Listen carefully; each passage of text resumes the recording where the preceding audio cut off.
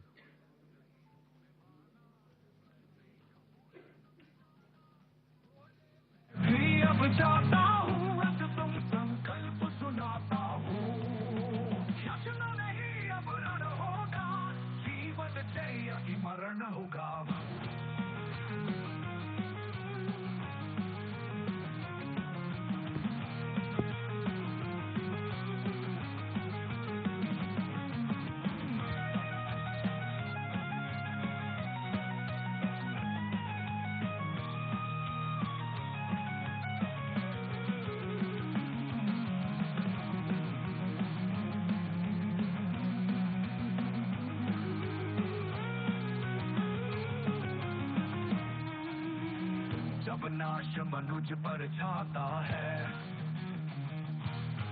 पहले विवेक मर जाता है।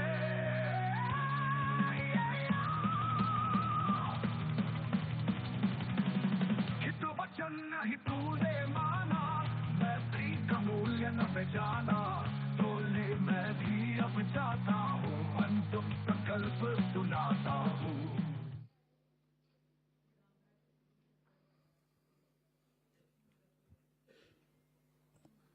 Good evening, ladies and gentlemen. Jai Hind.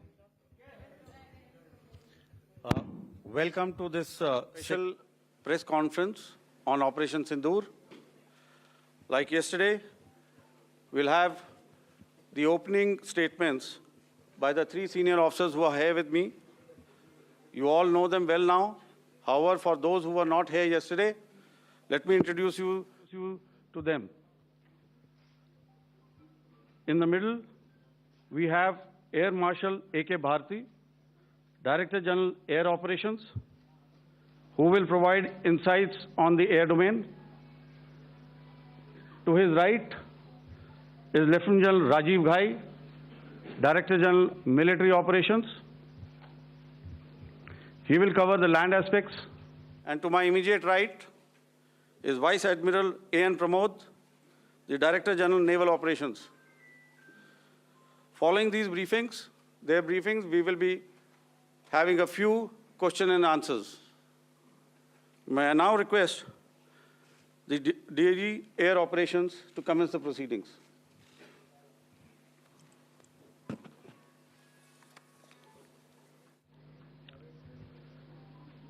Good afternoon, ladies and gentlemen. Yesterday, we had a detailed brief on the successful joint operations that were carried out to destroy the terror infrastructure in Pakistan-occupied Jammu and Kashmir, as well as in Pakistan itself. We also iterated that our fight was with terrorists and their support infrastructure and not with Pakistan military. However, it is a pity that the Pakistan military chose to intervene and bat for the terrorist, which compelled us to respond in kind. दोस्तों, हमारी लड़ाई आतंकवाद और आतंकवादियों के खिलाफ थी। इसलिए 7 मई को हमने केवल आतंकवादी ठिकानों पर ही हमला किया था। पर अफसोस इस बात का है कि पाकिस्तानी सेना ने आतंकवादियों का साथ देना उचित समझा और इस लड़ाई को अपनी लड़ाई बना ली। इस परिस्थिति में हमारी जवाबी कार्यवाही अत्यंत आवश्यक थी और इसमें उनका जो भी नुकसान हुआ, वे खुद इसके लिए जिम्मेदार हैं। हमारी तरफ से हमारी एयर डिफेंस सिस्टम्स देश के लिए दीवार की तरह खड़ी थी और इसको भेदना दुश्मन के लिए नामुमकिन था। This brings me to the point, how have Indian forces managed to minimize the damage to both civilian and military infra in the country, in spite of the unrelenting efforts by the Pakistani forces? Most of you and the majority populace within the country have had a lot to say about the layered and integrated air defense systems put in place by the Indian Armed Forces, which includes the assets of the Indian Army, the Indian Navy, in addition to the primary air defense assets of the Indian Air Force. As you all are well aware, this robust AD system comprises of a large variety of multi-layered AD sensors and weapon systems, from point defense weapons like the low-level air defense guns, shoulder-fired manpads, and short-range surface-to-air missiles or SAMs, to area defense weapons like the air defense fighters and longer-range surface-to-air missiles within our inventory. Additionally, the numerous waves of drones and unmanned combat aerial vehicles employed by Pakistan were also thwarted by the indigenously developed soft and hard kill counter-US systems and the well-trained Indian air defense personnel. All this was brought together as an efficient and effective AD environment by the Integrated Air Command and Control System, or the ISCCS of the Indian Air Force, which accords us the net-centric operational capability which is vital to modern days warfighting.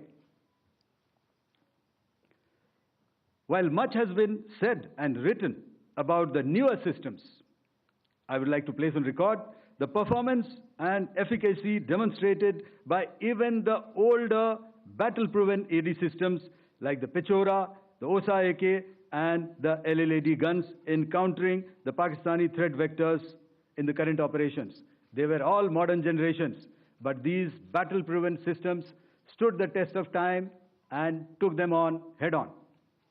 Another highlight has been the stellar performance of the indigenous air defense weapon system like the Akash system.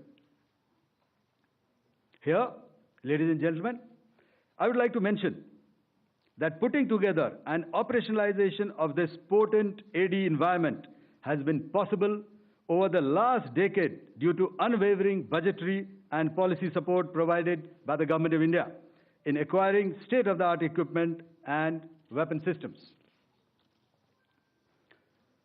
Some of the results achieved in countering the enemy threat vectors over the last week are now being shown on the screen. Shown on the screen is the probable enemy PL-15 missile, which is of Chinese origin. This missile has missed its target, and you can see the pieces now which are available with us. Another weapon system or weapon which was found was the long-range rocket, the pieces of which you can now see on the screen. We have talked about the loiter munitions and the unmanned aerial systems, and here are some of the glimpses of those systems which we have brought down. To your right, with the right undercarriage or the wheel, you can see is the Yeeha system, which is of Chinese origin with Pakistan. You can see some quadcopters, and you can see one odd Sonka drone hanging by the wire. All these have been brought down by our trained crew and air defense systems. As far as our offensive actions are concerned, yesterday I had already shared some details about the targets engaged by the Indian Air Force. The composite picture of the Indian Air Force targeting so far is now shown on the screen. As you can see, we have targeted the length and breadth of the adversary. I'm sure most of you would have already seen the effect of these strikes on ground, courtesy the large number of videos and photographs being circulated in the media. A few representative examples from the open source are now being shown to you on the screen. In fact, two of them. This is the strike on the Noor Khan Air Base. And you can see the effect. I'm sure most of you have seen the video. I have also picked it up from your sources only. And this is the aftermath of our strike at Rahim Yar Khan Air Base. You can see the massive crater that it has left on its runway. And you can see the pinpoint accuracy of our weapons.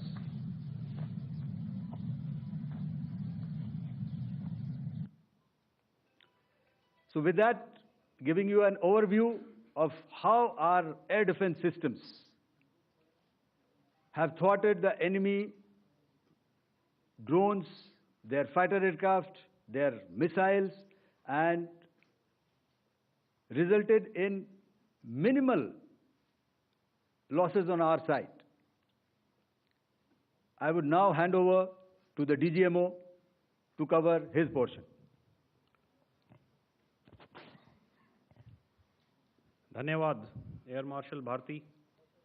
मैं आज आप सब के साथ भारतीय सेना के air defence measures जो कि हमने इंडियन एयरफोर्स के साथ मिलजुल कर तालमेल में लिए, उसके बारे में कुछ बातचीत करूंगा। इस विषय में मैंने कल भी कुछ टिप्पणी करी थी, लेकिन आज मैं इस युद्ध के अहम एस्पेक्ट के बारे में आपको थोड़ा और पर्सपेक्टिव देना चाहता हूं। हमें एयर डिफेंस ऑपरेशन सिंदूर के एयर डिफेंस की कार्रवाई को एक कॉन्टेक्स्ट में समझने की आवश्यकता है। मैंने आपको कल बताया था कि पिछले कुछ सालों में आतंक की गतिविधियों का कैरेक्टर जो है उसमें कुछ बदलाव आ रहा था। अब हमारी मिलिट्री के साथ साथ मासूम सिविलियंस जो कि अपना बचाव करने में विफल थे, उन पर भी हमले हो रहे थे। 2024 में जम्मू सेक्टर में शिवखोरी मंदिर को जाते हुए यात्री और इस साल अप्रैल में पहलगाम में मासूम पर्यटक इस खतरनाक ट्रेंड के विशेष उदाहरण हैं। पहलगाम तक पाप का ये घड़ा भर चुका था। उसके बाद जो हुआ उसके बारे में हम कल विस्तार में बातचीत कर चुके हैं।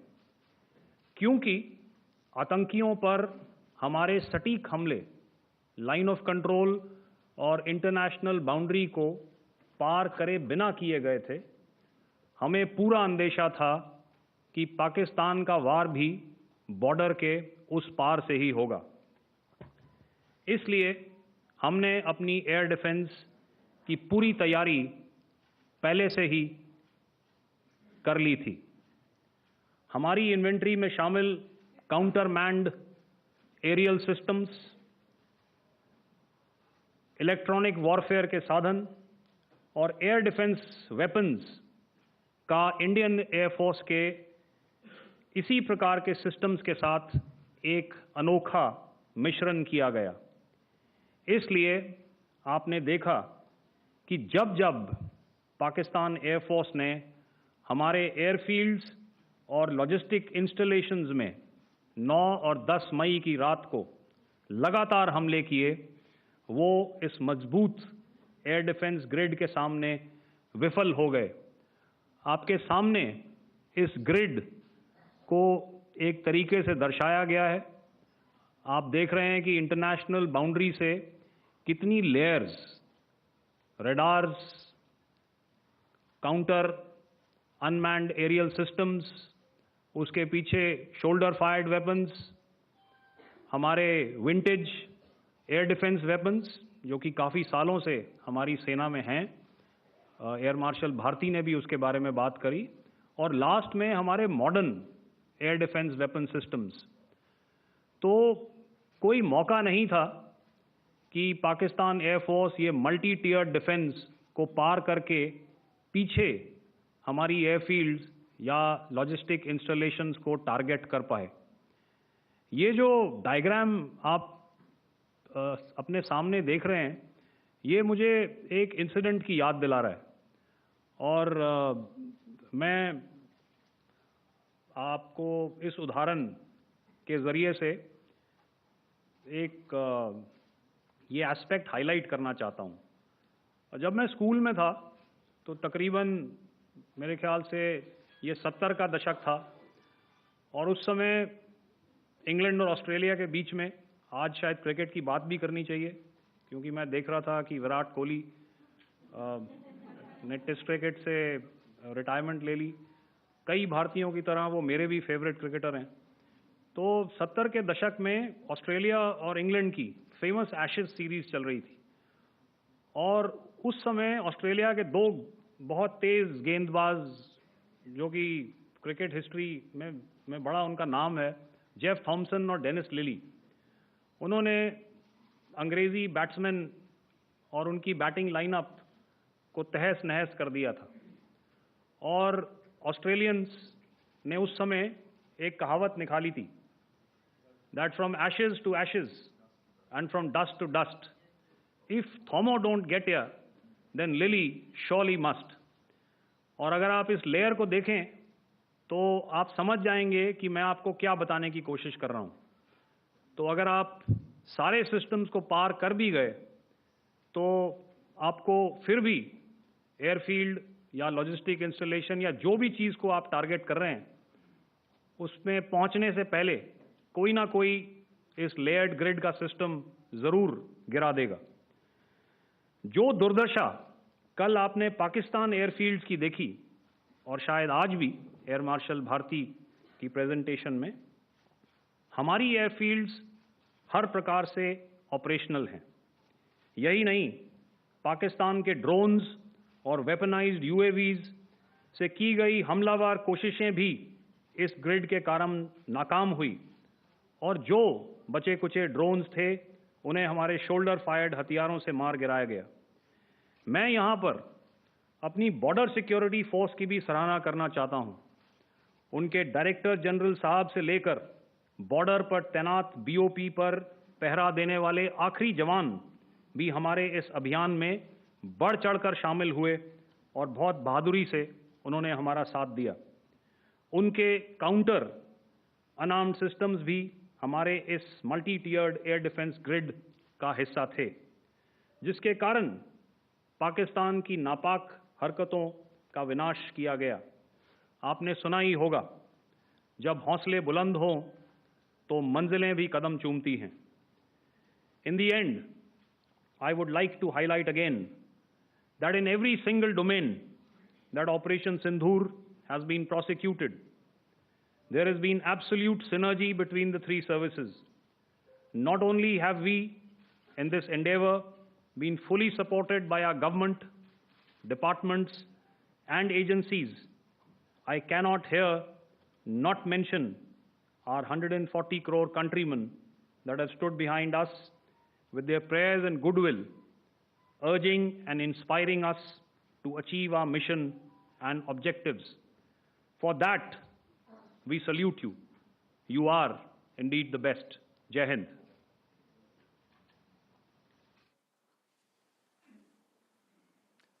Good afternoon, ladies and gentlemen. To talk about the air defense capability, the Indian Navy operates as a composite network force capable of simultaneously addressing threats emanating from all domains, that is air, surface and subsurface, through amalgamation of advanced sensors synchronized on the combat management systems. In effect, the maritime force is able to ensure persistent surveillance, detection and identification for a comprehensive maritime domain awareness, including the airspace. Effectively using multiple sensors and inputs, we are maintaining continuous surveillance to degrade or neutralize threats as they emerge or manifest, to ensure targeting at extended ranges.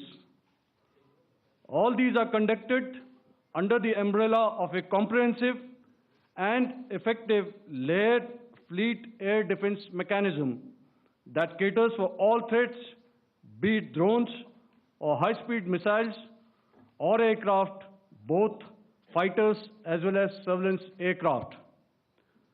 The fleet operates as a composite force, maintaining a surveillance bubble at extended ranges using advanced radars.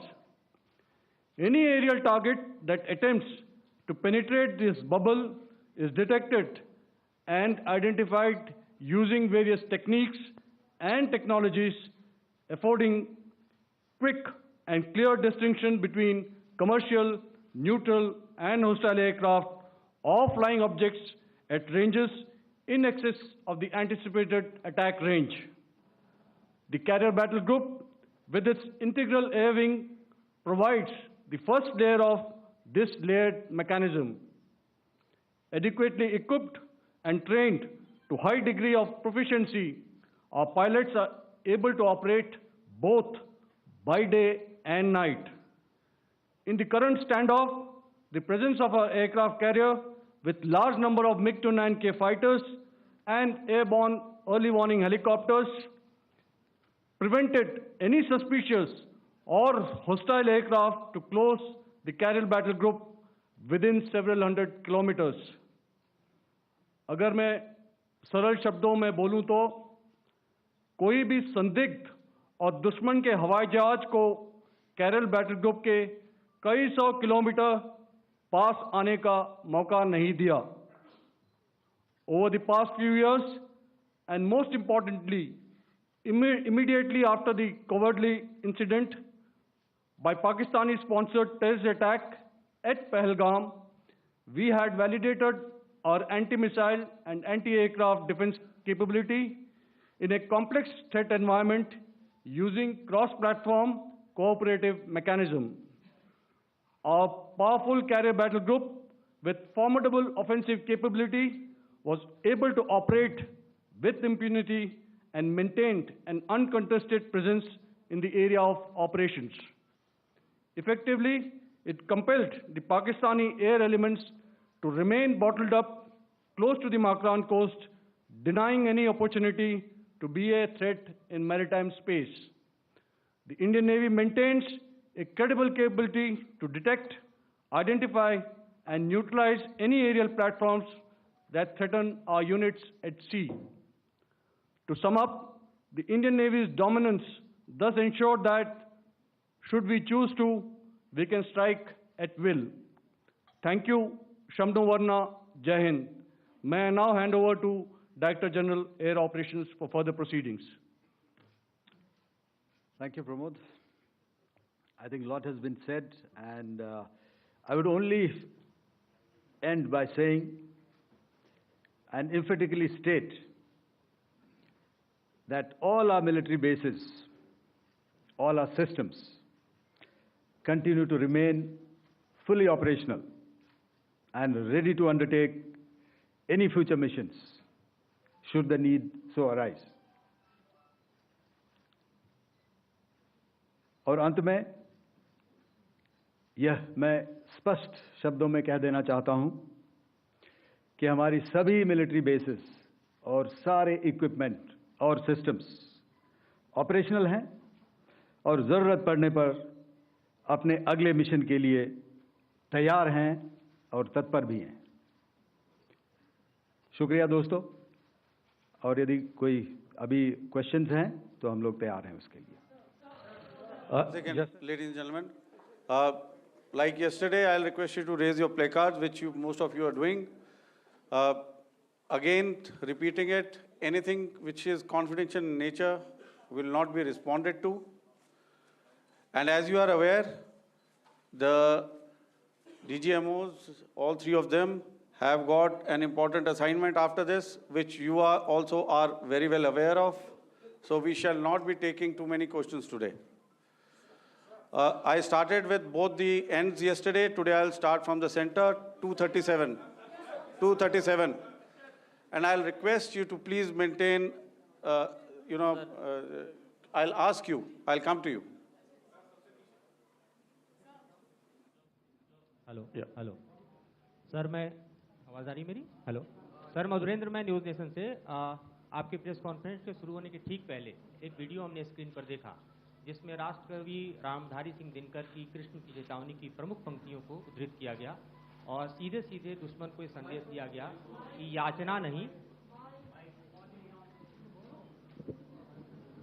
Madhurendra, मैं news nation से press conference शुरू होने के ठीक पहले राष्ट्रकवि रामधारी सिंह दिनकर की जो कृष्ण की चेतावनी है उन पंक्तियों को सामने रखा गया और कहा गया कि याचना नहीं रण होगा, जीवन जय या मरण होगा। कल शिव तांडव स्रोत के जरिए दुश्मन को संदेश दिया गया था और आज राष्ट्रकवि रामधारी सिंह दिनकर की इन प्रमुख पंक्तियों के जरिए ये किस तरह के डिटरेंट को क्रिएट किया जा रहा है, किस तरह के मैसेज को दिया जा रहा है, इसको थोड़ा इलेबोरेट करके अगर आप बताएं तो जाहिर तौर पर ये संदेश और व्यापक तौर पर जाएगा। और एक छोटा सा सवाल मेरा यह है कि ड्रोन अटैक को लेकर जो बातें सामने निकल कर आई हैं, एक बहुत हाइप क्रिएट था टर्किश ड्रोन को लेकर, TV2 और उसके तमाम ड्रोन को लेकर। ऐसा लगता है कि वो हाइप और ओवररेटेड ड्रोन जो है वो भारत में धराशायी हो गया, एक मैसेज दुनिया को चला गया कि अब हाइब्रिड वॉरफेयर में इसकी औकात नहीं बची है। Okay, all right, okay, thank you. आपने क्या नाम बताया अपना और किस एजेंसी से हैं? न्यूज़ नेशन से। बहुत अच्छा लगा आपकी हिंदी सुनकर और हिंदी कविता सुनकर। तो मेरे कलीग ने अभी बताया, I think I mentioned Yiha to be of Chinese origin. I would like to correct myself, the Yiha drones are of Turkish origin, so that comes to your question. All right, चूँकि आपने शुरू किया श्री रामधारी सिंह दिनकर जी की कविता से, हमारे राष्ट्रकवि रहे हैं, और क्या संदेश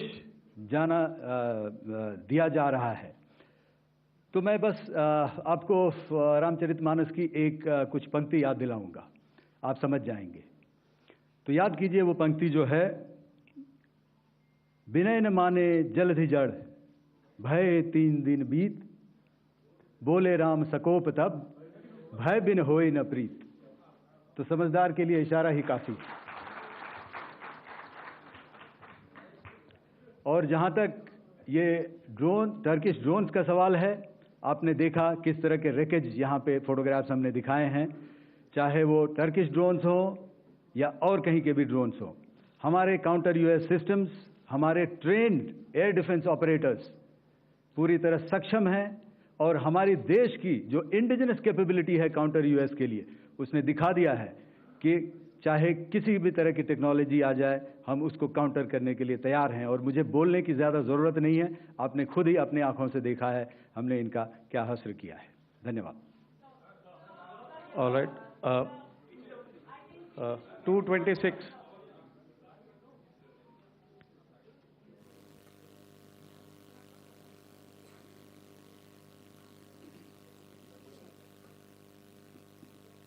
Sir, Aditya Raj call from TV9 Network. Yesterday, the DGISPR came out with a press conference, and while you have been continuously providing satellite images and proofs, undeniable proof really, of the airstrikes that happened and the damage that is caused, there's no evidence coming in from the other side. What do you think is there? Are they trying to bluff their people? Are they trying to build some kind of a propaganda for the anger that domestically is there in Pakistan? And secondly, related question, you mentioned Jaish-e-Mohammed and Lashkar-e-Toiba terrorists. The brother of Maulana Masood Azhar, Rauf Asghar, who was killed. Pakistan DGISPR is trying to build a propaganda where he's saying that Lashkar-e-Toiba, Rauf from Lashkar-e-Toiba was at the entire funeral, but he's saying that he's alive, and they're trying to confuse the people because the two names are similar. The Jaish chief, who is the brother of Maulana Masood Azhar, and the Lashkar guy who was with the Pakistan Army at the funeral. So could you clarify what has really happened? Because there is a lot of propaganda and information warfare happening from the Pakistan side. Thank you. I think the first part of the question you have answered yourself. I need not delve more on it. Why they are doing what they are doing, information is not forthcoming from there. Obviously, that is expected, and they would do whatever it takes to assuage their people and minimize whatever information about the damage comes out. Here, I would like to clarify, as I said yesterday, our fight is with the terrorists. Our fight is not with the Pakistan military or Pakistan civilians. So that is very clear, and we are very clear in our targeting.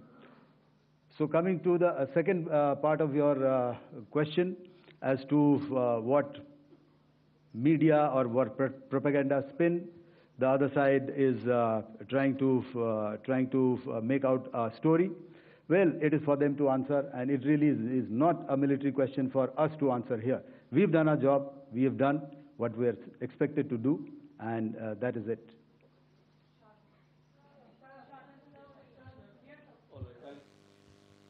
I'll come this side, 249.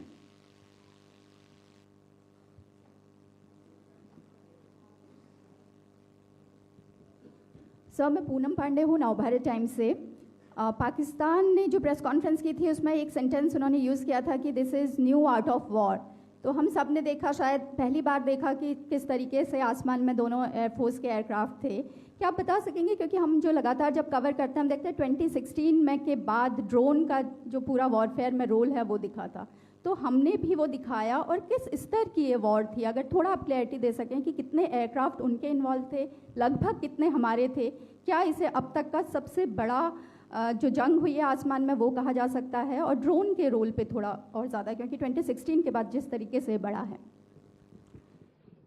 देखिए, जैसा मैंने कल कहा था कि इस लड़ाई के डिटेल्स अभी हम शेयर नहीं कर सकते हैं, क्योंकि इसमें काफ़ी कुछ ऑपरेशनल डिटेल्स होंगे।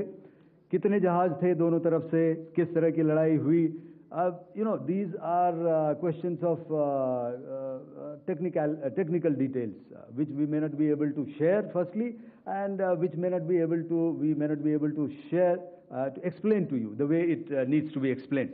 Suffice to say कि yes, ये एक दूसरी तरह का warfare था, and it is bound to happen. हम लोग पिछली लड़ाई, अगली जो कभी भी लड़ाई होगी, भगवान करे ना हो, लेकिन अभी यदि हुई तो ये पिछली लड़ाई की तरह नहीं होगी। हर एक लड़ाई जो है अलग तरीके से लड़ी जाती है और टेक्नोलॉजिकल एडवांसमेंट्स हो रहे हैं। हम भी उस एडवांसमेंट्स के हिस्सा हैं, हमारे एडवर्सरीज भी हिस्सा हैं। So it is a cat and mouse game and you have to be ahead of the curve to beat your adversary. So that is what is going to happen. So if you ask, was this different? Was this engagement different? Definitely it was different.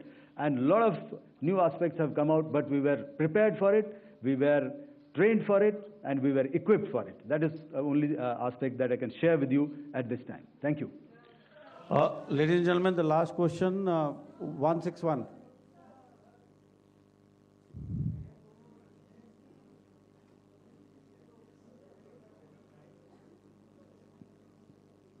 Hi, sir. Thank you, sir. Snesh Philip here from the print. So the social media, the Twitter is abuzz with the fact that we hit a site called Kirana Hills, which is supposed to be the nuclear storage facility. And there is a lot of rumors about Sargodha. There are foreign analysts who've mentioned that the Sargodha attack led to certain leaks. Is there a confirmation that we actually hit Kirana Hills, or we were careful of not to do any such thing? Thank you. Thank you for telling us that Kirana Hill houses some nuclear installation. We did not know about it. Okay. And we've not hit Kirana Hills, whatever is there. Okay. I did not brief in my briefing yesterday. Thank you. Ladies and gentlemen, thank you so much. As I said yesterday, as I said earlier and yesterday, it is difficult to take everybody's questions, and the DGMOs have to reach somewhere right now. So thank you for coming. Please send in your questions on paper. We will definitely answer them. Thank you. Key DGMO briefing on Operation Sindoor. Indian Armed Forces have reiterated that Operation Sindoor targeted only terror camps in Pakistan and Pakistan-occupied Kashmir, and that Pakistan military was responsible for any loss that they incurred.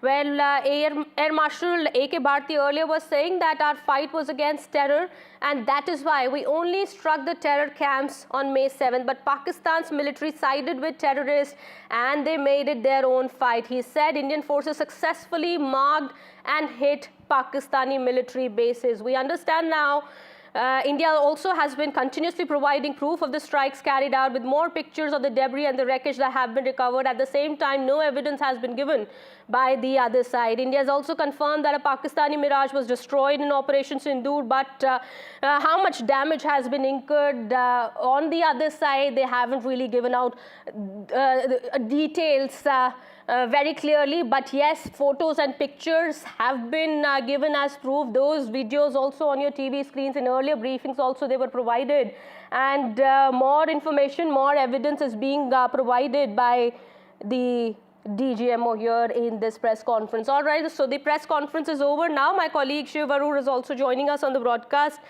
He is in Uri in Jammu, Kashmir. My colleague Vishnu will be joining us in just a bit. Shiv, India clearly reiterating and emphasizing on the fact that Pakistani army has been responsible for their own losses. This was said before and once again emphasized in this very briefing, clearly saying that our target, our aim was the terrorists in Pakistan and Pakistan-occupied Kashmir. And how Pakistani army really responded, it's their own fault. Very correct. The Armed Forces briefing that's just gotten over had the senior commanders of the three services emphasize repeatedly, not once, not twice, but thrice, that the enemy here was the terrorists and this was not an operation against the Pakistan military or the Pakistan people. That is a very important shift, considering it comes just 48 hours after the Indian Air Force bombed at least 12 military bases in Pakistan, which we now know also includes a military cantonment surface-to-air weapon system in Karachi. I want to quickly just go through the big takeaways from this hugely crucial press conference, the second in 2 days by the armed forces. Number one, the armed forces have confirmed that every single Indian military or air force base is intact, operational, and ready to continue operations if deemed necessary at short notice. That is a huge clarification coming in from the armed forces, because there's been all sorts of misinformation and rumor mongering over damage to different places in the country, military installations. Number two, the Indian Navy giving us more information at this press conference about its operations. The INS Vikrant carrier battle group that we know was deployed in the North Arabian Sea, we now know officially and on the record from this briefing, had basically started flying its fighters, its MiG-29K fighters, which forced the Pakistan Air Force and Pakistan Navy aircraft to remain confined to the Makran coast of Balochistan. They were not able to fly over the ocean. So that is a huge, huge pressure tactic that was built upon Pakistan. Number three, this is for the first time at this briefing that the Indian Air Force, Army and Navy have revealed pictures of failed Chinese systems, whether it was missiles, whether it was air defense systems, whether it was Turkish drones as well. Imagery was put out officially for the first time so far that was confined to open source and social media. Number four, a large part of this briefing was dedicated to talking about the Indian integrated air defense system, which included indigenous homegrown systems like the Akash and the anti-drone system developed by the DRDO. And this was given a huge amount of attention. Its efficacy and trial by fire has happened. Yes, and absolutely. Finally, of course, the Indian Armed Forces saying that India's offensive posture continues against Pakistan. Absolutely. I'll just come back to you, Shiv. Well, India has also clearly said, even as there has been a night of calm yesterday, India has also made it clear all military bases, systems, equipment remain fully functional and if needed in future will be ready for operation. My colleague Vishnu Shom also joining us on the broadcast. He is at the NMC where this key press briefing was held. Vishnu, big takeaways from this briefing. India clearly saying what happened on between India and Pakistan, and Pakistan clearly siding with the terrorists. What has happened is Pakistan's fault. Let me explain to you what exactly took place at this press conference. Now, over the last couple of days, we've been talking about India's airstrikes into Pakistan, whether it's air bases or against terror training hubs. Another key part of this, as important, were India's defenses. Now, India operates an integrated air defense system. It is integrated between the Army, Air Force and the Navy. There were several incoming Pakistani strikes which were thwarted. And at this press conference, there was video evidence and there were photographs of drones and rockets and missiles which were launched by the Pakistanis, which was demonstrated. It is as a result of the successful deployment of all sorts of surface-to-air missiles, of air defense guns, indigenous systems among them, that we were able to thwart the threat which was coming in. Had that threat not been thwarted, then there would have been a lot more damage on the ground, whether in military bases or in civilian areas. It was as a result of India being able to maintain the integrity of our ground resources, our forces, our Air Force on the ground and at our bases, that we were able to launch comprehensive airstrikes on several Pakistani air bases, whether they were cantonment-related radar facilities, command and control hubs, hangars at air bases. Very significantly, while this was brought out in the press conference yesterday, it's a point that needs to be mentioned again, that Karachi, or the cantonment over there, was one of the hubs which was struck. Remember, the attack on Karachi in the 1971 war was something which was, it's a story which is the stuff of legends as far as we are concerned. But there's been another strike on Karachi, and not just that, but other major Pakistani centers as well, not least of all Rawalpindi. One final point before I take anything else you have is that the Director General of Air Operations denied that nuclear sites of Pakistan or sites where they house nuclear weapons were struck by the Indian Air Force, contrary to claims which have been made online.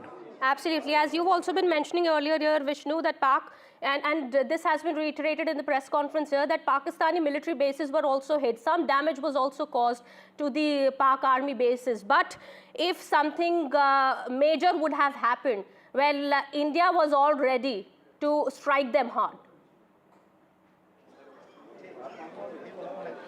Yeah, so I think what the manner in which we need to really summarize this is to explain that Number one, there have been very successful strikes against a series of Pakistani air bases. There have obviously been very successful strikes against the terror hubs, whether in Muridke, in Bahawalpur, in Muzaffarabad, and in several other centers, just some close across the line of control. But beyond that, we were scaling up our attacks. We were progressively escalating our attacks and responding to what Pakistan was doing. Remember, it was never India's intention to escalate further. In fact, on day one, after carrying out our attacks on Bahawalpur and Muridke and those other areas which have been terror hotbeds and the headquarters of the Jaish-e-Mohammed and the Lashkar-e-Toiba, our Director General of Military Operations reached out to his counterpart and said that, look, we have done what we've had to do, and the reason that, and what we need to tell you now is that we don't want to escalate. At that stage, the Pakistanis rebuffed that offer and said that no, there would be a Pakistani response. But it was that Director General of Military Operations who then called up his Indian counterpart 2 or 3 days later and said, no, let's get into a ceasefire situation. The bottom line the government believes is that it was because of the success of India's strikes on Pakistani air bases that Pakistan arrived at that conclusion.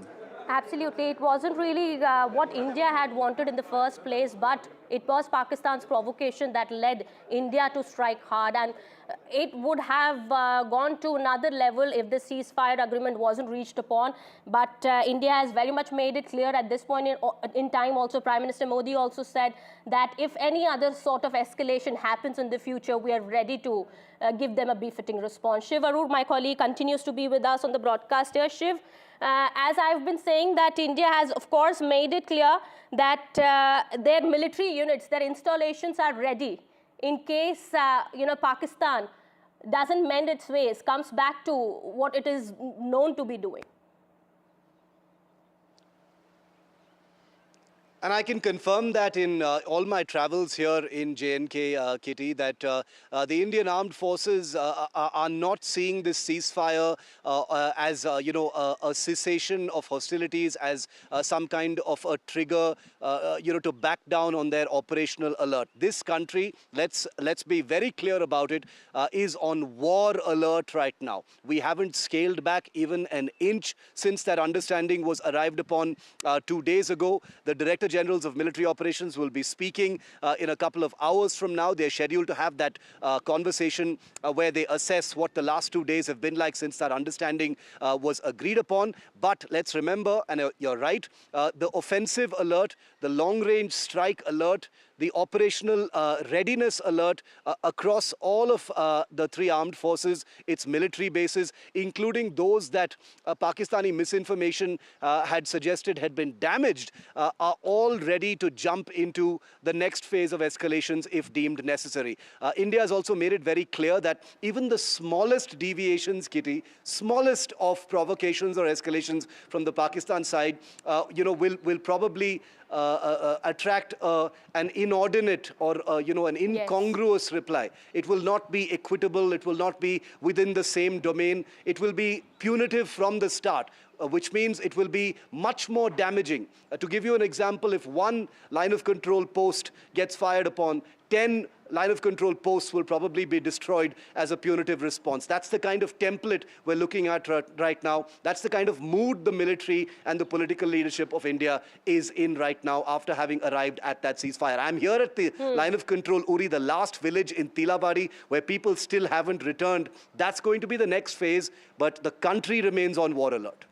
Absolutely. Well, Shiv, we understand now, till the time normalcy actually returns to Jammu Kashmir, other parts of India, we understand in Jammu Kashmir there has been a major impact of this conflict between the 2 sides, and people are still, waiting to return to their homes. But we will keep an eye on the developments there. Thank you so much, Shiv and Vishnu, for getting us all those details. We'll come back to you in just a bit. Meanwhile, this is the big development now coming in. We are learning that India, in this very press conference that was held just a while back, has made it clear that it has hit the military bases in Pakistan, and much damage has been caused. But what has also happened at this point in time is Pakistan's doing. Indian armed forces have reiterated that Operation Sindoor targeted only terror camps in Pakistan and POK, and that the Pakistan military was responsible for any loss that they incurred. Air Marshal A.K. Bharti earlier was speaking to the media, addressing the DGMO conference, saying that our fight was against terror, and that is why we only struck terror camps on May 7th. We understand, Vishnu. Let me come back to Vishnu Shom, my colleague, who's been reporting from the NMC here. Yes, Vishnu, we understand, how the future strategy would also have been planned out in that important meeting that was held, the military hotline conversation also that was held between the two sides. Kitty, let me just come in and offer a couple of key points of what has actually taken place over here at this press conference. And the key point which is being mentioned over here are two or three. We need to understand the context of what has happened. In as much as India has spoken about offensive operations, the focus of this press conference was to speak about defensive operations. Had those defensive operations not been successful, in other words, had we not been able to defend against incoming missiles, incoming drones, or incoming rockets, then the damage on the ground which would have been sustained, whether in military areas or in civilian areas, would have been problematic for India. If we look at what has happened in Pakistan, what they have been talking about yesterday and today is the very specific damage which has been incurred, which has taken place in military bases in Pakistan, which has prevented the Pakistan Air Force from being able to operate in the manner in which they would have liked. This is perhaps the primary reason why Pakistan came to us and said, let's get into a ceasefire agreement. I cannot stress enough, the damage done to the Pakistani military bases has sent a very strong message. Yes, selective areas were struck. These were precision strikes. But the fact that our BrahMos missiles went through, presumably our Scalp missiles went through, and our Hammer missiles went through, and the Pakistanis were not able to defend it, perhaps gave the Pakistani military leadership a reason to take pause and reflect on what has just happened. If India is able to strike across the frontage from Karachi in the south to Rawalpindi, which is the headquarters essentially of the Pakistani military, then if there were more attacks coming in, if India were to saturate these bases, then the Pakistan Air Force's ability to fight would no longer exist. So I think that is the significance of what has happened in what has been conveyed to us yesterday. And this is actually part two of that, because it's all linked up. We made it clear to them that they no longer would have the ability to fight us, but we were able to ward off their attacks, which is why we were able to fight. Absolutely. So the next steps would also have been discussed between the both sides, we understand, in that conversation that happened earlier? Oh, I'm sorry, I'm not sure what you mean by next steps, but that would have likely been India's game plan to move into an escalation. Yes. After the ceasefire agreement, there is another conversation which is going to be taking place between the Directors General of Military Operations. That's going to be taking place today. But in terms of whether India would escalate to a larger area, that would have taken place potentially had Pakistan not agreed to a ceasefire. Now, Pakistan did agree to a ceasefire. There were certain violations. However, by and large, in the last 24 hours, by and large, it has been peaceful.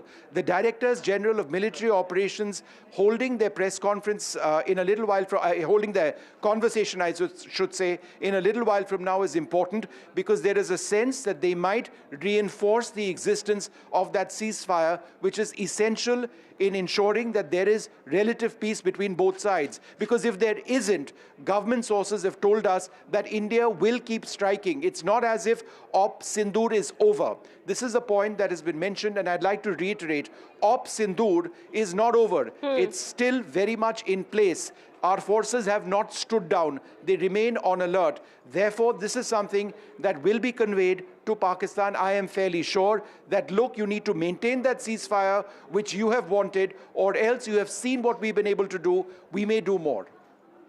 Absolutely. All right. Vishnu, stay on with us. We have, Lieutenant General Rameshwar Yadav also now joining us on the broadcast. We will continue to get more information about the situation here. We understand now this briefing is over already, but important points that have been reiterated by the forces here, clearly saying that the fight wasn't against Pakistan's civilians or its population. It was against terror. It was against terrorism and terrorists in Pakistan and Pakistan-occupied Kashmir, and that is why the terror camps were struck on May 7th. But it was Pakistan that's responsible for what has happened. They sided with the terrorists and they made it their own fight. All right, let me go across to our guest here. Sir, thank you so much for speaking to NDTV. How do you read this entire situation, sir? Of course, we've seen the ceasefire agreement came into effect, and after that, last night also, there has been much calm on the LOC, but India clearly reiterating that if Pakistan resorts to any such, nefarious activities in the future, it is definitely going to give a strong response. Kitty, Jai Hind and Bharat Mata Ki Jai to all our viewers. Now coming to your question and proper, you see, as Tome has told, the Op Sindoor has not stopped. It is only the military content of Op Sindoor, there is a little pause. So therefore, what is happening now? Politically, Pakistan is, politically they have done nothing much and they are in a corner. What do they explain to their population as of now? That there was a war, they started, they escalated it, and now they are the one, all their bases, they have been destroyed, and the Air Force is virtually grounded, thereby giving, creating a space for Indian Air Force to take on in case there is a violation of any ceasefire hereafter. The second and the most important point here is, India has conveyed one point very clearly, that any act of terror would be treated as an act of war. What is the implication? Implication is that should Pakistan indulge in any other terror act within Indian boundaries or any state or hinterland, India would be free to carry out military operation deep inside their territory. So that is a very big danger and very big worry for Pakistan. Secondly, this entire game plan is for water.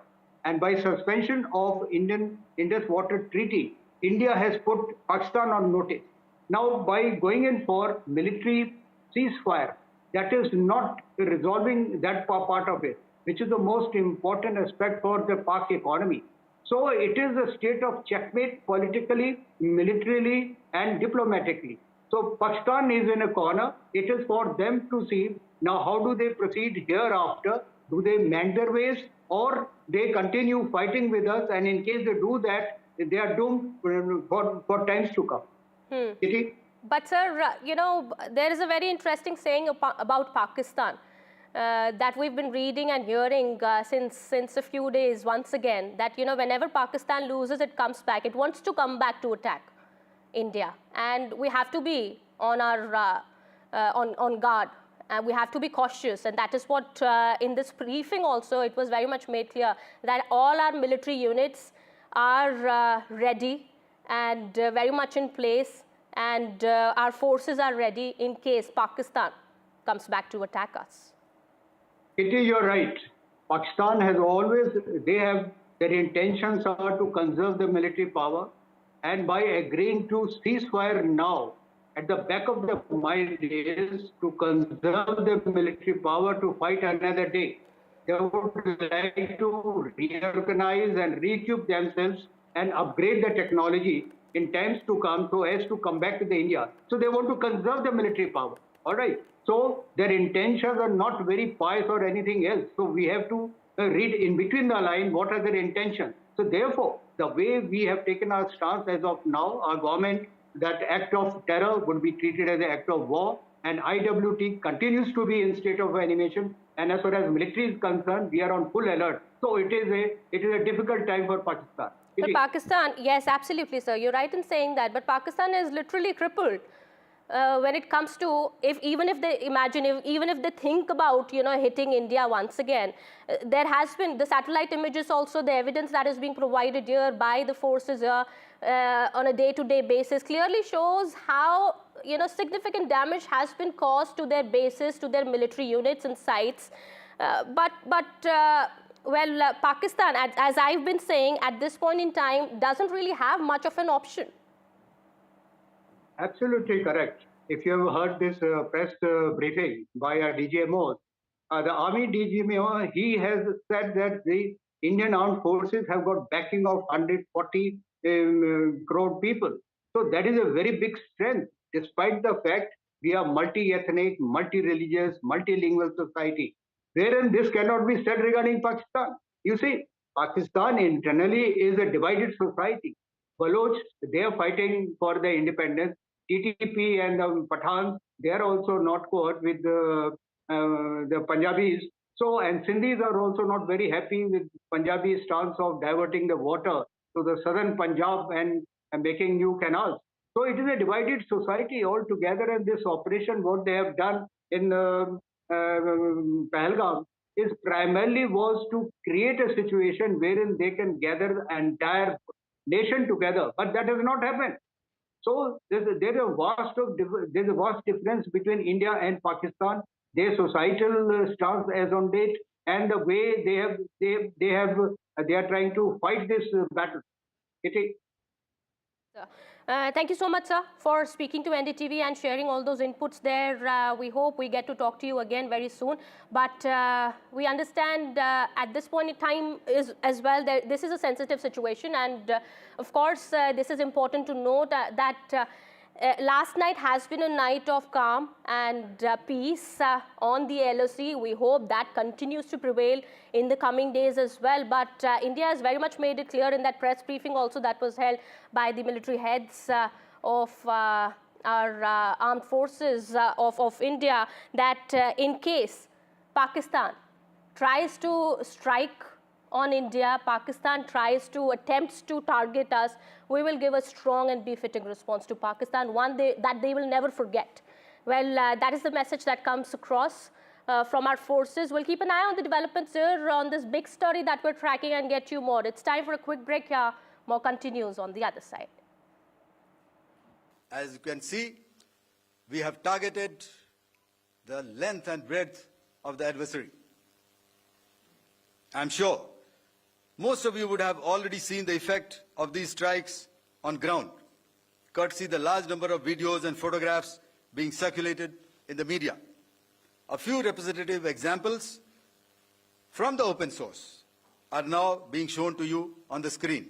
In fact, two of them. This is the strike on the Noor Khan Air Base. And you can see the effect. I'm sure most of you have seen the video. I have also picked it up from your sources only. And this is the aftermath of our strike at Raimyar Khan Air Base. You can see the massive crater that it has left on its runway. And you can see the pinpoint accuracy of our weapons.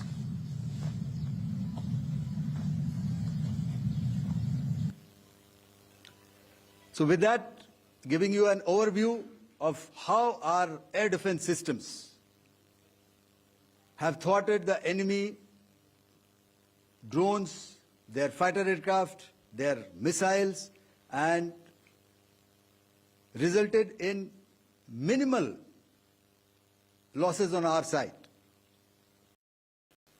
We had a detailed brief on the successful joint operations that were carried out to destroy the terror infrastructure in Pakistan-occupied Jammu and Kashmir, as well as in Pakistan itself. We also iterated that our fight was with terrorists and their support infrastructure and not with Pakistan military. However, it is a pity that the Pakistan military chose to intervene and bat for the terrorist, which compelled us to respond in kind.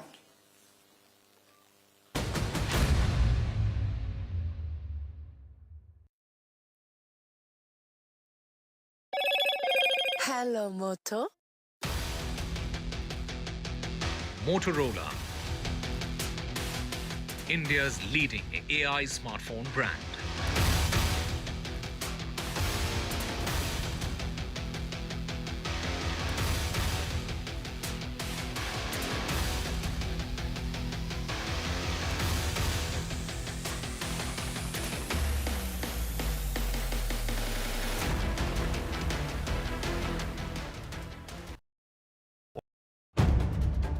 If it matters to you, if it matters to you, if it matters to you, it matters to India, it matters to India, and it matters to me, and it matters to me.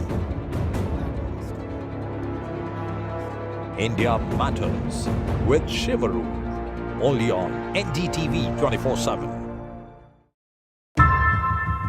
How often have you turned away from debates that descend into endless fights?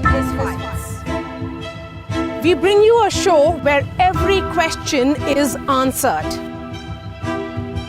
where every debate finds its resolution, where every story finds its conclusion, where opinions collide but facts prevail, where stories unfold with insights and trust. When the noise ends, the last word begins.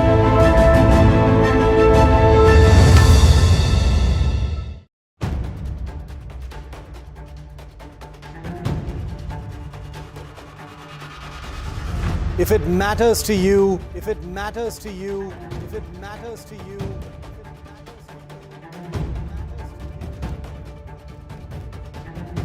it matters to India, it matters to India, it matters to India, and it matters to me, and it matters to me.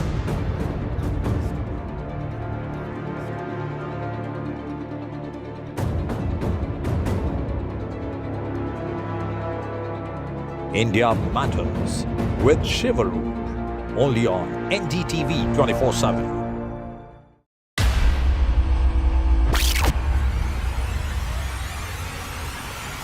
The last 1 month, if you see, the share prices of Naval Engineering has fallen more than 58%. Why are the rating firms calling the debt payments as default? We have two credible credit rating agencies on March 4th coming and downgrading the stock to D. Statements are consistently being proven wrong, and transactions are being taken place which are different from what they were originally pictured to be. The company claimed it would roll out 6,400 electric vehicles. But what it has rolled out is a shocking scam. Funds meant for the project were funneled.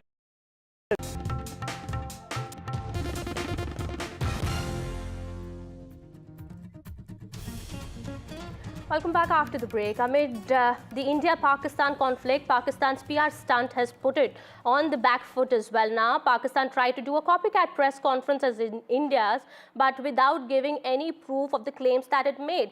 Now the international media is also taken on Pakistan for its baseless claims. My colleague Arjun is also now joining us on the broadcast here. Well, international media also mocking Pakistan now for the claims that it has been making, but without any evidence, Arjun. That's absolutely right. You know, for perspective, just hours after India's armed forces, in fact, released verified footage of targeted military operations, the Pakistani side, in fact, also held a presser.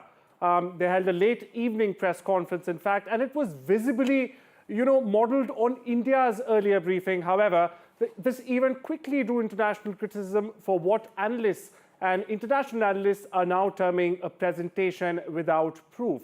Now, you see, unlike India's very detailed visual and multi-service representation, Pakistan's response, you know, it lacked any sort of video evidence, credible imagery, or even official documentation, you know. Observers, including neutral international media outlets, have also pointed out this glaring absence of substantiating material, prompting growing skepticism, ever-growing skepticism, in fact, over the credibility, the very credibility of the source of Pakistan's narrative. You know, commentators, not only this, commentators worldwide are in fact now highlighting what they described as a missed opportunity for transparency. Now, this is Pakistan's claims remain unsupported and unsubstantiated. The contrast has left Islamabad facing uncomfortable questions, and rightly so, from the global community that also demands clarity and accountability, especially in matters where military engagement is, in the picture. Now, as security mounts, as scrutiny mounts, Pakistan's information strategy desperately finds itself in an increasing difficult position. Back to you. Absolutely. Well, also, this is not the very first time for Pakistan. It has been the subject of mockery many times in the past. And once again, we've been seeing, as India, of course, has been doing these press conferences and giving proofs and evidence of the strikes that have been carried out for the last 4 days. Of course, there has been some sort of calm last night, but we are all prepared. Well, Pakistan also tried to do that, but Pakistan hasn't given even one single proof to back its claim, and that is why it has now become the subject of mockery from international media as well. All right, shifting our focus now to some more news. In another big revelation, DG Operations for IAF, Air Marshal A.K. Bharti confirmed that the Air Force had carried out strikes against targets near Karachi in Pakistan. Air Marshal Bharti told the reporters earlier that strikes were carried out at Malir Camp in Karachi as part of the Indian military's measured and calibrated response to Pakistani aggression. This included a surface-to-air missile site at Malir Cantonment in Karachi. Well, all big Pakistani cities were hit, but this is very much significant now that strikes were also carried out near targets, at targets near Karachi. In a measured and calibrated response, we've once again targeted his military installations, which included his SAM sites at Malir Camp. This also included his surveillance radar sites at Lahore and close to Gujranwala.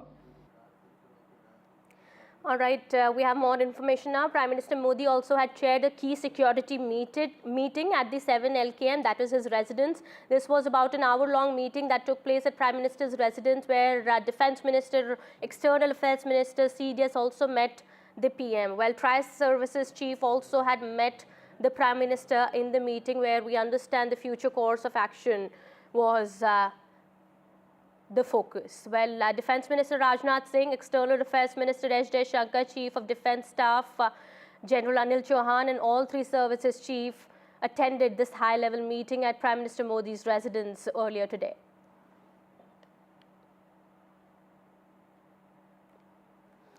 And while Jammu Kashmir Chief Minister Omar Abdullah has also spoken out now exclusively to NDTV, he said that Jammu Kashmir economy lies in tatters now. There are no tourists, the valley is empty and everything is shut here. He's spoken on Operation Sindoor, saying that our immediate purpose has been served, but we hope that things will improve from here on. Listen in.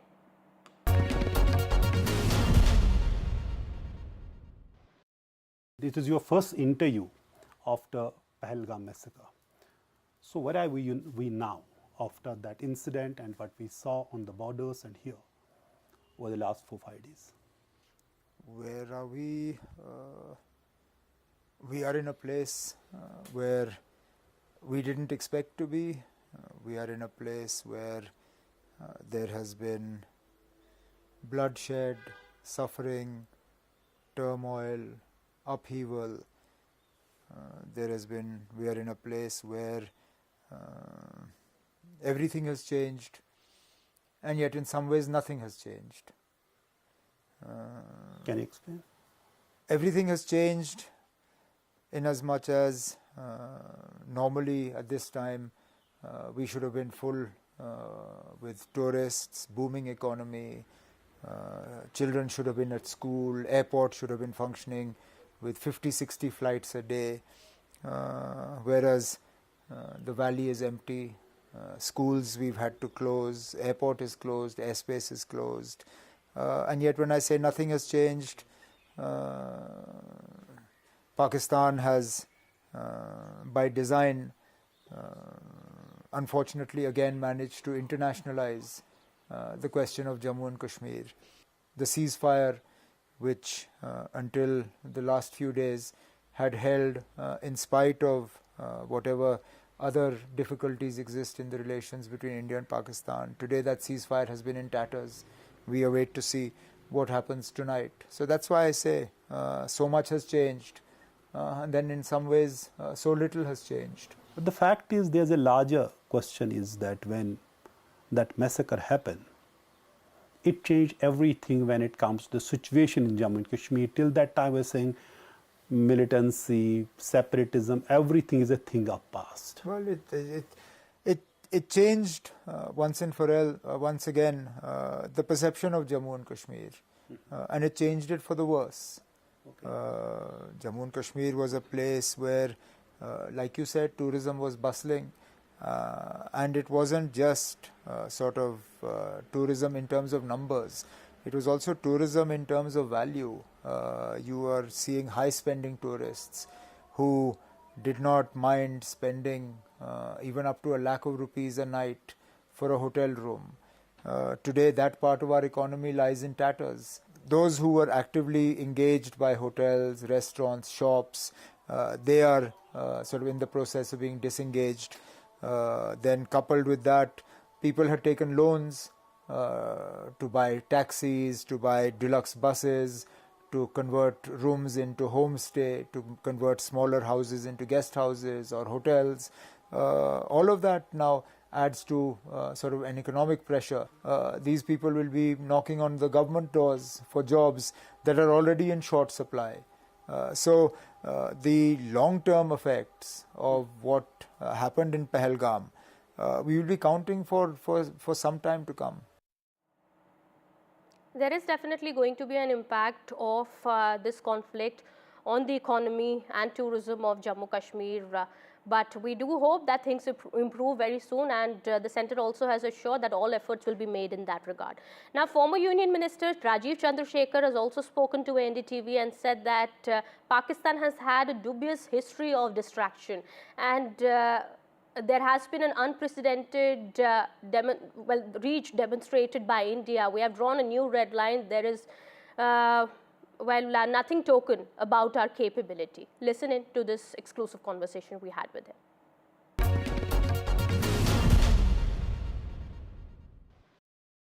And joining us now on this broadcast is Rajiv Chandrasekhar, former Union Minister, and Nikunj Garg, our senior managing editor, is also joining us on this. Mr. Chandrasekhar, starting with you, of course, there are a lot of reasons for India to cheer, because India has managed to send a strong message to the world that there will be a new rules of engagement as far as Pakistan is concerned. Operation Sindoor has been a massive, massive success, and India has significantly managed to demonstrate its military and strategic prowess. What are your thoughts, sir? Look, I think it's very clear that Pakistan has had a long, dubious history of trying to distract its own people from its failings and its slide towards a failed state by occasionally having these terror attacks against India, targeting innocent Indians to try and blackmail India and shift the narrative into a narrative of Kashmir and India, and as this general, this very, very dubious general tried to make it a Hindu-Muslim thing recently over the last 10-15 days.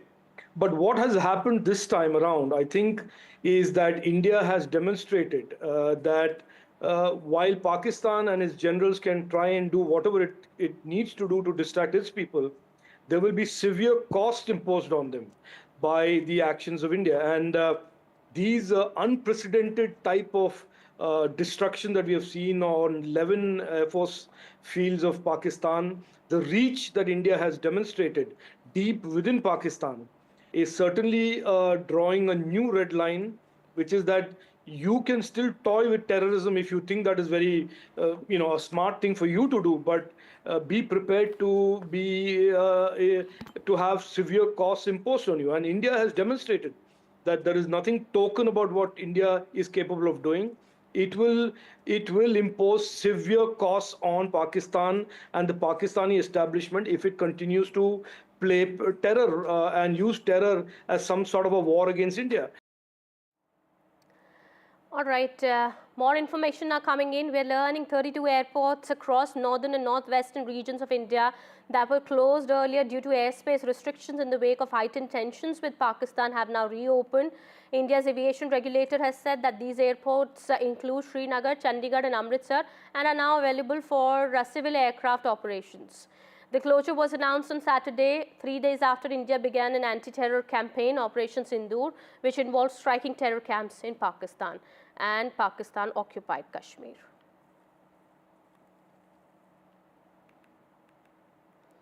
And while the NCW and Association of Indian Diplomats have come out in strong support of Foreign Secretary Vikram Misri and his daughter, who've been relentlessly trolled online. The NCW has said that trolling of the Foreign Secretary and his family is unacceptable.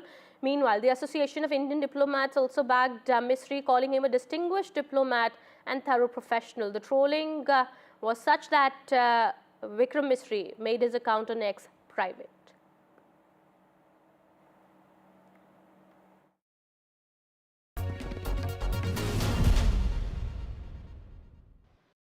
Vikram Misri, the Foreign Secretary, was trolled relentlessly and he had to go private on X. Of course, the IAS and IPS officers associations have condemned it. But, you know, the madness that we saw on social media in particular, there is a situation right now where you have Shashi Tharoor, Salman Khurshid, several Congress leaders coming out in his support saying that this is preposterous. What are your thoughts? No, look, Vikram Misri is an absolutely gentleman. He's a patriot. I know him reasonably well. He's an absolutely top-class bureaucrat and public servant. And I think the efforts yesterday of trying to intimidate him and undermine him on social media are absolutely shameful. This is a government that is working 24/7 to protect the interests of India and protect the interests of every Indian citizen. They have conducted Operation Sindoor in an absolutely meticulous manner and delivered justice to 27 families. And therefore, I would urge people to get off this, trolling and really be supportive, be united with the government of India, with the men and women in uniform, because we have a common enemy, and that is Pakistan. We have a common threat, which is terrorism. And united, we can prevail and demolish this. And that is certainly what our anger and our frustration should be focused at, not on our own people, and certainly not on distinguished public servants like Vikram Misri. A few hours ago, the Foreign Secretary, Vikram Misri, has been, has faced relentless trolling. And so have the two women officers, Sophia Qureshi and also Vyomika Singh. They were the face of communication for these 4 days that we have seen. How unfortunate do you think it is, I mean, to target a diplomat who has been working tirelessly, to target two officials who were presenting the decisions and actions taken by the executive and also by the military? Well, I think it's very, very sad because we can say without any hesitation that these three have been a remarkable face of our determination, the clarity of purpose, determination, and the sense of confidence that they gave. All three of them have been remarkable, and I see no problem there at all. There are people in the country who will troll anybody for decisions that are taken at a higher level and decisions that are taken in the enlightened self-interest in modern times. We are not a country of jingoists. We are a country that believes in protecting its rights and its sovereignty, but it's also a country that believes in the nature of diplomatic interaction with the world. And constraining our top officers by putting this kind of pressure on them is very sad, really very sad. I would just salute them, and I believe that the best that we can offer to them, we should truly proud of the work they've done.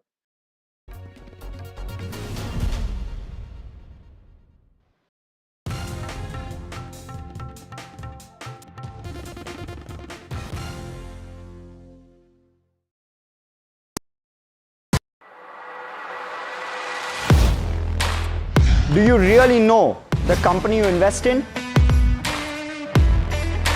What is the real picture behind presentations and claims? Is the outlook as rosy as the company claims? Know Your Company, powered by NDTV Profit Research, shines a light on the biggest stock market movers.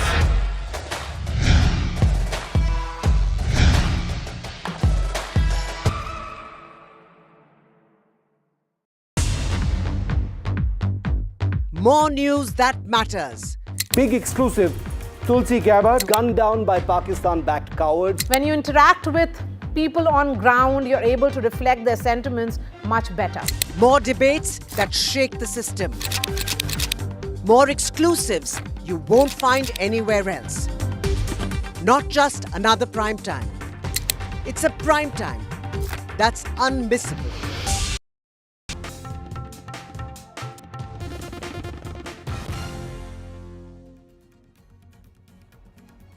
Welcome back after the break. The US and China have agreed to lower tariffs for the next 90 days in a major de-escalation in the tariff war that's threatening to cut off trade between the world's two largest economies. As part of the agreement hammered out in Geneva, the US has agreed to lower tariffs on Chinese goods to 30% from 145%, and China will reduce the duties on US imports to 10% from 125%. And there has been a significant jump marked in the global markets. Investors are now cheering the US-China trade deal. US futures spike nearly 1,000 points, while Asian markets have jumped over 3%, while European markets have gained over 1%.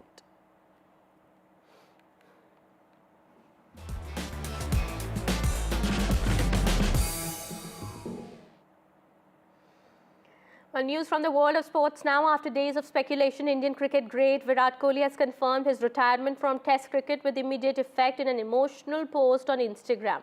After India Test captain Rohit Sharma had confirmed his retirement from the longest format of the game, the reports of Kohli communicating the same intent to the BCCI emerged, sending shockwaves across the cricketing spectrum. It was reported that the board was in talks with Kohli to make him change his mind, but it seems that the outcome was unsuccessful. Virat Kohli using his feet, getting to the pitch of the ball, and a nice flurry to finish it. And well, with that, it's time to wrap this edition. More news and updates will continue on the other side. Stay tuned.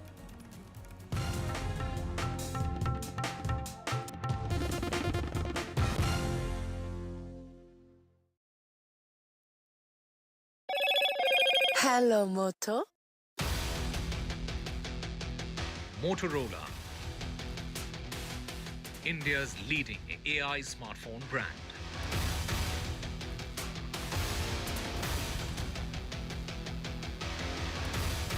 NDTV science editor Pallav Bagla has been honored. Those visuals on your TV screen.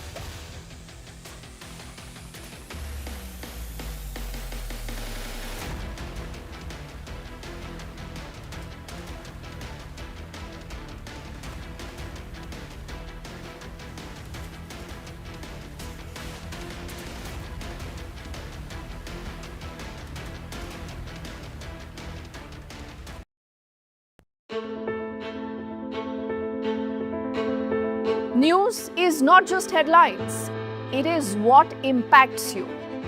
And news should never be mistaken for noise. What matters is the reality. Accurate, in-depth, and with the right perspective. For over 20 years, I have been a journalist, and never has clarity mattered more than now. At Newsnight, we go beyond the surface.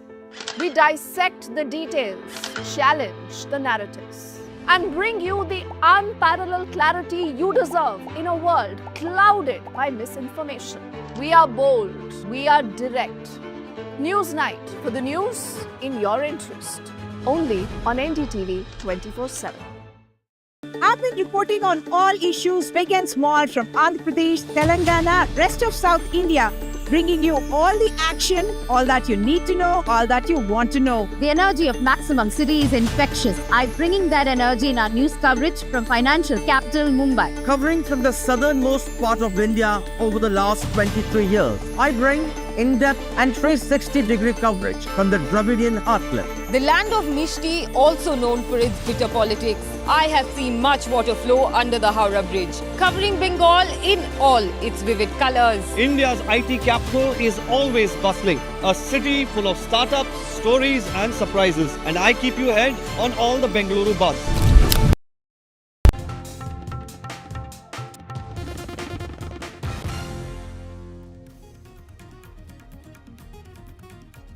From ashes to ashes and from dust to dust. If Thomo don't get here, then Lily surely must. जो दुर्दशा कल आपने Pakistan airfields की देखी, हमारी airfields हर प्रकार से operational हैं. Indian Armed Forces reiterate that Operation Sindoor targeted only terror camps in Pakistan and POK, and that Pakistani military was responsible for any loss that was incurred. Forces say all military bases are intact. We are fully prepared.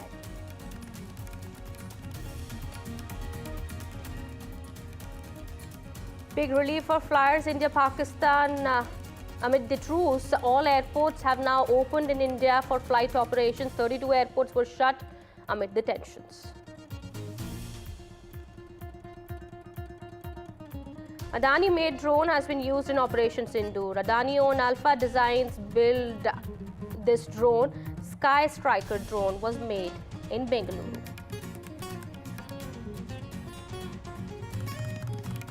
And it's been the best day for markets in the last 4 years. Sensex and Nifty have been up nearly 4% each.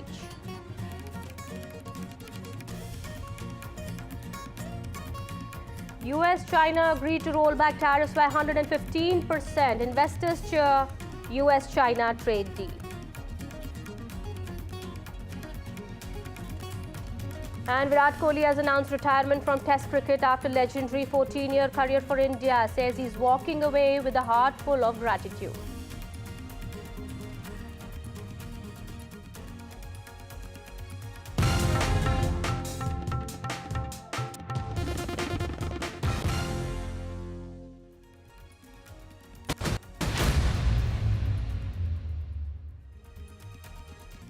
Hello and welcome. You're watching NDTV 24/7. My name is Kati Bahel. In a key briefing by the DGMO on Operation Sindoor, Indian Armed Forces today reiterated that Operation Sindoor had targeted only terror camps in Pakistan and POK, and that the Pakistani military was responsible for the losses incurred on their side. Air Marshal A.K. Bharti, addressing the DGMO conference earlier, said that our fight was against terror, and that is why we only struck terror camps on May 7th. But Pakistan's military sided with terrorists and they made it their own fight.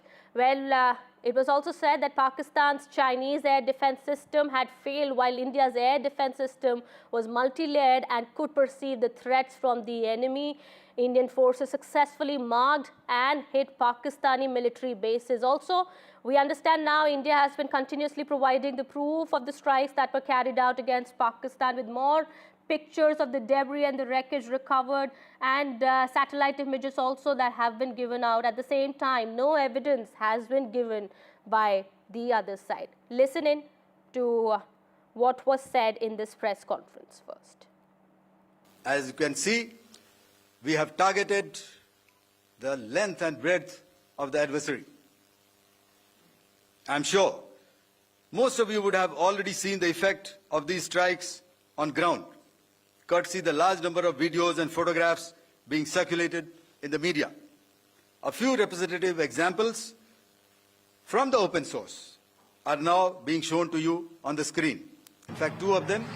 This is the strike on the Noor Khan Air Base. And you can see the effect. I'm sure most of you have seen the video. I have also picked it up from your sources only. And this is the aftermath of our strike at Raimiar Khan Air Base. You can see the massive crater that it has left on its runway. And you can see the pinpoint accuracy of our weapons.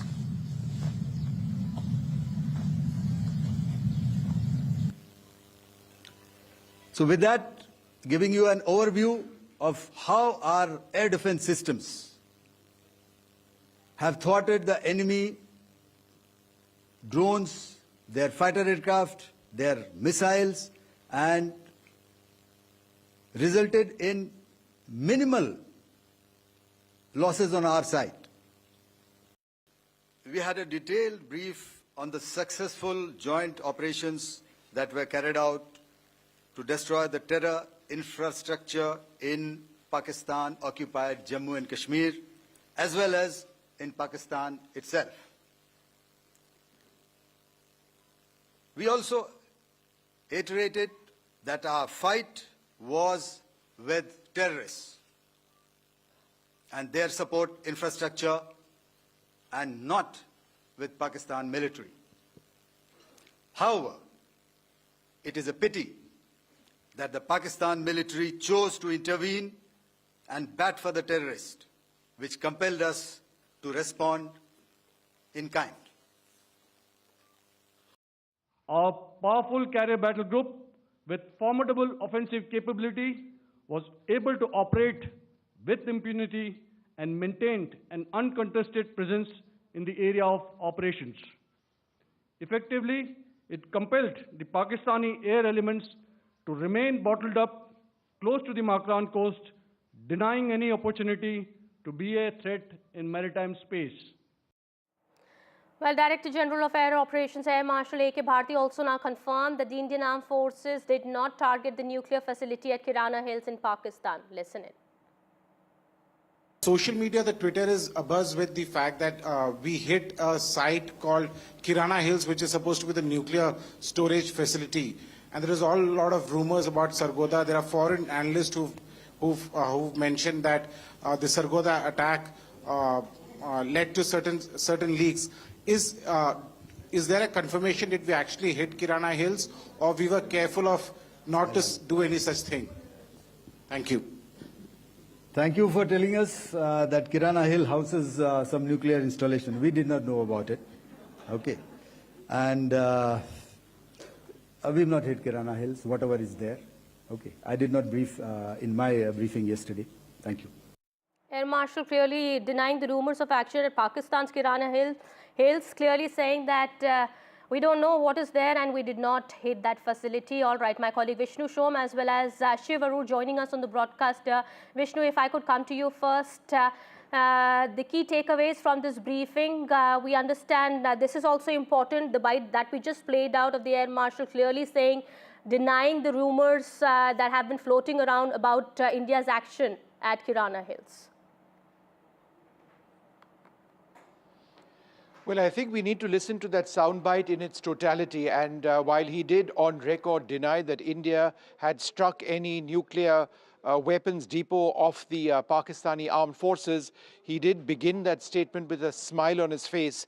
And there is video to suggest that, there were certain strikes which took place in the vicinity of an area which is believed to house Pakistani nuclear weapons. But as you can understand, none of this is publicly disclosed, nor is it confirmed. So we will take the Air Marshal's denial at face value, particularly since crossing or hitting targets which might have a nuclear implication in terms of hitting a depot with nuclear weapons or anything of that sort crosses a massive red line, which I don't think the Indian Air Force intended to do.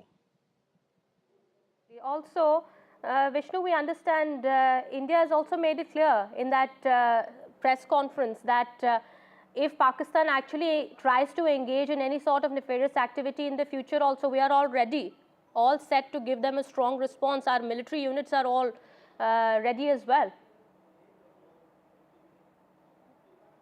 Well, that's been the Indian position now for the last couple of days. In fact, right after the ceasefire, they made it absolutely clear that Operation Sindoor remains operational, and that if there is some sort of a hit which comes in from Pakistan, we will respond immediately. So he wasn't saying anything new over there. In fact, in speaking to very senior sources last night, I was led to believe that the situation that now exists will be the new normal, that Pakistan cannot expect a return to normalcy. Therefore, if there is any attack on terror, an Indian military response can never be ruled out. Absolutely. That is what something India has been saying time and again.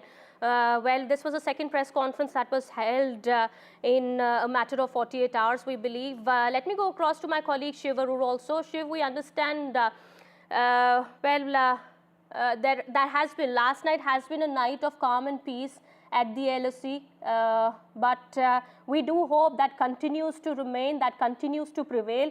At the same time, we understand India also making it clear if any sort of action comes from Pakistan, we are all set. But, you know, an important point that I also want to make here, Shiv, is that India has been continuously giving proof of the strikes that have been carried out, with more picture of the debris and wreckage also that has been found. At the same time, the other side has only been making false claims and has been the subject of mockery from the international media as well. You're right. There's a huge amount of misinformation that's come in from Pakistan. And today there's evidence to suggest that China has been helping fuel this disinformation. For example, just about 15 minutes ago, we got to know that China has been peddling old satellite images of certain Indian Air Force bases to suggest that damage has been caused there. But these have been proven by open source experts to be from, March and February, long before Pahalgam and long before Operation Sindoor, definitely. And therefore, China appears to be trying to assist Pakistan in selling, a story of fantasy to its domestic audience. It's a familiar playbook. Both China and Pakistan are similar that way. They try and sort of hypnotize their domestic audiences to a reality which is obviously not real. This is a country that's had a dozen frontline air bases in big cities being attacked in the last 48 hours. And therefore, misinformation is something that they need to resort to because the reality is so agonizingly painful. On the other aspect that came out from today's Armed Forces briefing, hugely important, that the first officially released pictures of Chinese, failed Big Chinese breaking news missiles now coming in at the moment. We're learning Prime Minister Modi will be addressing the nation today. Prime Minister Modi's address is going to be at 8 p.m. on Operation Sindoor. This is what is expected. The first address after Operation Sindoor. This is big. Prime Minister Modi will be speaking at 8 p.m. He is going to be addressing the masses tonight. This is what we are learning at the moment. What Prime Minister Modi is going to say, that of course remains to be seen. All eyes will be on that. But this is his first address post-Operation Sindoor, and this is big. Prime Minister Modi will be briefing the nation first time after Operation Sindoor came into play, and we understand now the tension seemed to be between India and Pakistan continues to be, it seems to be withdrawing, but at the same time, India has made it clear that we are all ready, all set to give a befitting reply to Pakistan in case of any misadventure by the neighbor. But we understand now Prime Minister Modi will be speaking to the masses, will be briefing the nation at 8 p.m. This marks his first address after Operation Sindoor. Prime Minister Modi has been continuously monitoring the activities in the last 4 to 5 days. And we understand that this key briefing comes at 8 p.m. Just a day before the ceasefire agreement between the both sides came into effect, and normalcy at the moment seems to be returning at the LOC. This has been a night of calm and peace as we've witnessed last night, but we do hope the situation continues to remain the same in the coming days as well. All right, my colleague Maria Shakir also now joins us on the broadcast here. Maria, this is big. First address of the Prime Minister post-Operation Sindoor at 8 p.m. Yes, that's right, and this will be an address to the nation, and it certainly becomes significant because, we have had DGMO's address, 2 sets of press conferences where details came in of the kind of, military action which was taken by the various forces. During the course of Operation Sindoor, we do know that Prime Minister was monitoring all the movements and all the details through the night. And thereafter, we have seen series of meetings being held at 7 LKM, which is the official residence of Prime Minister Narendra Modi, where he has met all the administrative heads in terms of the External Affairs Minister, Dr. S. Jaishankar, Rajnath Singh, Defense Minister, the three chiefs of the various services, CDS and others in attendance. That has been happening almost on a daily basis, sometimes twice or thrice in a day as well. So he has been very hands-on, taking all the calls necessary at whatever point that was needed. Now it is time to communicate to the country as to what India has done and what India has managed to achieve. So, in terms of the information and communication, I think Prime Minister Modi's art of communication is very well known, and he understands fully well as to how should he tell the country what has been achieved through Operation Sindoor, which was carried out to avenge, Pahalgam terror attacks, and post that there was military action against air bases, which was carried right inside Pakistan as well. So India first, taking defensive move and then going on an offense is what we know about. But overall, I would say that, remember, Prime Minister Modi had famously spoken from Bihar, Kishanganj in Bihar, where he had said and communicated directly to the entire country, saying clearly that he will track, identify and ensure that each and every perpetrator of that heinous crime, the dastardly attack which happened on Indian soil, is punished. And that was a promise he made to the people of the country. And at that time, Mr. Modi was reflecting the sentiments of 140 crore Indians. And right now, when he addresses the nation, he will be able to communicate effectively, which is needed at this point, as to what was the objective of Operation Sindoor and what India managed to achieve through Operation Sindoor, and where do we go as a nation from here onwards. Absolutely. So far, we've seen the heads of military, the chiefs had been addressing the media on the operations that have been carried out, the strikes that have been carried out against Pakistan. And that definitely has come as a big reassurance from our forces. But Maria, this also, Prime Minister Modi's message, as you've been saying, is definitely going to be very significant. While he is going to be talking about the operations that have been carried out, there is also going to be a sense of assurance coming in from the Prime Minister, as people have been really tensed. There has been, of course, tensions at the LOC as well. People had to move out of their houses, and normalcy now seems to be somewhat returning once again. Look, Kitty, I think more than that, the sense of relief is there among the people of India. Yes. But Prime Minister Narendra Modi communicating to the citizens of India at this point, and the time that has been chosen is 8 p.m., becomes very, very significant. Mr. Modi is an effective communicator. Throughout the COVID times, when there was the health emergency, he would address the nation repeatedly, try to really assuage the sentiments of a country which was worried about its future. Right now, diplomatically, militarily, action has been taken against Pakistan. Where do we go as a nation from here onwards is something that will be communicated by the Prime Minister. We do know that a new normal has been, set in place. Operation Sindoor was perhaps the defining moment, or in terms of the inflection point strategically.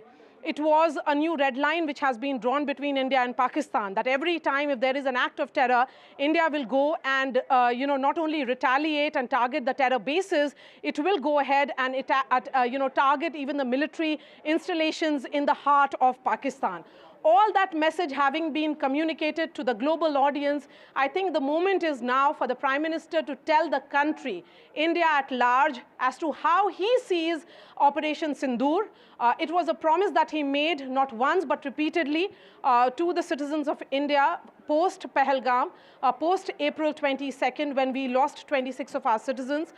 He had famously said then that India was united like never before, because those who lost their lives came from 16 states of India, and hence it was a nation which was mourning. Right now, there is a sense that, that post the dastardly attack, the government of India stand, the move which has been made by the armed forces is a message which has gone loud and clear Now what next is something that we'll wait and listen to the Prime Minister himself when he addresses the nation at 8 p.m. Yes, absolutely. Prime Minister Modi also at the same time, we understand, has also given out a strong message to the army on Pakistan's escalation if that happens in the coming future, saying that we will have to give a strong response to them. There will be cannons for bullets. Well, that was the messaging that came out from Prime Minister Modi earlier. So he's given a free hand to the forces as well, Maria, in case of any sort of escalation. But we do hope that's not something that we get to see in the coming days. Yes, absolutely. I mean, throughout those 15 days before the Operation Sindoor was carried out, you know, the message was that there would be action. That Prime Minister had given a full freedom to carry out any, you know, operation across the border to you know, counter the terrorism emanating from Pakistani soil to the armed forces. They were given complete operational freedom to decide the time and place of their choosing. He has been very, very hands-on. We do know that on the morning at 1:44 a.m. that night, when we came to know that Operation Sindoor has been a success, Prime Minister Modi was up through the night, you know, speaking to the CDS, was in touch with the Raksha Mantri, and was getting all the details that was needed. This is the point when we have moved on from Operation Sindoor, which is now ongoing, although the defense forces continue to maintain. But at this point, I would say, when there is, you know, the kind of misinformation which is almost flooded online by the Pakistanis and the Western media, there is a need for the Prime Minister perhaps to communicate to the country, and also through that address to the nation, to the world at large, as to how effective these 4 days has been. That India is not an aggressor, as we have been saying. The first act, or the original act of aggression, was on 22nd of April. And thereafter, both militarily and non-militarily, India's Operation Sindoor has been a massive success. Absolutely. And that's a very important point that you've touched there. We'll come back to that in just a bit. My colleague Ishwarya Jain also now joining us on the broadcast here. Ishwarya, big update now coming in, big development. We're learning now Prime Minister Modi will be addressing the nation at 8 p.m. Any more details coming out?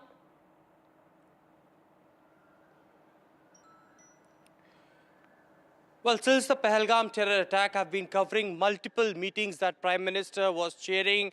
He was closely monitoring the entire situation panning around. He was briefed on a regular intervals by the tri-service chiefs, the CDS, NSA, Defense Minister, or the External Affairs Minister. And Prime Minister Narendra Modi had given several directions. I remember the Prime Minister's office sources told NDTV that at last yesterday, on Saturday, I beg your pardon, the sources have indicated that Prime Minister had stated that any further or any future terrorist activity will be considered as an act of war, and if that happens, then India will retaliate accordingly. There was an entire narrative that was said by Pakistan that was busted by the Indian Armed Forces during these press conferences, and it was, of course, the Congress Party which was on the other side demanding a special session of Parliament, Prime Minister to address the all-party meeting as well after the successful Operation Sindoor concluded, and as Indian Armed Forces stated that justice is delivered. The sources in the Indian Armed Forces also indicated that there were more than 100 terrorists which were killed. Specific targets were neutralized. For 35 to 45 Pakistani armed soldiers died in this entire Operation Sindoor, and India achieved its target. India achieved its objective of Operation Sindoor. But of course, there were many questions that were raised in the past few days by many in the country or externally as well. And now Prime Minister Narendra Modi will himself come out, address the nation, will tell about the objectives being achieved out of Operation Sindoor. Remember, the government was always in a view that India will only hit the terror camps, the terror infrastructure in Pakistan, and India had only retaliated when Pakistan army came and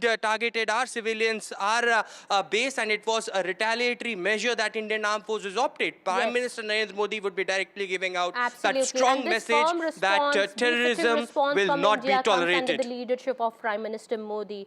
It was under the directions of Prime Minister Modi that the operation was carried out. We understand his leadership, of course, is being lauded, but at the same time, we understand Prime Minister Modi will be now speaking at 8 p.m., giving out,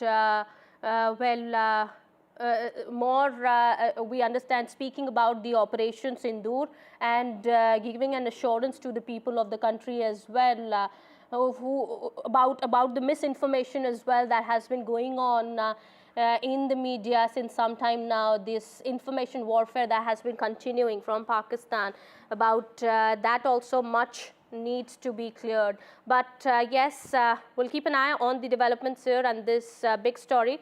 It's time for a quick break here. More continues on the other side.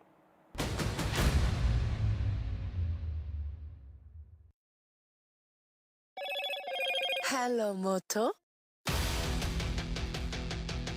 Motorola, India's leading AI smartphone brand.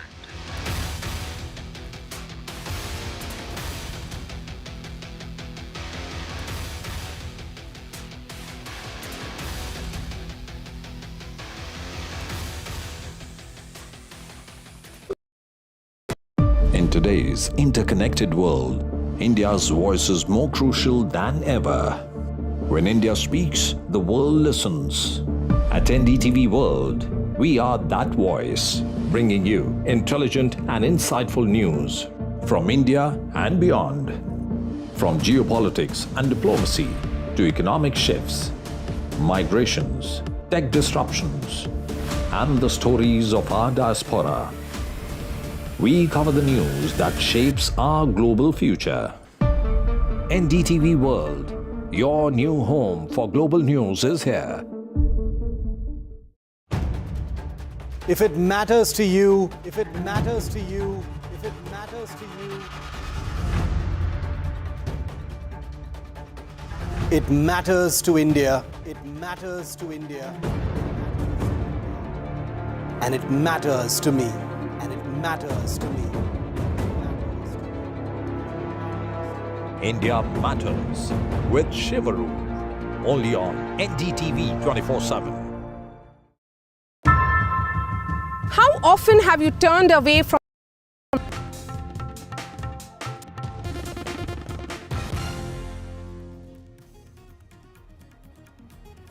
Welcome back after the break. Amid the state-of-the-art weaponry that Indian forces deployed in the Operation Sindoor against Pakistani terrorists was built in Bangalore Skystriker. The unmanned aircraft system is made by Adani-owned Alpha Designs. The Skystriker flies like an unmanned aircraft system and strikes like a missile. It is classified as a loitering munition designed for long-range precision tactical strikes. The Skystriker has a low acoustic signature enabling stealthy, low-altitude missions. Powered by electric propulsion, it can identify, track and engage operator-designated targets using a 5 or 10 kg warhead housed within its fuselage. These suicide drones were produced at a manufacturing facility in western Bengaluru through a collaborative partnership between Alpha Design, based in Bengaluru, and Elbit Security System of Israel. All right, with that, it's time for a quick break here. More coming on the other side.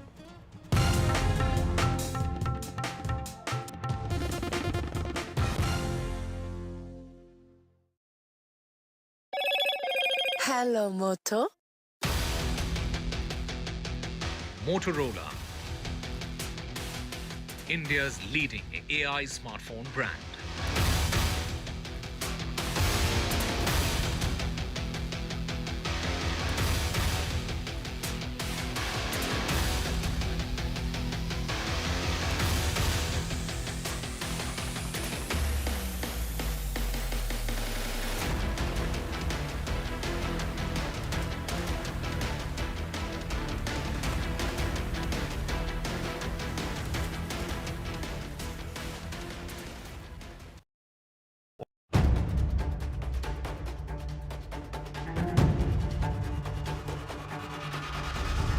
If it matters to you, if it matters to you, if it matters to you,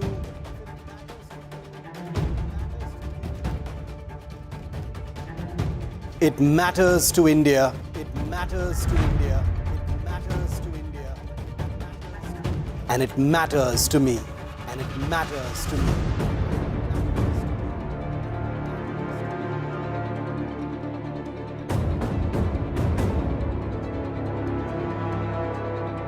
India Matters with Shivaru, only on NDTV 24/7.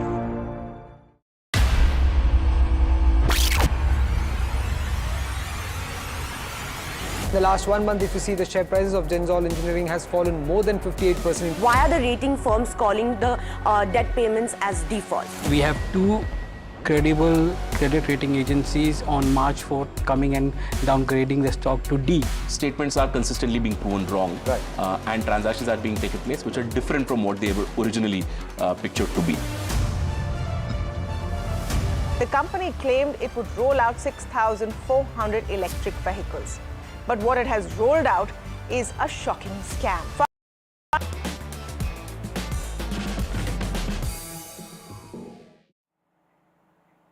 It is stumps for Virat Kohli in Test cricket. One of the most loved cricketers of our generation has walked away after 9,230 runs in 123 tests in 14 glorious years in whites. In the interim, he captained India in 68 tests and won 40 of them, becoming India's most successful test captain as well. He stopped 770 from the test club of 10,000 runs.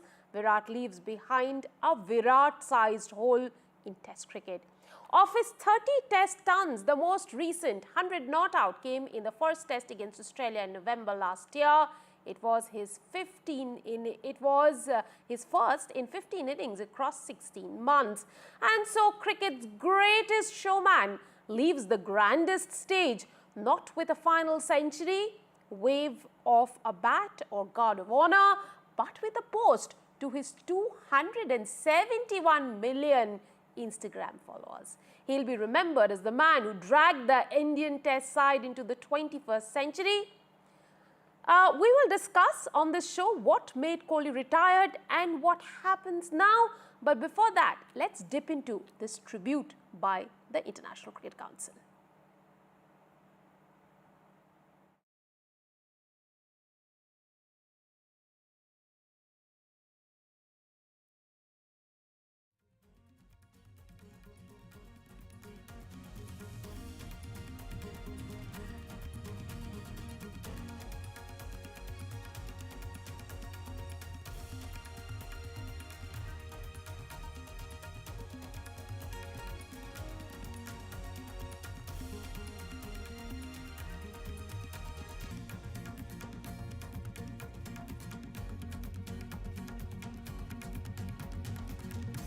Well, we'll get you that video in a little bit from now, but at this hour I'm joined by senior journalist Sharda Ugra and Gautam Bhattacharya on the show.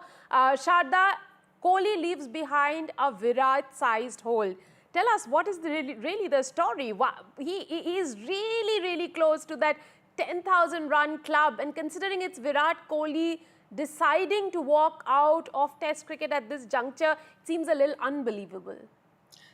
Yeah, Rika, it's not unbelievable because we'd heard stories that he was thinking of this. I mean, these are just stories. It's not like he was speaking to me personally. But there was a sense that the selectors were trying to convince him to stay, particularly for the England tour. He's had I think, Indian Test cricket has taken a bit of a beating in its last two series. We lost to New Zealand at home. Ask Mir to publish with the audio.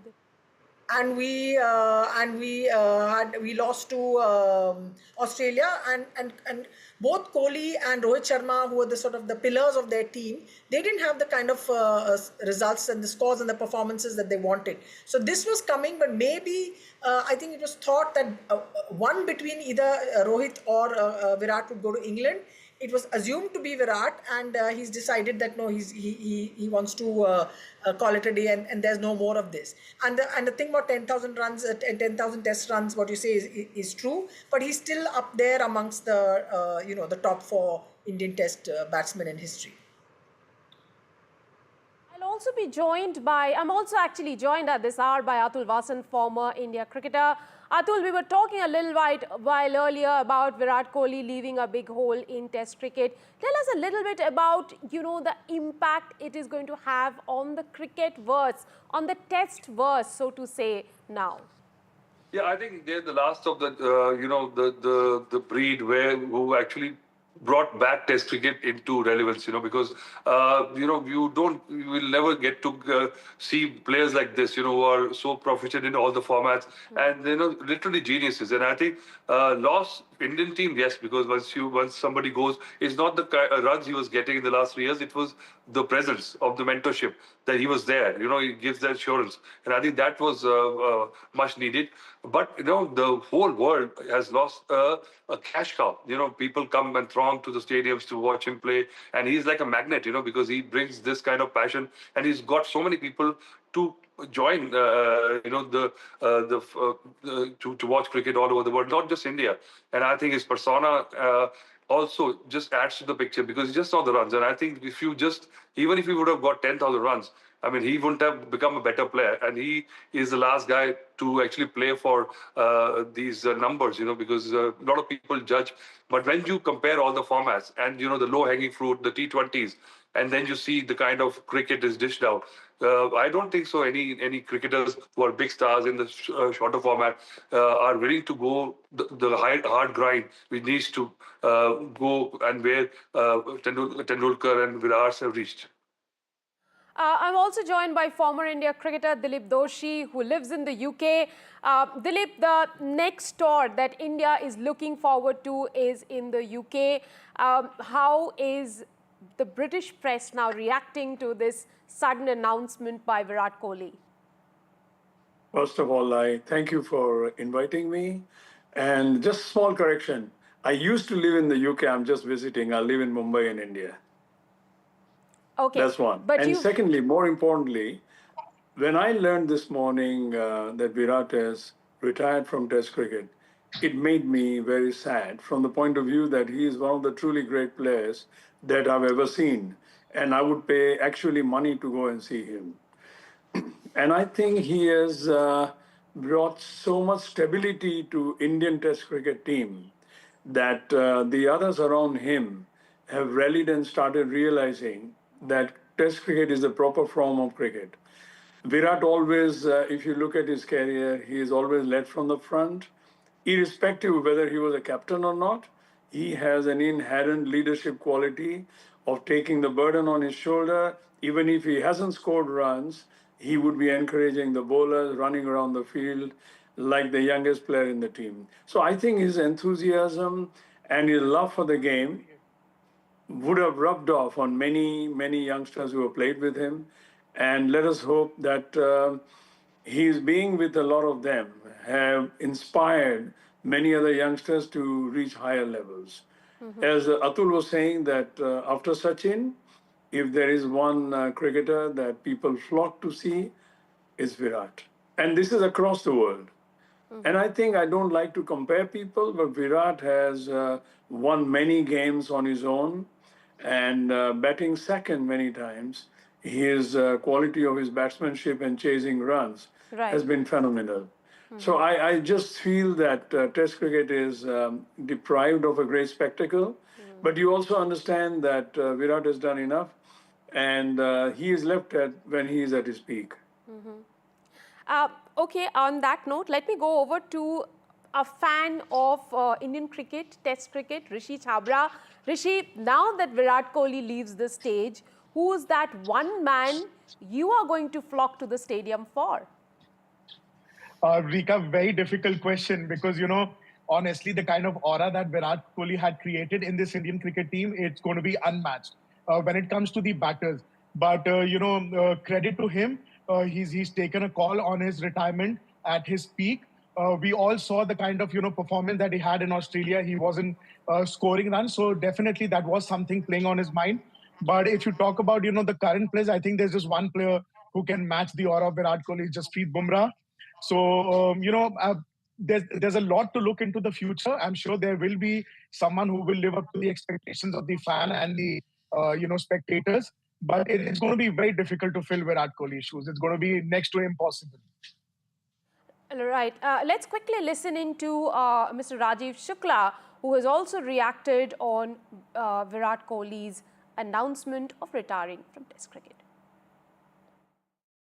I think his contribution to Indian cricket, to the world cricket in Test format has been par excellence. Superb. His performance has been superb. So salute to his performance, and we will miss him in Test cricket, but it's purely his personal decision. Because besides, policy is very clear. We don't pressurize or ask any player to take retirement or not to take retirement. It's purely up to the player to decide. So I think he has taken a personal decision, and we all should respect that personal decision. Sharda, the way Virat Kohli decided to walk away, there was no century, no celebration, no guard of honor, just an Instagram post to his 271 million followers. How would you read into that?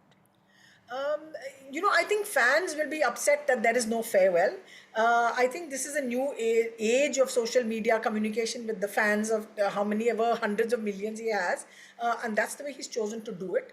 It would have been nice had there been some kind of match where you knew this was going to be the last sort of time that you see a cricketer like him playing Test cricket for India. But this is also a reflection of the generation at which these players are operating in. They said, look, this is what we want to do. We want to play one-day cricket. We want to play a white ball cricket more. And that's the choice we're going to make. And in a way, both Rohit and who just quit about 5 days ago, and Virat have sort of followed in the footsteps of MS Dhoni, who also sent off his retirements in these through social media posts and things of that, and sudden announcements. He's still playing 2020 cricket. So you'll see them around. You won't see them in India whites, and I think Kohli will be missed particularly in that. More than, I mean, that's just in my head. I think he'll be missed in that format quite significantly. Atul, let me go over to you. These are not the days when any cricketer anymore needs a benefit match. So a final match, a benefit match will not be played. But will BCCI for its own fans want Virat Kohli to play in India one last time? No, I think we'll see him play cricket in some form, but that is these old traditions actually just fade away, and Sharda is right. Actually, it's the day and age we live in, and they are not big fans of tokenism, symbolism. So I think what he has done, he felt it right. Yes, if he could have given a roadmap that okay, I'll play, this is my last series. That time also is gone because. Players live day to day, and I think he's realized that he's got 2 kids. He is taking too much of bandwidth because Test cricket is hard. It's just not the time you spend playing a match. It's before and after that, and then that grind actually is something which I don't see any of the other players, the big stars of shorter formats, going for. And I think that's why I feel that who's gonna get these fans back to Test cricket? We need players like him, and that is why world cricket is poorer. In revenue-wise also, I think monetary-wise, we lose a lot of moolah because, he brings people, and I think eyeballs will be less. So it's a loss all around. But he is beyond the place where he needs a farewell match, and we'll see him play in other formats. He is probably going to aim for the Olympics. That's where he's heading to. Right. In fact, I was with him during one of the discussions when he was asked whether he would like to come back for the Olympics. He didn't say very clearly whether 2028 is one last time when we would see him in the T20 format or not. Of course, he's retired from the T20 format, but in some ways, he did express his keenness on coming back for that one last match if India reaches the final of the Olympic Games. Going over to Mr. Doshi, what would you really say has been Virat Kohli's biggest legacy in Test cricket? Virat has always played to win. And this is what I admire most in any sportsman. But, he didn't mind losing if he was trying to win. As you can remember, some series back in Australia, Australia set up almost impossible tasks, but we got very close to it, and Virat fought from the front. So the greatest asset that Virat had was a self-belief in himself, willingness to win at any cost meaning sporting manner, and of course he raised the standards of people around him. And as I said, that he played for a good result, and this is the most sporting behavior from a great cricketer. And I remember that there were times when people would be quite happy to close the shutters and have the game as a draw, and not Virat. And this is one of the things I admire the most. And I hope that there will be some younger players who will take the cue from him and follow in the same vein. Let's also talk about Virat Kohli's contribution in grooming the fast bowlers. Gautam, would you say that, his foresight in grooming the fast bowlers to take 20 wickets is what also gave India that, that aura in Test cricket which they were missing before? Yes, absolutely. I mean, that pace battery comprising of Bumrah, Shami, Ishant, and Umesh to some extent, and the fitness culture. I mean, when we are discussing about Virat's legacy here, almost the manic obsession for fitness. I mean, these two things had also been two of the biggest, part of his legacy in the way he brought about or he played his cricket. Absolutely. Sharda, while he also revolutionized the culture of fitness in the Indian dressing room, he's also been criticized for that, for pushing other cricketers to follow what he is doing. Rika, every captain has their own personality, which they bring into how they, how they run the dressing room. And following Dhoni, who was much more sort of quieter, he was, Virat was the absolute opposite of it. And particularly in Test cricket, as everyone is pointing out, he made a real push to try and make sure that India succeeded and was successful overseas. We'd had these two very bad series under Dhoni, 4-0, 4-0. So Virat tried to turn that around, and but captains just bring that to a particular to a dressing room. You can't have a cookie cutter sort of a type that follows everything, and it's almost like teams sometimes get the captains that time seems to require. So after Kohli's time, you had Rohit, who had a different way of working with players, working with the team. Captains have something like a 4 to 5 year shelf life, and I think that's about the best amount of time that you get when people then start sort of pointing fingers and saying things. It's just his personality, and he wanted to be that way. And he wanted everyone to be super fit and push and be intense and everything. It's what makes Virat Kohli who he is, and which is why he was so successful in his own career. Atul, if we are to talk about Virat Kohli's regrets when it comes to Test cricket, should we say the series in England, which we almost won, but we couldn't close it out because of COVID? When India eventually went back, he wasn't the captain anymore, or the fact that he couldn't win a World Test Championship medal? I don't think so, because if you have not been able to do something, probably 300 runs in Test cricket and all that, you can just, but I think this is just wishful thinking, because I don't think he looks back at the series where he could have won or didn't win. Actually, the loss against New Zealand in India is probably what must be actually bothering him the most, because the way the whole team played. And but when you have done so much, been there, done it, got the T-shirt, you actually look at the good times. You don't actually now cherry pick what could have happened. And he's not the kind of player or the guy to actually just dwell over something which has gone past. He wants to live his next phase of life is starting. He wants to enjoy the family life. He's superbly fit, and I'm sure he's going to find a lot of things to occupy himself. Mr. Doshi, you belong to a generation of cricketers when Test cricket particularly, was termed as a gentleman's game. Now, Virat evolved from being a brash teenager, a brash cricketer, to King Kohli. How do you look at his personal transformation? Well, Virat started very young, almost as a teenager or soon past it. So there is certain exuberance in a young person and the willingness to win. Now you have to look at different times. In our times, a lot of cricketers and India as a country did not have the self-confidence that the young India has had in the last 30, 35 years. And so whatever Virat represented the current young modern India. And he wanted to win, and he wore his heart on the sleeves, as they say. And I think as he grew up and he controlled his emotions more. But I would say that Virat's greatest asset was that despite his personal failure in a game, his enthusiasm to win and to encourage the fellow team members was infectious. I think that is a great asset in a team man. Everybody knows about Virat Kohli's fitness, his greatness as a player, his willingness to fight and, lead from the front. But these things, when you are down yourself as a great player and questions are being asked in public and by the press, he didn't allow that to really interfere with his thinking. And he was single-minded in his approach for the team and the Indian cricket. So this is where I would say hats off to him. I think his wife, Anushka Sharma, beautifully put out a post saying it was not just those wins, there were tears too, which the world wouldn't have seen, and she has, and there were moments of defeat, not just a victory, that together they have experienced, and the lows. It was not just the highs, but the lows.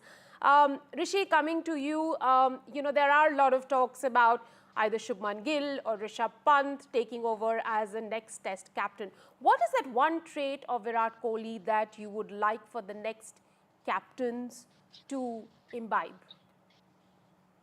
Rika, it has to be the intent. I mean, we've seen the kind of intent that Virat Kohli brought into the team, be it while he was batting, while he was, in the field trying to pull up the entire team. So I think that intent and, obviously that fitness level as well.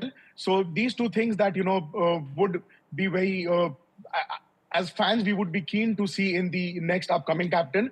But as we've all seen, I think chances are that Shubman Gill will lead the team in the future. So really hoping that he can live up to the expectations and do well for the team. Gautam, coming back to you, while Virat Kohli has had many partnerships, would you say his partnership with Ravi Shastri was what really, transformed India's fortunes in Test cricket? Yes, I mean, if you look at that period, he took over at 2014, and then there was a bit of a, like a transition when Anil Kumble came in. But then again, subsequently from 16 to say about 19, this is the time during which coincided with the golden phase of batsmanship. Say sometime around 16 to 2018, he had hardly put a foot wrong. In fact, I was looking at some of his figures.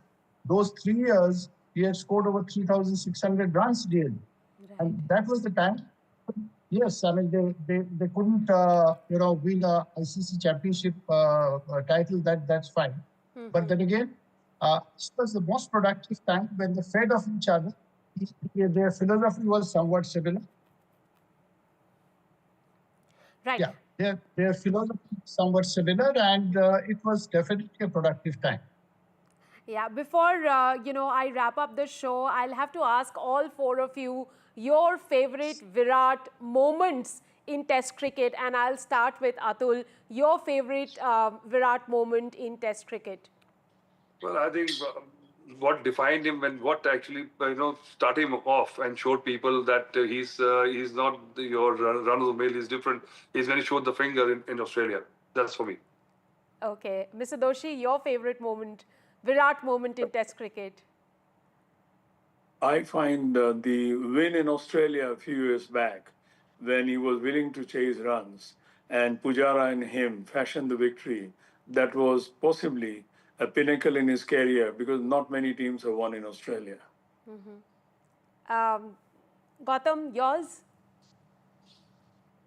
Mine, you see, when he was young and he just started, there were doubters about his potential as a Test batter. 2013, it was wondrous. I think it was 113 and it was some 90 odd against an attack which still had Dale Steyn. I mean, there was a guy who showed the spunk And this was if there's one guy, if you took one guy who enjoyed pace and bounce on the wicket, challenging conditions, he showed that he had it in him and he had arrived. Rishi, what would be yours? It has to be the first series win down under, because the kind of situation that we were in, COVID, and then a lot of players getting injured, and then the reserve players coming in. So definitely that has to be one series that Virat will always be remembered for in Test cricket. I have to tell you my favorite Virat Kohli moment in Test cricket. It was the win in Joburg after India was down and out 2018-2019 series. The way India came back under Virat Kohli, and it was his phenomenal captaincy that helped India come back. Thank you very much, gentlemen, for joining us on the show. And that is not all. Virat Kohli is being talked about in all circles. Virat Kohli was even being discussed by the DGMO today, earlier in the day during the press conference, and he spoke about not just his contribution, but citing an example how today, in today's world, in changing times, how pertinent this gentleman, this legend of the cricket is, as he signs off. Listen into this soundbite. आज शायद cricket की बात भी करनी चाहिए, क्योंकि मैं देख रहा था कि विराट कोहली ने टेस्ट क्रिकेट से रिटायरमेंट ले ली। कई भारतीयों की तरह वो मेरे भी फेवरेट क्रिकेटर हैं।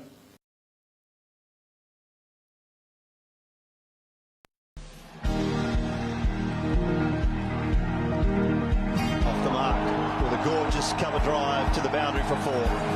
That's a proper Virat Kohli special. Up there, cover driving, extension of the elbow. Beautiful to watch. What a shot. Off his toes, there are few better sides in the game than Kohli hitting that ball. That is a glorious, exquisite drive from Kohli. Safe pair of hands for Virat Kohli. You could keep watching this day in and day out, still you won't get bored. Oh, that's a super shot. Exquisite. Nicely played. Full ball on the leg stump, forget it. Goes to the boundary in a flash. Those are the kind of shots that went off Kohli's bat when he was at his best.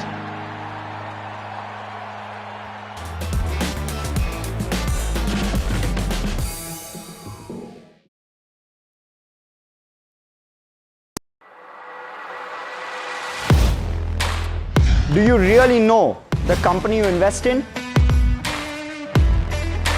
What is the real picture behind presentations and claims? Is the outlook as rosy as the company claims? Know Your Company, powered by NDTV Profit Research, shines a light on the biggest stock market movers.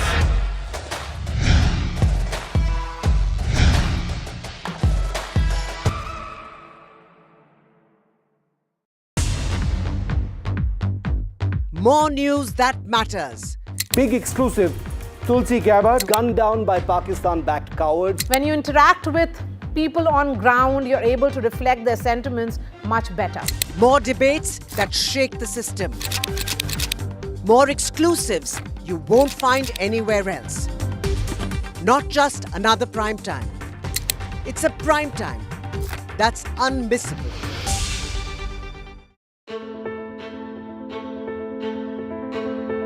News is not just headlines, it is what impacts you. And news should never be mistaken for noise.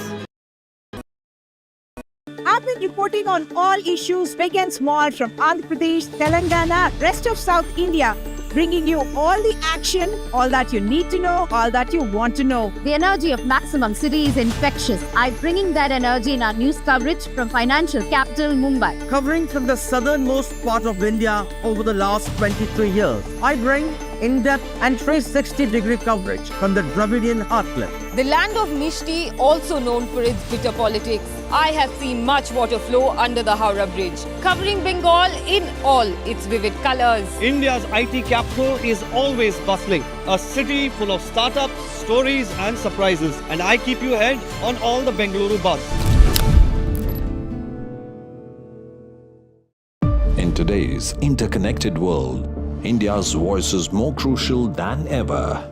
When India speaks, the world listens. At NDTV World, we are that voice, bringing you intelligent and insightful news from India and beyond. From geopolitics and diplomacy to economic shifts, migrations, tech disruptions, and the stories of our diaspora. We cover the news that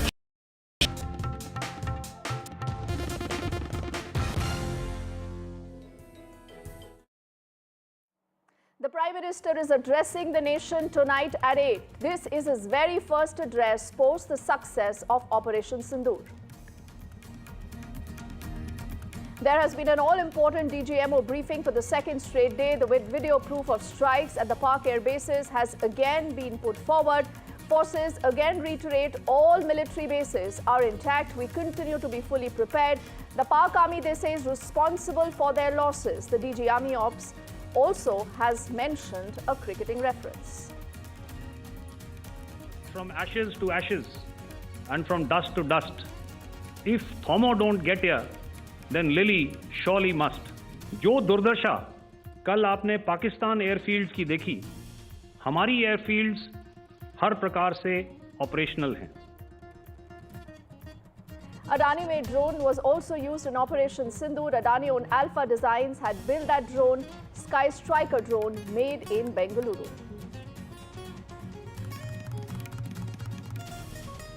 It is the best day for the markets in the last 4 years. Both the Sensex and the Nifty are up nearly 4% each. US and China have agreed to roll back tariffs by 115%. Investors cheer the US-China trade deal. And Virat Kohli is announcing his retirement from Test cricket after legendary 14-year career for India. He says he's walking away with a heart that is full of gratitude.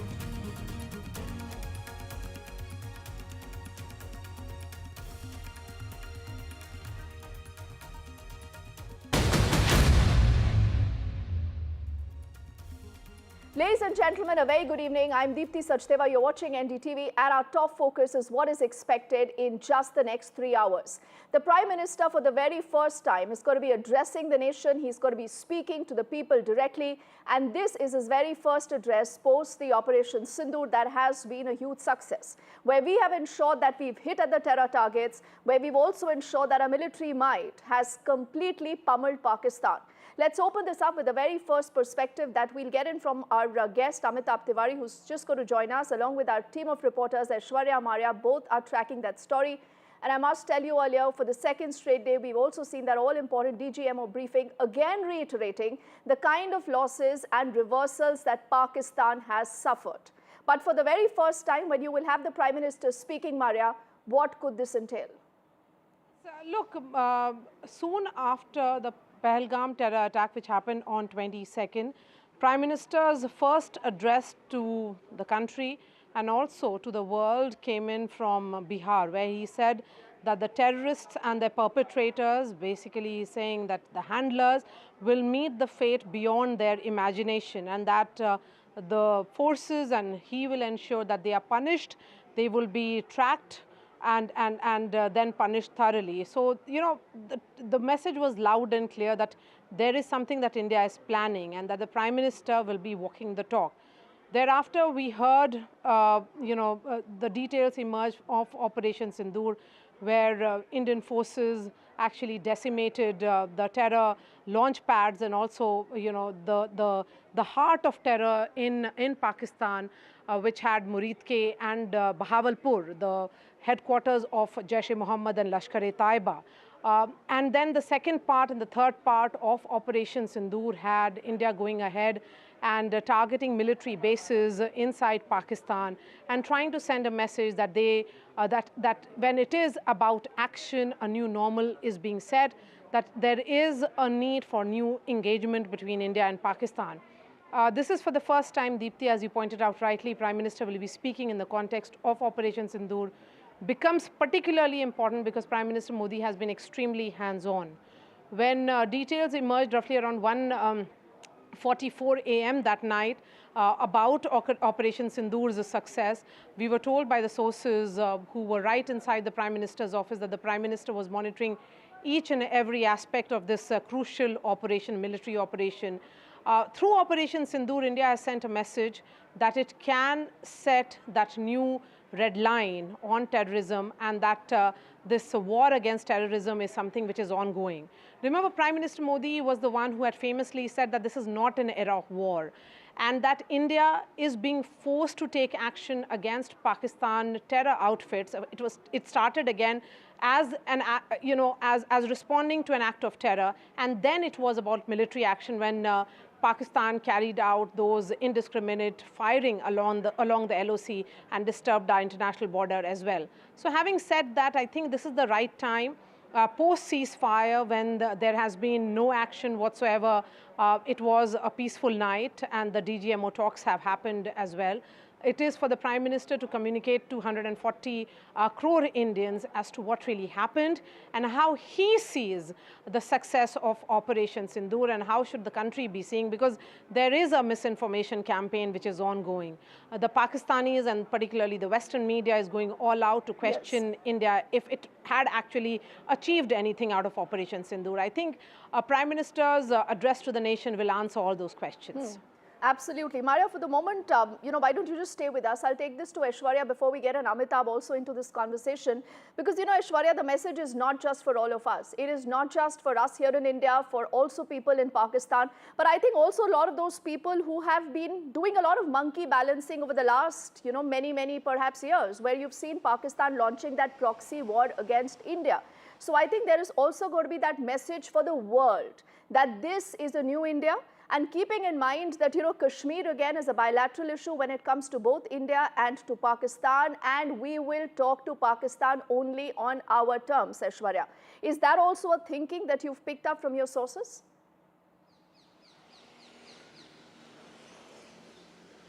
Well, and remember, Prime Minister Narendra Modi addressing a public rally in Bihar, he switched from Hindi to English and gave a strong message to the world as well, that how India is going to hit the terror camps in Pakistan and will neutralize the terrorists who had been given a safe haven in Pakistan. A loud and clear message was sent for the first time after Pahalgam terror attack by Prime Minister Narendra Modi, who also lauded the Indian Armed Forces, given free hand to Indian Armed Forces to go ahead and neutralize the terrorists. India was not, at any point of time in a position of being aggressor. We were retaliating to what Pakistani forces had been doing, and our only objective of Operation Sindoor was to demolish those terror camps back in Pakistan, and we had proved so. Remember the statements coming from the Indian Armed Forces. The objectives of Operation Sindoor had been achieved. It's a successful Operation Sindoor that Indian Armed Forces had conducted, and justice is delivered to those who lost their lives, the loved ones, 26 innocent citizens who lost their life. And then India decided to hit those specific targets of the terror camps, the terror infrastructures back in Pakistan. And then we were just retaliating to what it has been coming from Pakistan in terms of drones, missiles, and what Pakistani army went on to a scale to hit our civilians, and Indian Armed Forces retaliated. I had covered multiple rounds of meetings that Prime Minister took at 7 Lok Kalyan Marg, and the messages that came in. First, of course, after that all-important meeting that Prime Minister chaired, Prime Minister stated that a free hand has been given to Indian Armed Forces. Prime Minister also stated that he believes in the professional abilities of Indian Armed Forces, and it is time to track and punish them. The second message was loud and clear after, the diplomatic talks were and was engaged, and it was a DGMO level talks that happened after, and soon before that, Prime Minister chaired an all-important meeting. The sources in the Prime Minister's office also categorically stated that a message, a straight line has been drawn, a message has been sent across to Pakistan that if in the future there is any sort of terror activity perpetrated by the terrorists out there in Pakistan, then it will be considered as an act of war. And India will retaliate accordingly. India will act accordingly. And now, after the entire narrative being said by the Pakistanis, the Pakistani media, the Pakistani armed forces, the message would be coming directly from Prime Minister Narendra Modi. That will certainly set a tone, and the red line that India has drawn as far as terror activities from Pakistani soil is concerned, that will be the last word. All eyes would be at 8 p.m. when Prime Minister Narendra Modi would be addressing the nation. Oh yes, we are, close to Amitabh, 2 hours, 51 minutes away from that big address. But clearly with the expanse, Amitabh, of what has happened in the last many days post the attack in Pahalgam, and also the position that Narendra Modi and India has taken vis-a-vis terror, whether this was about the Balakot, this is about Uri, everything else. There is a larger messaging, Amitabh, that goes out. What in your expectations could be what the Prime Minister could today be saying? And, clearly you will be looking at a larger political impact of India versus the rest of the world, where we say that anytime now you inflict pain or, such kind of a cowardly attack on India, we are smart enough, we are capable enough to respond in kind. Yeah, clearly the Prime Minister, all the Indians are eagerly awaiting the Prime Minister's speech today. And if you recall, even after the Balakot airstrike, the Prime Minister had addressed the nation. So clearly after this Pahalgam attack, we had seen that from Bihar, the Prime Minister had promised that the perpetrators of this terrorist act will be avenged and will be taken to task. Now, clearly, I think in today's address, what we are likely to see is that he could list out what were clearly the objectives of the Operation Sindoor, what have been the achievements which have been partly addressed in detail by the DGMO briefings and the daily MEA briefings, and also clearly as to giving a future warning to Pakistan, because we've also said that any act of terror from now on will be considered as an act of war. So he could lay down the clear expanse of this entire military operation, our objectives, our achievements, and how in future Pakistan needs to be wary of our strength.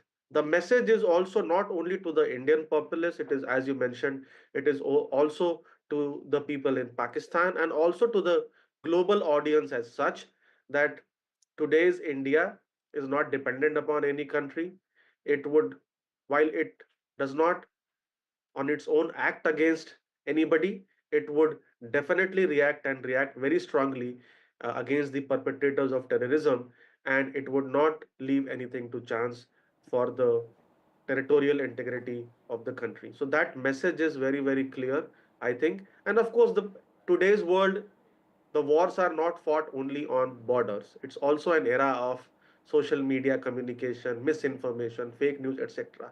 What a clear communication helps is that it assuages the sentiment of the people and give them clarity as to what has happened and what has not happened, because we have been living in a fog of miscommunication and misinformation, and we have clearly seen that the pressers by the DGMOs have brought a lot of clarity, to the people of India and also to the world. So people will be expecting these things largely from the Prime Minister's address today. Yes, I think, Amitabh, you make a very good point there, because, we haven't just called out Pakistan's bluff, Aishwarya, its fake factory, fake propaganda and everything else, because this is India not just speaking in thin air. I mean, we are putting out the evidence. We are showing them the before and after. And I think this is also a strategic change that has happened under this government, that the moment you're dealing with Pakistan, which is a rogue state, that still has, some kind of support in China, in Turkey, let's put out the evidence. Let's then see that which are those countries that stand with Pakistan, because clearly there has to be a larger messaging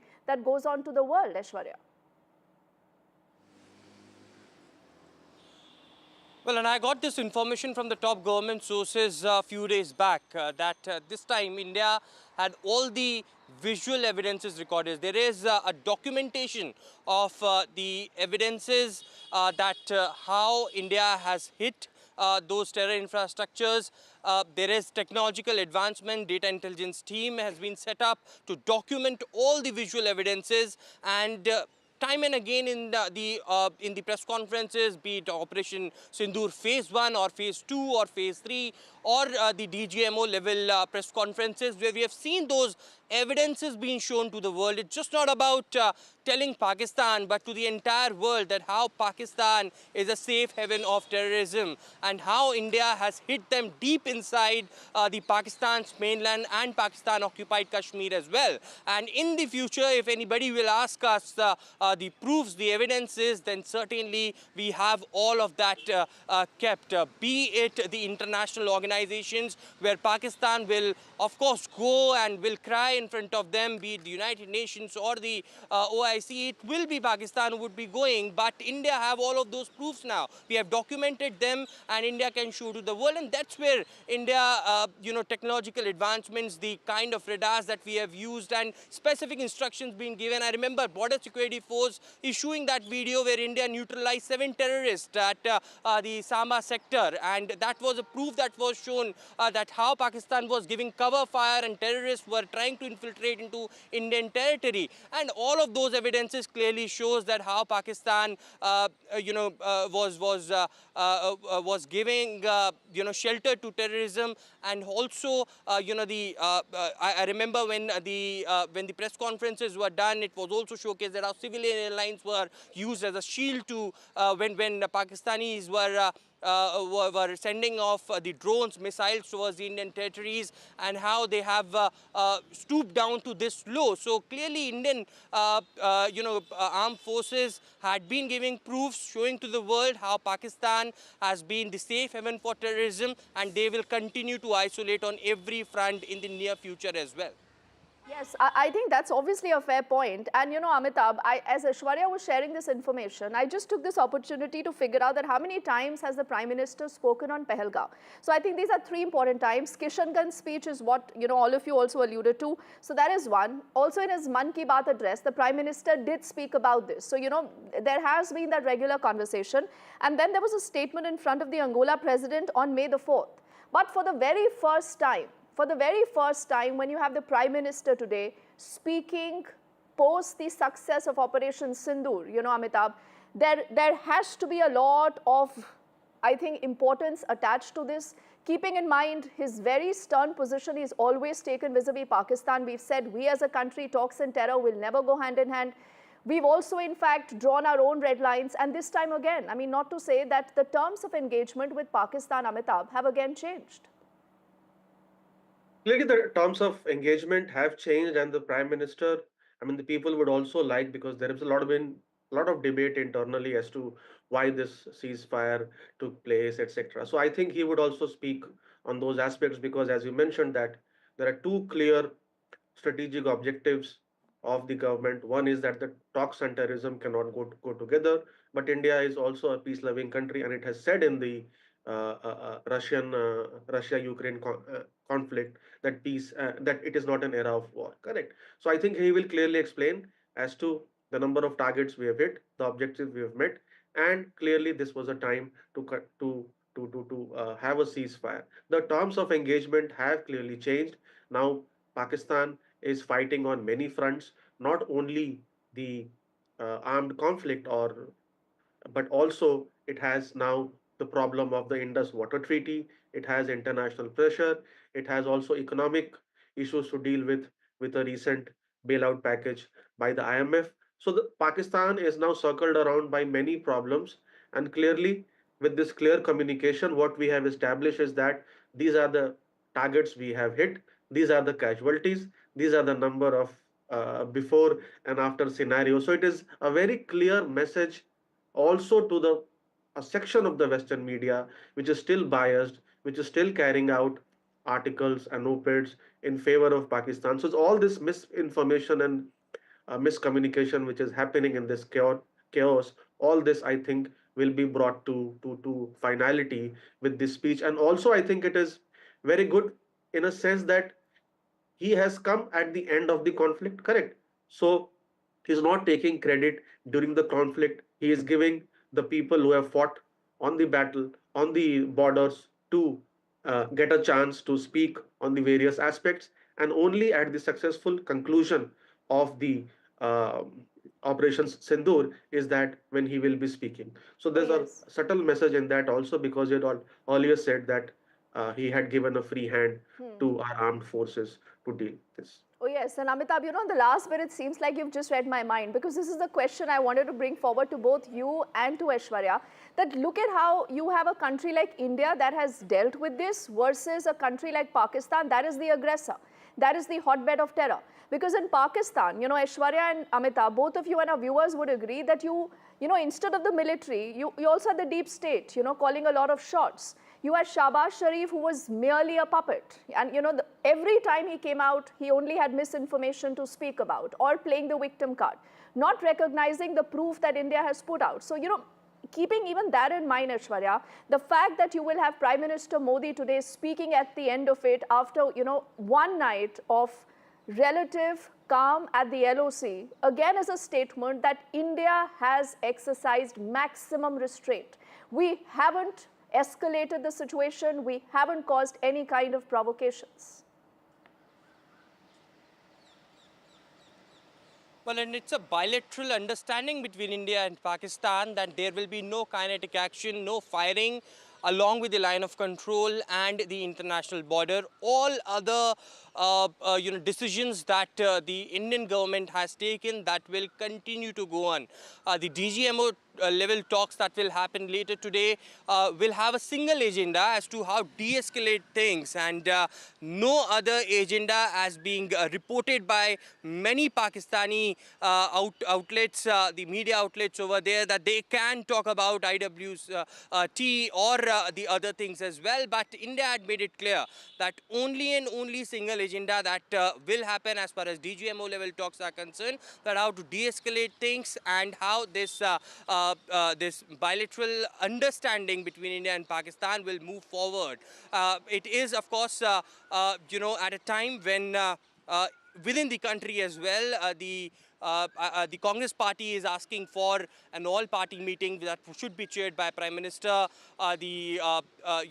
Externally, many of the Western media, clearly bashing the Indian side, although the Indian government has been giving proofs after proofs, the Pakistani media creating a fake narrative. It will all come to a full stop after Prime Minister will be speaking and will be telling the world, just not the country, that India will not tolerate terrorism at any point of time in any form, whether coming from Pakistan or from anywhere. It could be language that Prime Minister can use, could be in English as well, to address the world in large. As India had not been an aggressor in this position, they have retaliated. India had specific targets. They have not hit the civilians out there. We have, we have a measured attack on the Pakistani mainland as well as Pakistan occupied Kashmir, and Prime Minister and will certainly laud the Indian Armed Forces, who had done a tremendous job as far as Operation Sindoor is concerned. And as the DGMO Rajiv Ghai stated, that justice is delivered, and something that will directly come from the horse's mouth. We have heard from the military, we have heard from the officers in charge, the commandos, and now it will come directly from the horse's mouth as to what India has achieved through Operation Sindoor. Oh, absolutely. Amitabh, before we actually move, I think this is a good way to look at the things, because much of the difference that you have seen between India and Pakistan is also the fact that here, unlike in Pakistan, you had the entire country standing with the Prime Minister. The opposition also, apart from those questions that they've been asking, they've said that we are with the government. Let's go all out to teach Pakistan a lesson. And look at how Pakistan was responding to what Shahbaz Sharif was saying. Some of his own people were actually calling him quote-unquote weak, when they listened to his address. There were so many memes about him.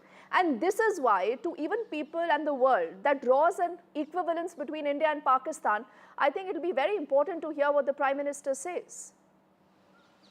Clearly, there is no comparison between India and Pakistan today. In 1999, when the Kargil war was fought, India's economy was 5 times that of Pakistan. Today, it is 11 times that of Pakistan. And militarily, we have clearly shown that we are way superior to Pakistan. We can go and hit more than 100 kilometers inside Pakistan along the international border, and no Chinese equipment or help could probably help Pakistan. So there is clearly, it is visible to the world. It is just that the old age biases are not dying. In India, the entire populace was with the government. All the political parties were with the government. In Pakistan, we saw many people were clearly not believing what the government was saying, because neither Sharif's speech nor the DGMO's presser, which was seen as a copy of what we had held here, was had any concrete evidence to show, because they were just blabbering of their achievements, but they had no concrete evidence to show to their populace or to the entire world as to what they had achieved, because they had not achieved anything. So now let's wait for the Prime Minister. I think there are important signals which will be given to the entire world, to Pakistan, and also will come to know as a nation as to what were behind the scenes activity of this ceasefire, and what was his logic of agreeing to this ceasefire, and what is the road ahead with respect to Pakistan. Absolutely. So we are a little over 2.5 hours away from that big but all important address. Aishwarya, I'll let you go for the moment, and Amita, we look forward to coming back to you again as and when we have more updates on the entire story. But gentlemen, thank you so much right now. But let's also keep in focus what the day today has looked like. Remember, for the second straight day, you had the DGMO speaking about what's happened with proof, with evidence, point by point, putting out details of how Pakistan has been hurt. Remember, the Indian Armed Forces have reiterated that Operation Sindoor targeted only the terror camps in Pakistan and in POK, and that it's the Pakistan military that was responsible for any kind of losses that they say that they have incurred. Now, Air Marshal A.K. Bharti, while he was addressing the conference, said, and I quote him now, that our fight was against terror, and that is why we only struck terror camps on May the 7th. But he said it's Pakistan's military that sided with terrorists and made this their very own fight. Something, again, that is not surprising. Now, what we've also heard so far is that a lot of this Pak Chinese air defense system completely bombed. It failed. While India's air defense system is multi-layered, it could perceive the threats from the enemy, and all this was also detailed as a part of the briefing today, images of which you see on your screens. Then Air Marshal A.K. Bharti continued to also tell us that Indian forces successfully marked and hit Pak military bases with precision. That is the operative word.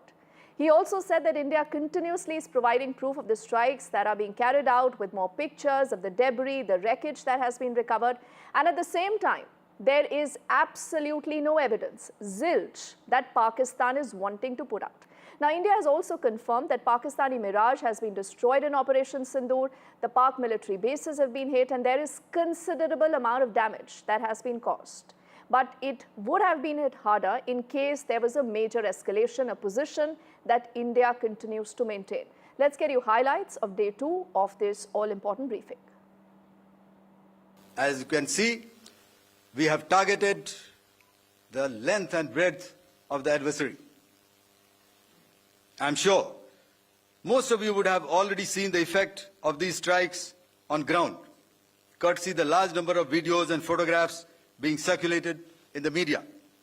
A few representative examples from the open source are now being shown to you on the screen. In fact, 2 of them. This is the strike on the Noor Khan Air Base.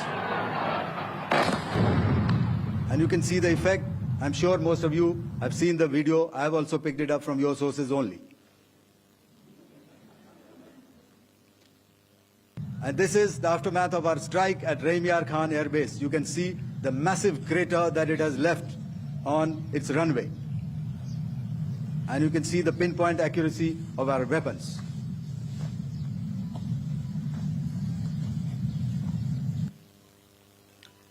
So with that, giving you an overview of how our air defense systems have thwarted the enemy drones, their fighter aircraft, their missiles, and resulted in minimal losses on our side. We had a detailed brief on the successful joint operations that were carried out to destroy the terror infrastructure in Pakistan-occupied Jammu and Kashmir. as well as in Pakistan itself. We also iterated that our fight was with terrorists and their support infrastructure and not with Pakistan military. However, it is a pity that the Pakistan military chose to intervene and bat for the terrorist, which compelled us to respond in kind. Our powerful carrier battle group with formidable offensive capability was able to operate with impunity and maintained an uncontested presence in the area of operations. Effectively, it compelled the Pakistani air elements to remain bottled up close to the Makran coast, denying any opportunity to be a threat in maritime space. And during this entire press conference, there was another important and a telling moment. This is when the Director General of Air Operations, Air Marshal A.K. Bharti, actually confirmed that the Indian Armed Forces did not target the nuclear facility at the Kirana Hills in Pakistan. Do remember, Pakistan and its fake news factory has been peddling this misinformation, and he, in a very subtle manner, actually said, we did not hit there, whatever there it is. Social media, the Twitter is abuzz with the fact that we hit a site called Kirana Hills, which is supposed to be the nuclear storage facility. And there is a lot of rumors about Sargodha. There are foreign analysts who've mentioned that the Sargodha attack led to certain leaks. Is there a confirmation that we actually hit Kirana Hills, or we were careful of not to do any such thing? Thank you. Thank you for telling us that Kirana Hill houses some nuclear installation. We did not know about it. Okay. And we've not hit Kirana Hills, whatever is there. Okay. I did not brief in my briefing yesterday. Thank you. So I'm sure Pakistan must have got the message. Let's move on to get you more analysis of why this day has been so significant. Obviously, we are building up to the Prime Minister's key address at 8, but before that, our colleague Shiv, who's been on ground zero getting you his reportage, now tells us his important takeaways of day 2 of the briefing and why, again, this was a huge success for our forces. A very significant part of today's press briefing by the armed forces was devoted to India's integrated air defense system, considering that the country came under attack by swarm after swarm of hundreds of drones, loitering munitions, possibly even missiles from Pakistan. It's not surprising that the spotlight was put on India's air defense weapons and systems. Very interestingly, after first saying they did not want to talk about specifics of weaponry and otherwise, well, today they went ahead and named some of those weapon systems. And the good news is many of them are indigenous, meaning homegrown, designed and made here in India, which is a huge statement for Atmanirbharta as far as defense and weapons are concerned. The officers particularly mentioned the Akash surface-to-air missile and the Defense Research and Development Organization built anti-drone comprehensive integrated system, which they say did much of the heavy lifting in defeating swarm after swarm of Pakistani drone. There were many sophisticated systems as well, but they, we understand, performed more of a role of deterrence, keeping manned aircraft well within Pakistani airspace and not daring to enter Indian airspace. And with this, it's time for us to head into a quick break. But on the other side, this is a non-stop rolling coverage that continues. And do remember, we are building up to the Prime Minister's big address at 8 today.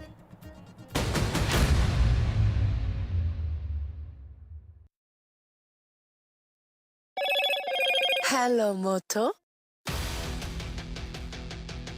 Motorola, India's leading AI smartphone brand.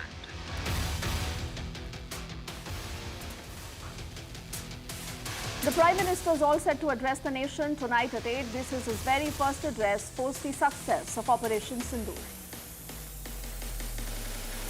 It was day 2 of the DGMO briefing, where the video proof of strikes at Pak air bases has again been put out for the world to see. They've also reiterated that all military bases are intact, we continue to be fully prepared, and it is the Pak army that is responsible for all their losses. The Adani-made drone was also used in Operation Sindoor. Adani-owned Alpha Designs had built that drone. Sky Striker drone was made in Bengaluru. It is the best day so far for our markets in the last 4 years. Sensex and Nifty both are up nearly 4% each.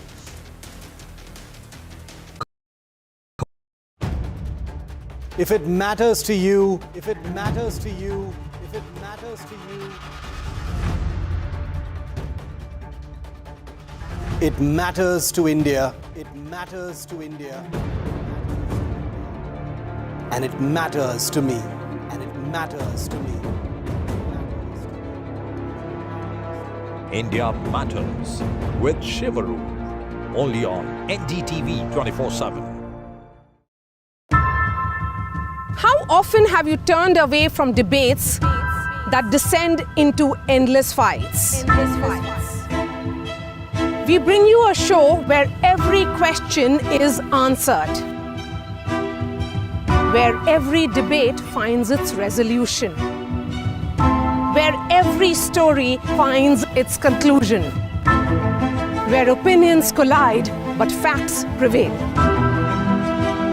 where stories unfold with insights and trust. When the noise ends, the last word begins.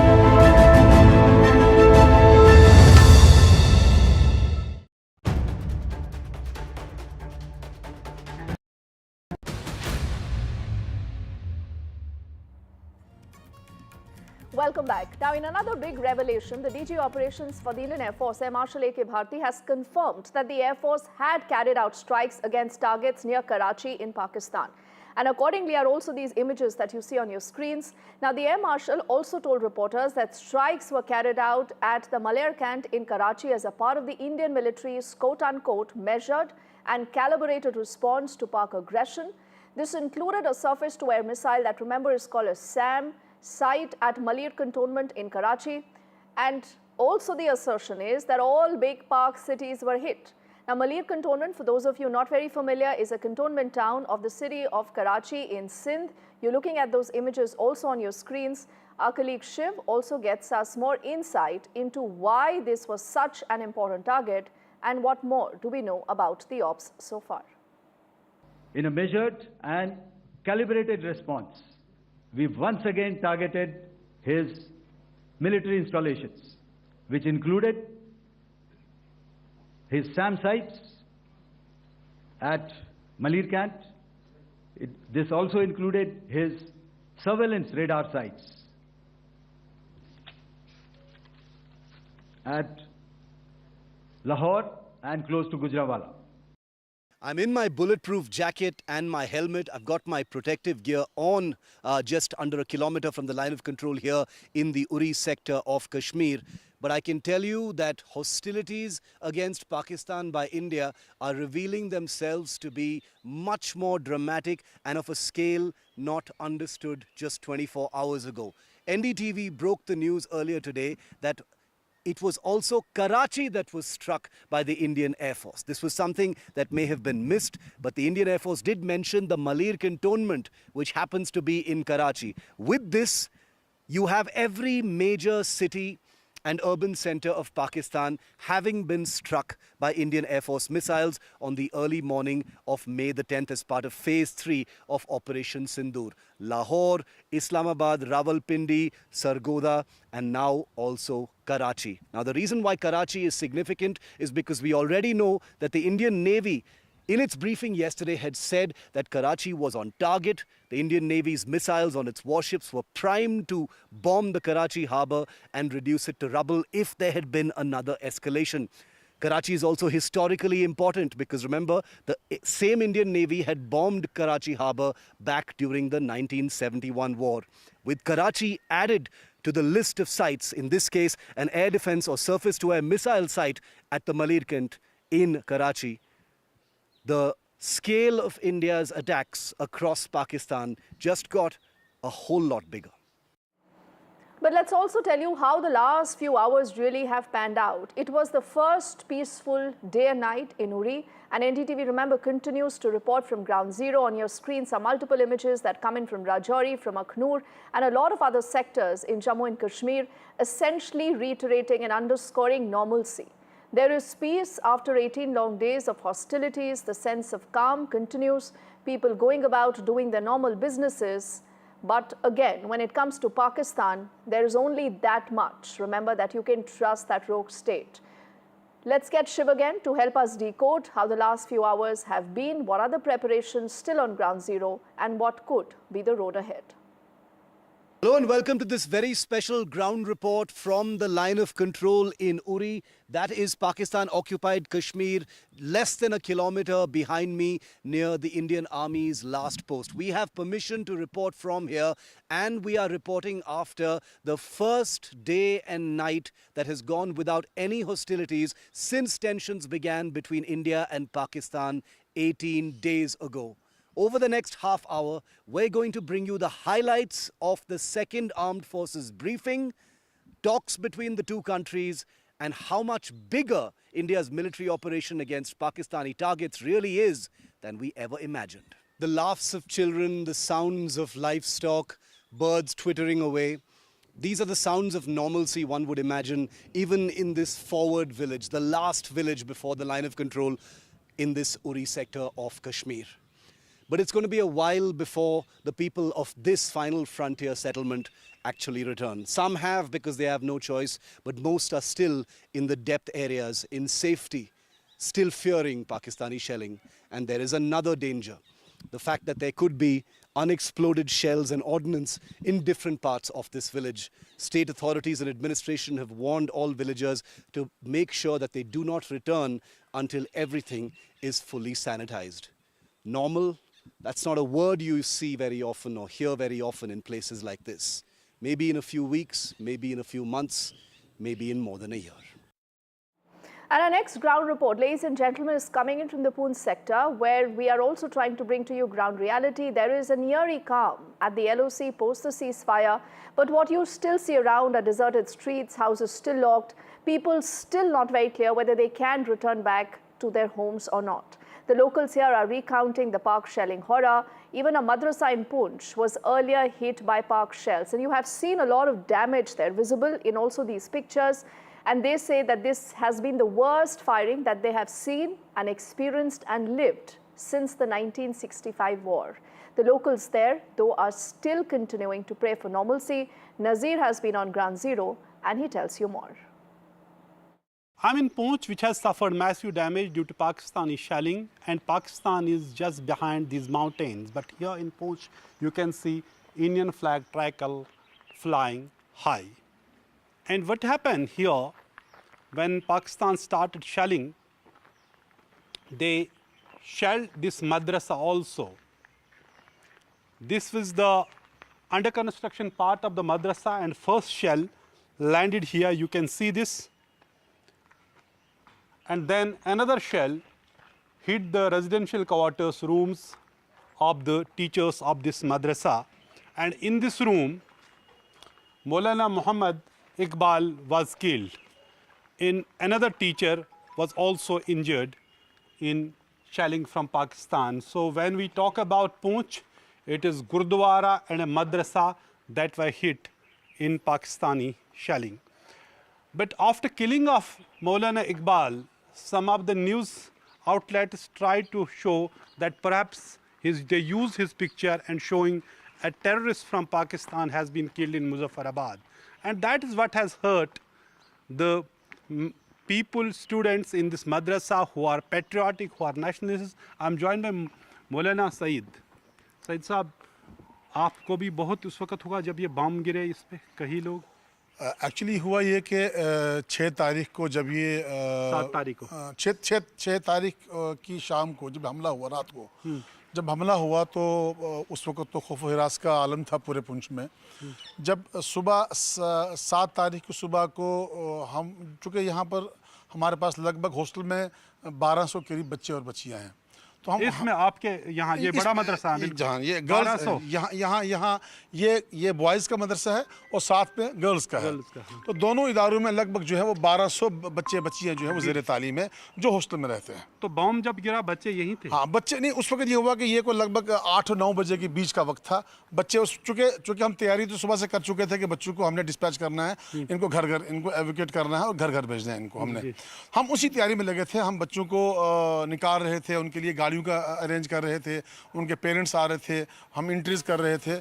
हम इसी काम में थे कि किसी तरह से जितना जल्दी हो सके हम बच्चों को घर घर यहाँ से निकालें और घर घर भेजें। तो मैं अपने ऑफिस में था, मेरा ऑफिस यहाँ से कोई बमुश्किल 100 मीटर दूर है। तो बहुत ज़ोरदार धमाके की आवाज़ आई, पूरा ये इलाका थर्रा गया। आपके मदरसे के बिल्कुल बाहर ये है, this is the tricolour which is flying very high and it is right next to the Pakistan LOC. The Pakistan is on the other side of the mountains, and this madrasa has borne the brunt of this Pakistani shelling, and three teachers of this madrasa have been killed, including Maulana Iqbal. Thank you so much, Saeed Saab, and we feel very sorry कि आपको इतना नुकसान पहुंचा. Not only there's huge damage to madrasa here, but also it has 3 teachers and have been killed.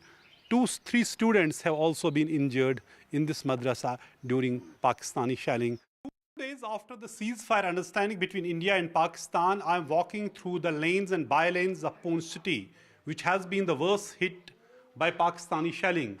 The town is like a ghost town, and you can see here almost every house here in this lane remains is closed. It's like a ghost town. You just see, wherever you go, you see houses are locked. Look at this house, locked. Look at this side, right side, locked. But there are some people who would be here, and let me talk to you, sir. Namaste. नमस्ते सब बताएं, इतनी सभी मकानों को हम देख रहे हैं बंद पड़े हैं, अभी क्या डर है? 2 दिन हो गए सीज फायर को। वो तो डर है, इनको शल्लिंग को, इनकी कैजुअल्टी हुई है और लोग मरते हुए इन लोगों को देखा है। एक मकान में 2 आपने देखा है, सिंडिकेट मल्ला है, वहाँ में 2 एक ही जगह पर खड़े थे, तो वो उन्हीं ऑन स्पॉट वहीं पर उनकी डेथ हुई। तो जब ये इन लोगों ने देखा तो जो मौजूदा जनरेशन है उन्होंने सोचा यहाँ पर तो रुकना बड़ा मुश्किल है, सभी के लोग यहाँ से चले गए। आप देख रहे हैं कि तकरीबन मैं तो जो मेरा अनुभव है ये भी यहाँ के काउंसलर मेरे के लिए यहाँ पर तकरीबन ये मुझे बताएं कब आ जाएंगे लोग वापस? ये जो आज की मीटिंग जो DGMO की जो मीटिंग, हाँ, इनकी जब जो मीटिंग जो हो रही है इसमें को क्या डिसीजन लेते हैं।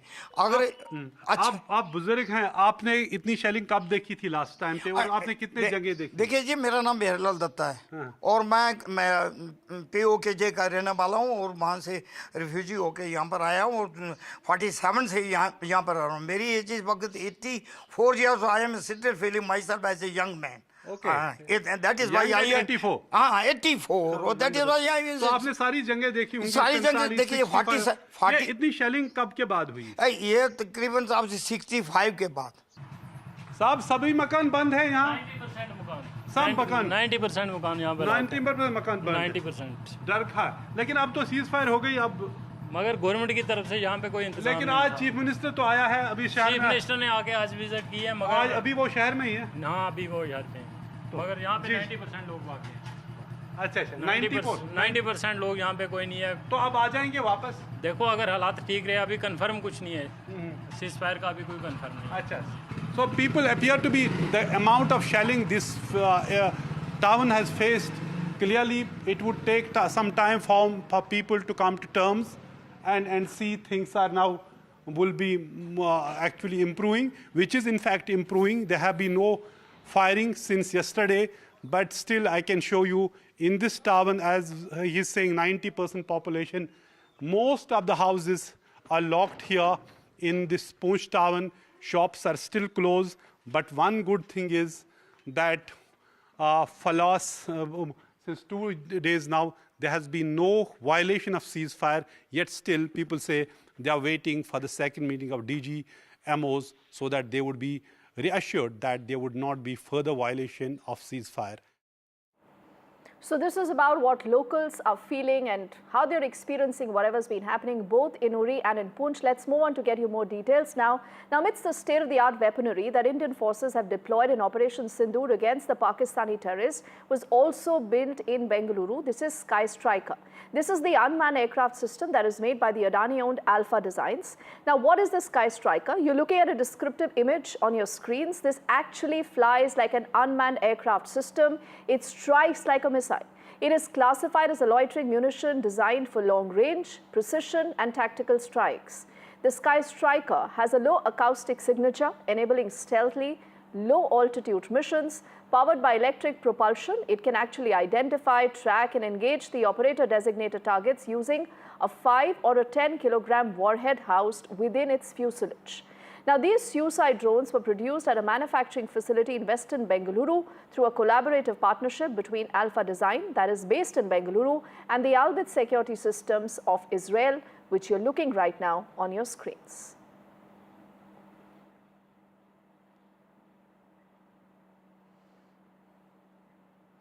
And now let's shift our focus to other key stories because we are also talking about what's been happening in the world. Now, the US and China have agreed to lower tariffs for the next 90 days in a major de-escalation in the tariff war that is threatening to cut off trade between the world's two largest economies.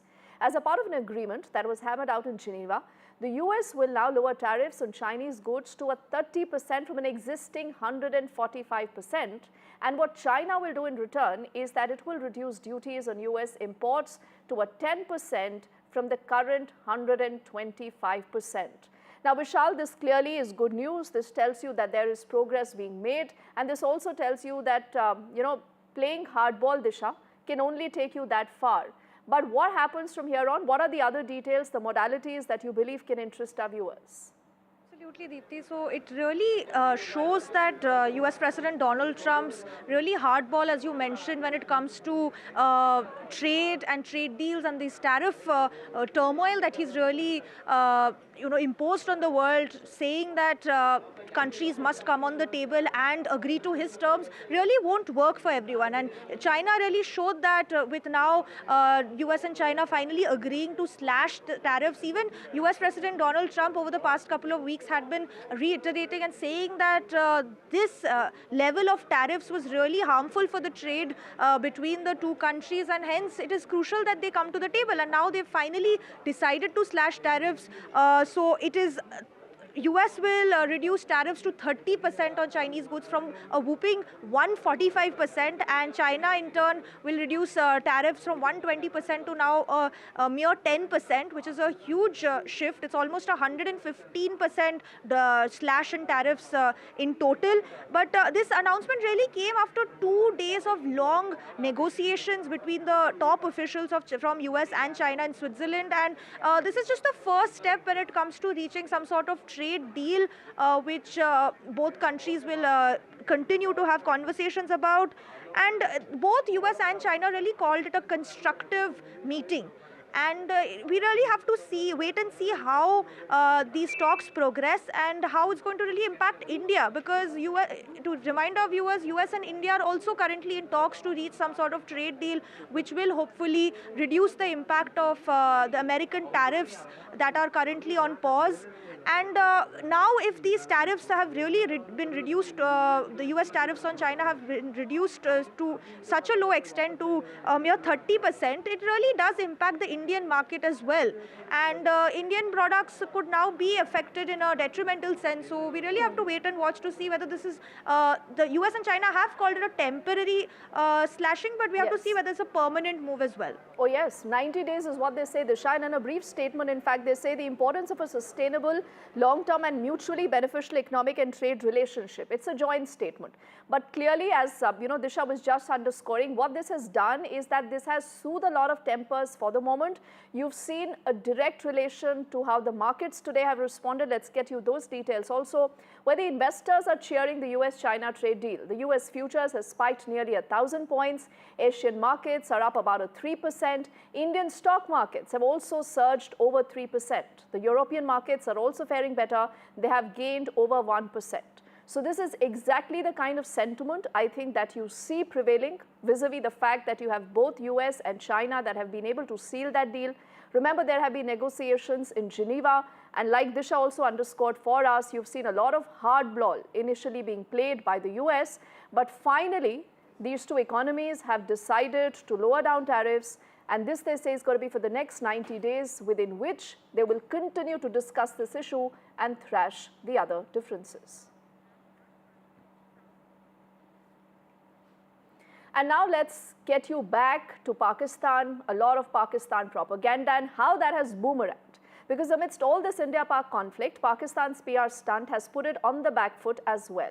Now, what Pakistan tried to do is that they put out a copycat press conference, but without giving any kind of proof. No images shared, no details shared, unlike what you've seen vis-a-vis India.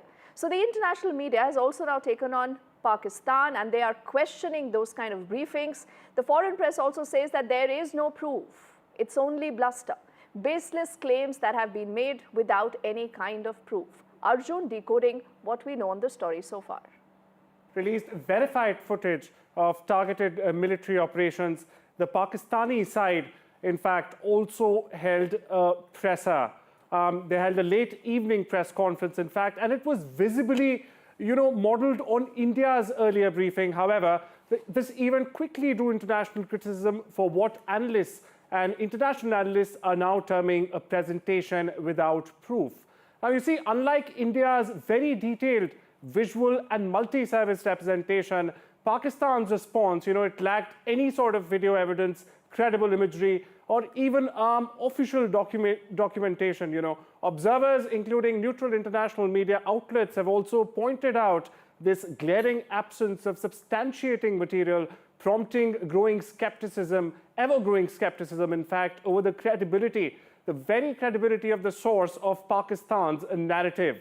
Commentators, not only this, commentators worldwide are in fact now highlighting what they described as a missed opportunity for transparency. Now, this is Pakistan.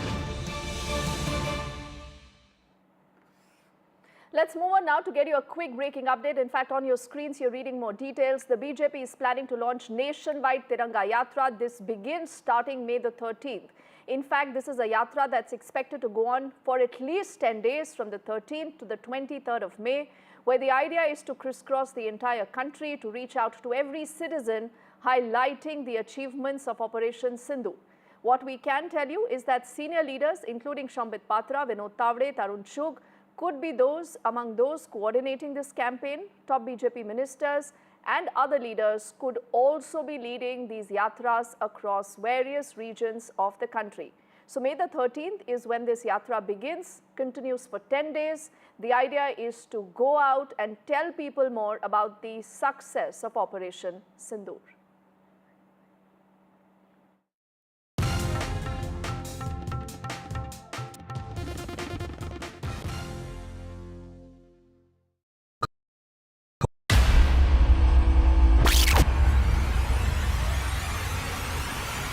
The last 1 month, if you see, the share prices of Denzol Engineering has fallen more than 58%. Why are the rating firms calling the debt payments as default? We have two credible credit rating agencies on March 4th coming and downgrading the stock to D. Statements are consistently being proven wrong, and transactions are being taken place which are different from what they were originally pictured to be.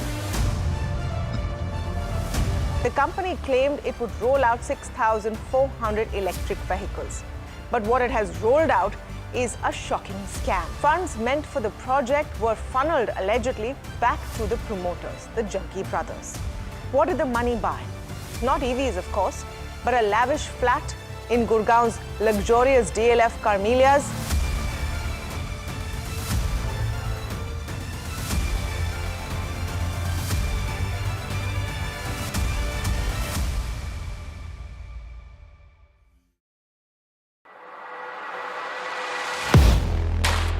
Do you really know the company you invest in?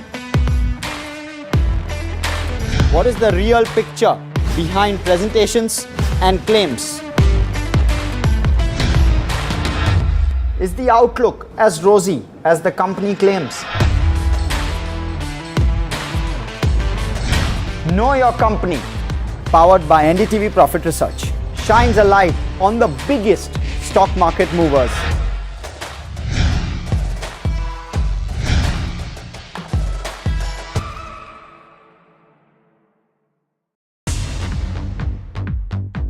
More news that matters. Big exclusive. Tulsi Gabbard gunned down by Pakistan-backed cowards. When you interact with people on ground, you're able to reflect their sentiments much better. More debates that shake the system. More exclusives you won't find anywhere else. Not just another prime time. It's a prime time that's unmissable.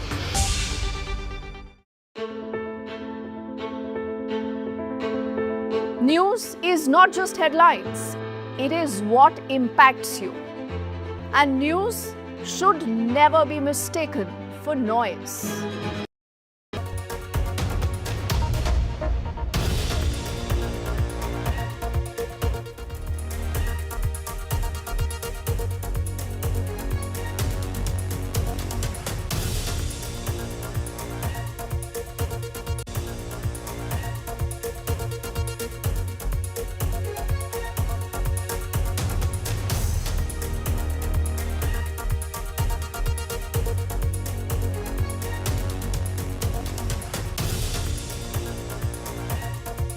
Modi to address the nation at 8 p.m. This is his first address post the success of Operation Sindoor.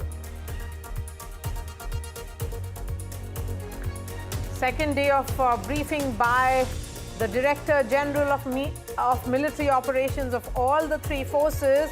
Video proof of airstrikes at the Pakistani air bases revealed. Forces say all military bases intact and they are fully prepared. DG Army Ops, in fact, they talk about how the Pakistan Army is responsible for their own losses. Ashes to ashes and from dust to dust. If Thomo don't get here, then Lily surely must. जो दुर्दशा कल आपने Pakistan airfields की देखी, हमारी airfields हर प्रकार से operational हैं.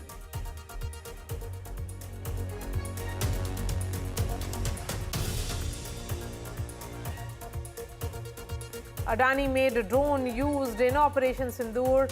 Adani owned Alpha Designs builds drone. In fact, Sky Striker drones are made in Bengaluru. US-China agreed to roll back tariffs by 115%. Investors cheer US-China trade deal. And Virat Kohli announces retirement from Test cricket after legendary 14 years of career for India, says he's walking away with a heart full of gratitude.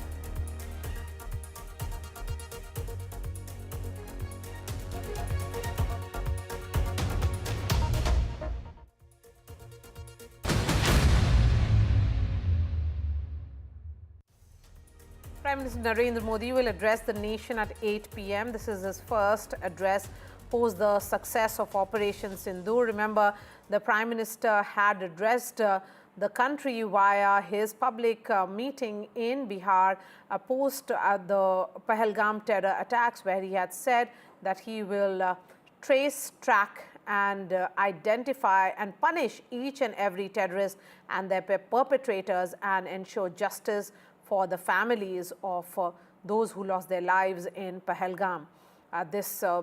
Through the Operation Sindoor, Prime Minister had been extremely hands-on.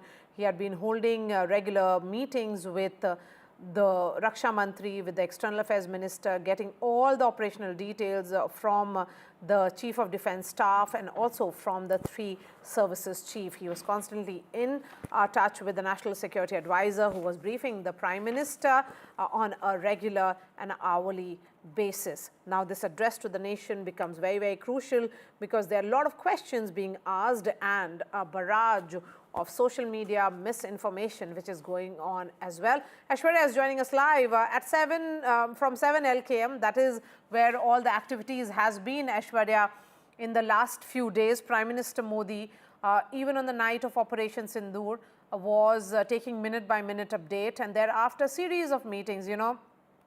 We have visuals of one such meeting, which is currently on our television screens, but even that meeting which was chaired by him, in which secretaries of all departments were in attendance, the civil defense preparedness, all that has been a case in which the Prime Minister was leading from the front.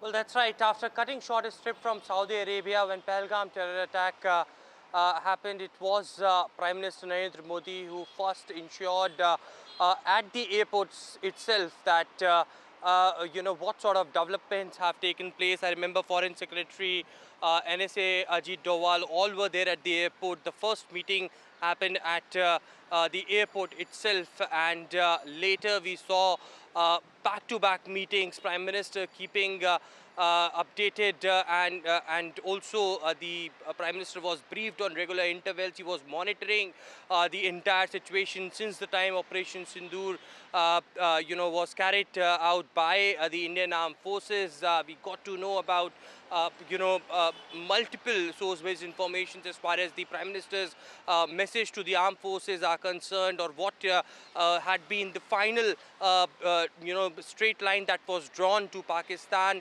Remember, it was the Prime Minister who gave a clear-cut message to the armed forces that the entire country is behind them. Prime Minister believed in the professional capabilities of Indian Armed Forces and had given free hand to the Indian Armed Forces. Prime Minister stated from a rally in Bihar that he will track, the Indian Armed Forces will track, identify and punish the terrorists, the perpetrators sitting across the border. And of course, the last message that we got from the Prime Minister's office, as far as the sources are concerned, they stated that in the future, if there is any terror activity on the Indian soil, then it would be considered as an act of war.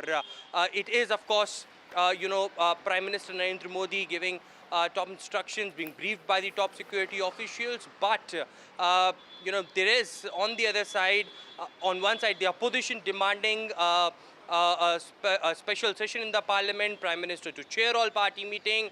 On the other side, from Pakistani media, from Pakistani armed forces, fake narrative was being spread throughout. A campaign was launched, and now we will hear directly from the horse's mouth, from the Prime Minister, about the achievements, about the objectives being achieved of Operation Sindoor, how successful it was, and Indian Armed Forces proved it, that they have gone inside the Pakistan mainland, inside the Pakistan-occupied Kashmir, and neutralized the terrorists over there. It was 100 or more terrorists that was killed, with 35 to 40 Pakistani soldiers were died in the entire operation. So key objectives, the justice is delivered, is the larger message that is coming in, and now from Prime Minister, who would be addressing the nation at 8 p.m. That's right. Thank you so much, Aishwarya, for joining us. We are counting down to that crucial address to the nation by Prime Minister Narendra Modi. Joining us now is Shashank, former Ambassador of India. We also have Captain D.K. Sharma, former spokesperson of Indian Navy. Ambassador Shashank, the question here is that Prime Minister Narendra Modi had clearly said that terrorism can not really go, there is zero tolerance to terrorism. And I think in the last 5 days now, and of course there is ceasefire, do you think it's important for him to communicate to the country as to what happened, and that is the reason why this address to the nation becomes important?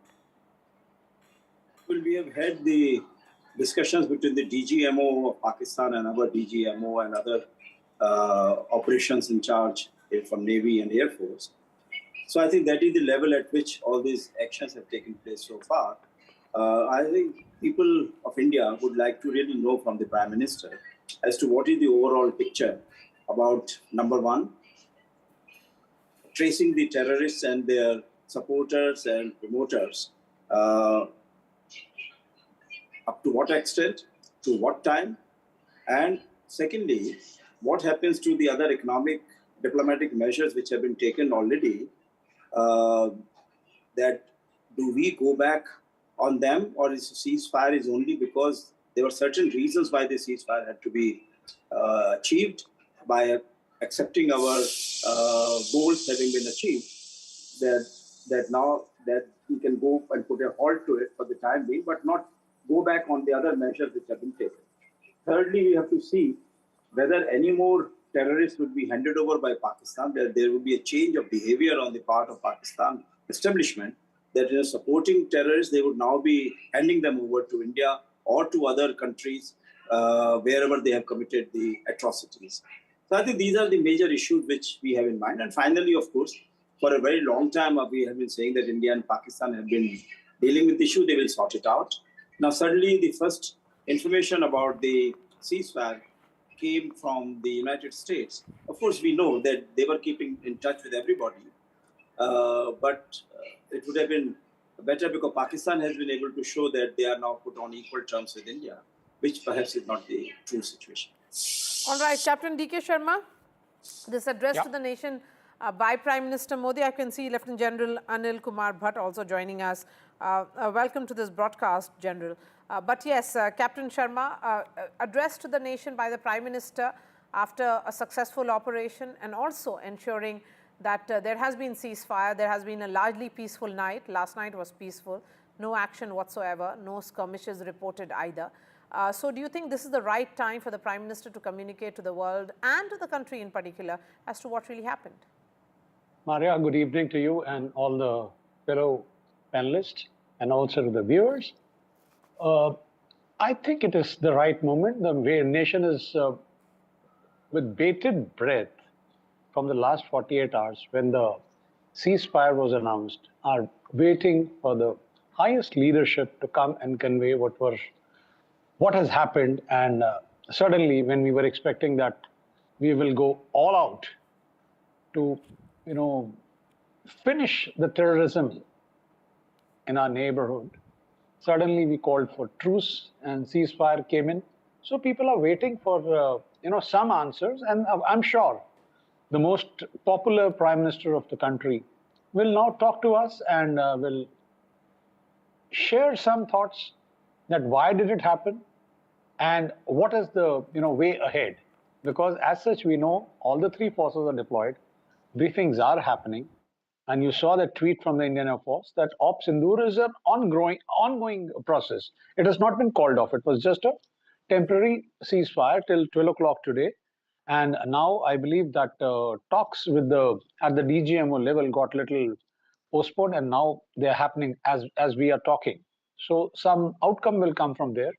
So I think it is best that now the top leadership addresses 140 million people of this country who are waiting with bated breath to know the truth behind the things or the facts. All right. Lieutenant General Bhatt, we are counting down to that crucial address by Prime Minister Modi. What are your thoughts on that, and how crucial is it at this juncture?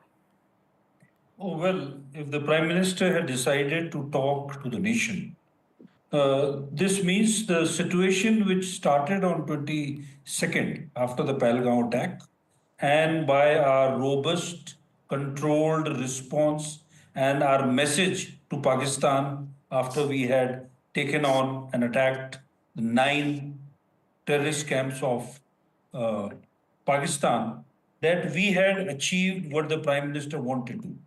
Thereafter, there was some escalation for some time, and now the indications are that the situation presently has stabilized. In such a scenario, where a lot of activities has happened in the last 72 to 96 hours, and the nation was nearly on the verge of war, and of course, operations short of war were conducted, it is very important that the Prime Minister speaks to the people and conveys his thought on the entire operation and what is there for the future. Let's actually play the sound bites now of the briefing which was carried out by the DGMO, DGAO and DGNO. These are the officers who were in charge of Operation Sindoor at multiple fronts, from the Indian Navy to the Indian Army and Indian Air Force. And then I come back to As you can see, we have targeted the length and breadth of the adversary. I'm sure most of you would have already seen the effect of these strikes on ground, courtesy the large number of videos and photographs being circulated in the media. A few representative examples from the open source are now being shown to you on the screen. In fact, two of them. This is the strike on the Noor Khan Air Base. And you can see the effect. I'm sure most of you have seen the video. I have also picked it up from your sources only. And this is the aftermath of our strike at Raimyar Khan Air Base. You can see the massive crater that it has left on its runway. And you can see the pinpoint accuracy of our weapons.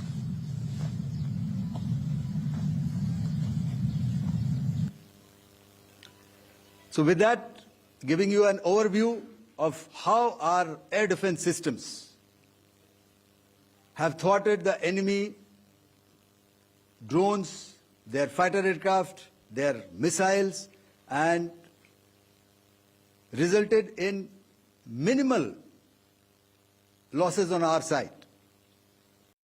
आतंकियों पर हमारे सटीक हमले line of control और international boundary को पार करे बिना किए गए थे। हमें पूरा अंदेशा था कि पाकिस्तान का वार भी बॉर्डर के उस पार से ही होगा। इसलिए हमने अपनी एयर डिफेंस की पूरी तैयारी पहले से ही कर ली थी। हमारी इन्वेंट्री में शामिल counter manned aerial systems, electronic warfare के साधन और एयर डिफेंस वेपन्स का इंडियन एयरफोर्स के इसी प्रकार के सिस्टम्स के साथ एक अनोखा मिश्रण किया गया। इसलिए आपने देखा कि जब जब पाकिस्तान एयरफोर्स ने हमारे एयरफील्ड्स और लॉजिस्टिक इंस्टॉलेशंस में 9 और 10 मई की रात को लगातार हमले किए, वो इस मजबूत एयर डिफेंस ग्रिड के सामने विफल हो गए। तो कोई मौका नहीं था कि पाकिस्तान एयरफोर्स ये मल्टी टियर डिफेंस को पार करके पीछे हमारी एयरफील्ड्स या लॉजिस्टिक इंस्टॉलेशंस को टारगेट कर पाए। We had a detailed brief on the successful joint operations that were carried out to destroy the terror infrastructure in Pakistan-occupied Jammu and Kashmir, as well as in Pakistan itself. We also iterated that our fight was with terrorists and their support infrastructure and not with Pakistan military. However, it is a pity that the Pakistan military chose to intervene and bat for the terrorist, which compelled us to respond in kind. Our powerful carrier battle group with formidable offensive capability was able to operate with impunity and maintained an uncontested presence in the area of operations. Effectively, it compelled the Pakistani air elements to remain bottled up close to the Makran coast, denying any opportunity to be a threat in maritime space.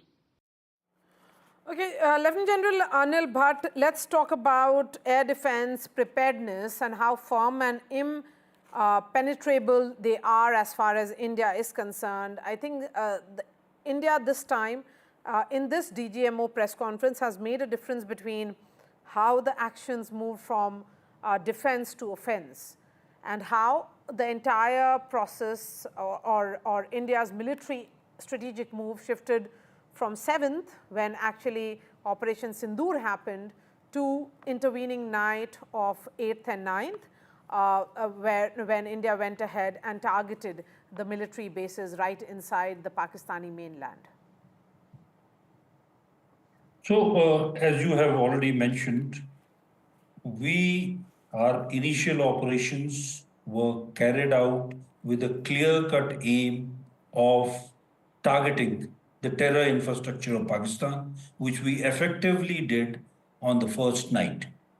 Thereafter, the response of the Pakistan Army and armed forces, and especially using drones and missiles to attack our air bases on the first night, and thereafter even tried to attacking our cities, was what was responded in a restrained manner, but very effectively. Firstly, by neutralizing the enemy's drones and missiles, and what we are so happy and proud of, that the effective air defense of the Air Force and the Army was able to prevent that there were no losses anywhere to our side. Not only that, we were able to inflict punishment on the adversary by destroying his air defense infrastructure and also targeting his number of his airports, which you would have heard when the DG Air Operations mentioned today in his briefings. We were able to effectively hit military targets and punish Pakistan.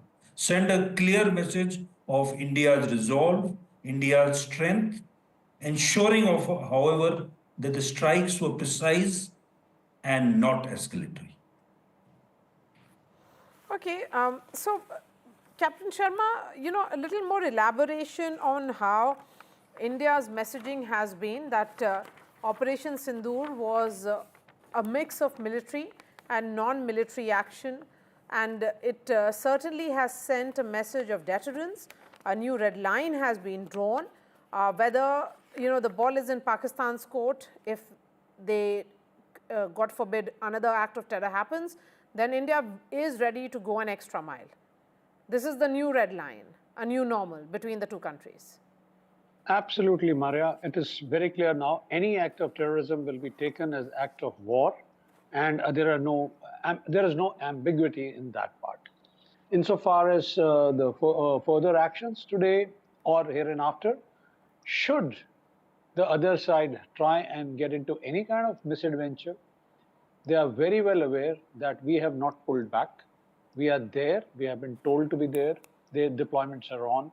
And let me tell you, you see, the Navy was not seen in action. And I'm not, in a competition or trying to, draw comparisons between what Air Force did or the Army did. We were all in sync.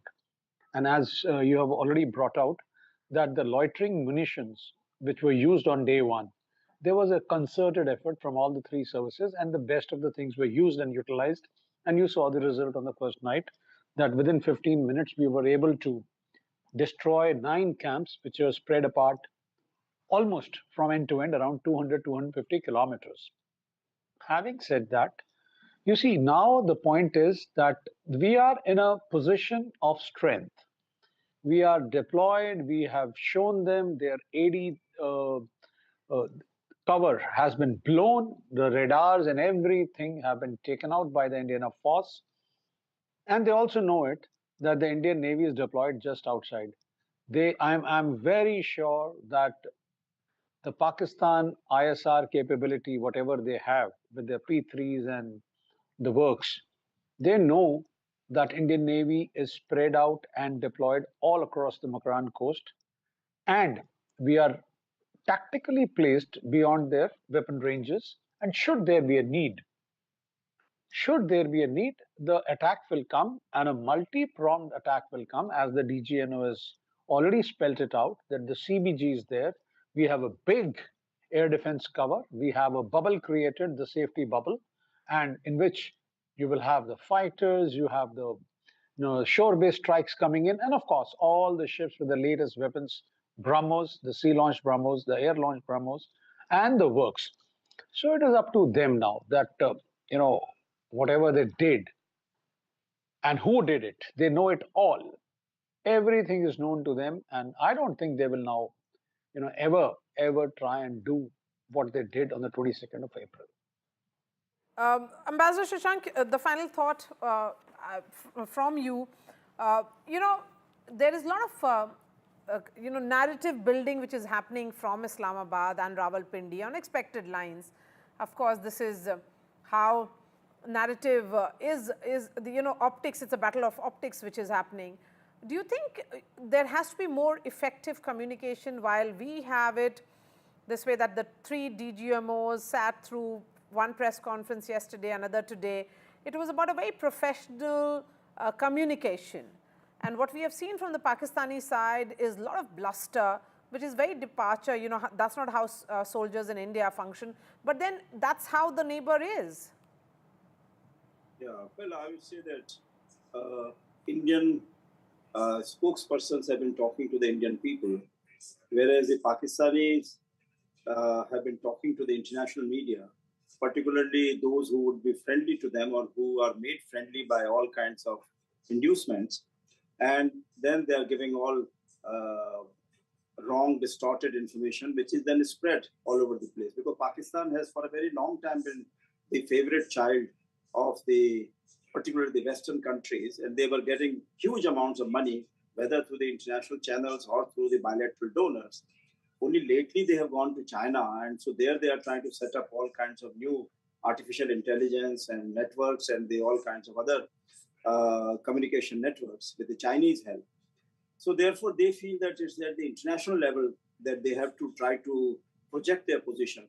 Because I don't think people in Pakistan have any trust in their own leaders, particularly the military leaders who have been killing their own people by using helicopter gunships, by using all kinds of violent means and human rights violations.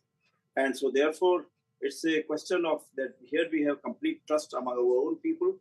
Pakistan has lack of trust among themselves. And you have seen that when some of these terrorists whom we had been searching, or America had been searching for a long time, others had been searching for a long time, finally they were neutralized. Who were present at their janazas? All the top military leaders were present there. All the terrorist leaders were present there, which means that there's all this talk that they are not traceable anywhere, or all these activities have been stopped in Pakistan. This is all a charade, and the international media laps it up because of this kind of press conferences which are being organized by the Pakistani spokespersons. I'm quite sure that they are giving all kinds of inducements to the international media to get a favorable projection there. So I think this is what is the major difference. But of course, I think our Prime Minister, who is very highly regarded all over the world, will have the last say. And I'm sure that once he comes out with the statement for his own people, that would be also setting the score right as far as the international audiences are also concerned, particularly international leaders. Right, Ambassador, really appreciate your time. Thank you so much, Lieutenant General Anil Bhatt and Captain D.K. Sharma. During the press conference, the Director General of Air Operations, Air Marshal A.K. Bharti, spoke about Kirana Hills and said clearly that Indian Armed Forces did not target their military at Kirana Hills in Pakistan. Let's listen into that soundbite, and here's a special report by Shivarur. Social media, the Twitter is abuzz with the fact that we hit a site called Kirana Hills, which is supposed to be the nuclear storage facility. And there is a lot of rumors about Sargodha. There are foreign analysts who've mentioned that the Sargodha attack led to certain leaks. Is there a confirmation that we actually hit Kirana Hills, or we were careful of not to do any such thing? Thank you. Thank you for telling us that Kirana Hill houses some nuclear installation. We did not know about it. Okay. And we've not hit Kirana Hills, whatever is there. Okay. I did not brief in my briefing yesterday. Thank you. A very significant part of today's press briefing by the armed forces was devoted to India's integrated air defense system, considering that the country came under attack by swarm after swarm of hundreds of drones, loitering munitions, possibly even missiles from Pakistan. It's not surprising that the spotlight was put on India's air defense weapons and systems. Very interestingly, after first saying they did not want to talk about specifics of weaponry and otherwise, well, today they went ahead and named some of those weapon systems. And the good news is many of them are indigenous, meaning homegrown, designed and made here in India, which is a huge statement for Atmanirbharta as far as defense and weapons are concerned.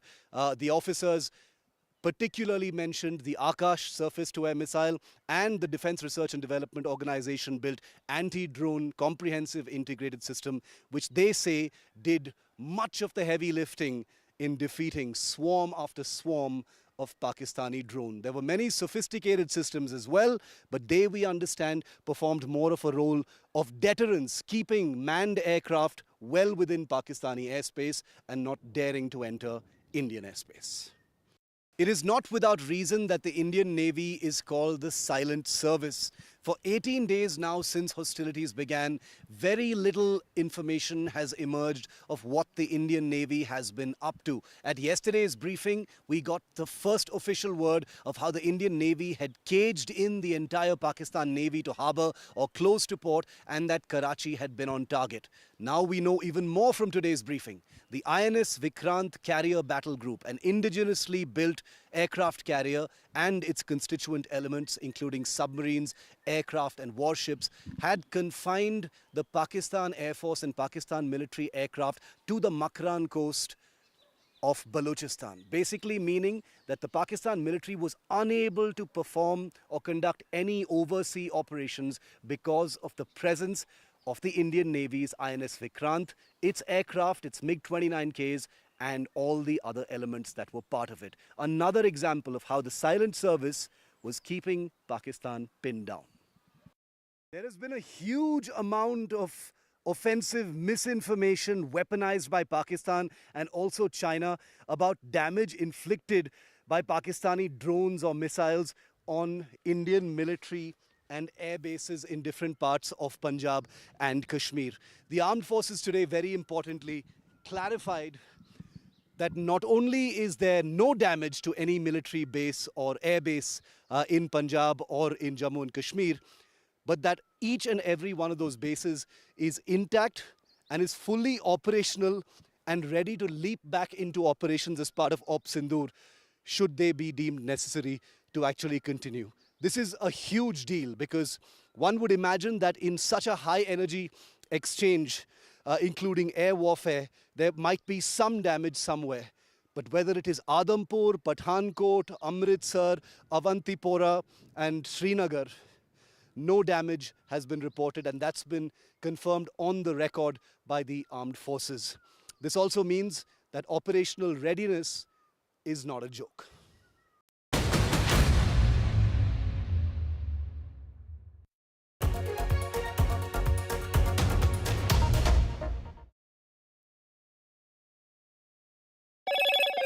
Hello, Moto. Motorola, India's leading AI smartphone brand.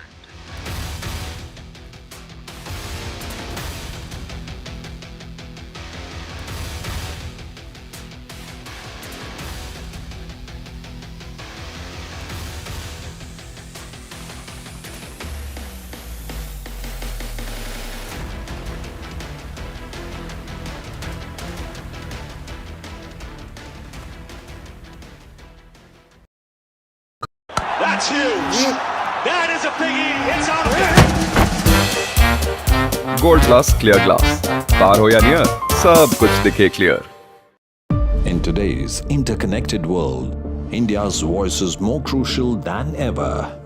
When India speaks, the world listens. At NDTV World, we are that voice, bringing you intelligent and insightful news from India and beyond.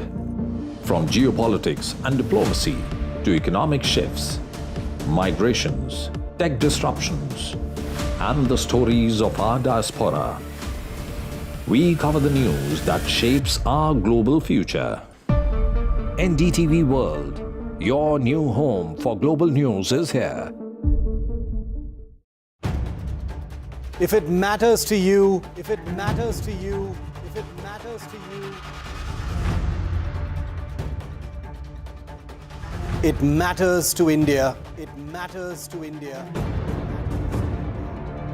And it matters to me. And it matters to me.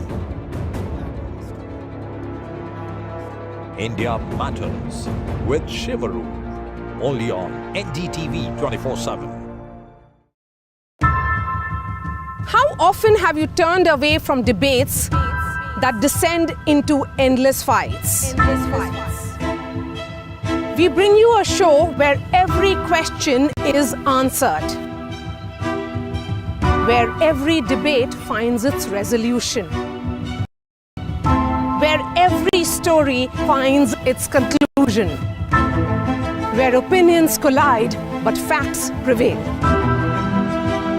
where stories unfold with insights and trust. When the noise ends, the last word begins.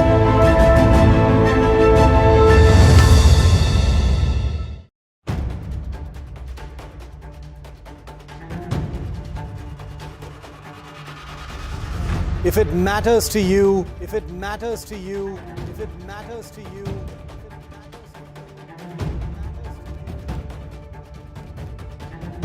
it matters to India. It matters to India. It matters to India.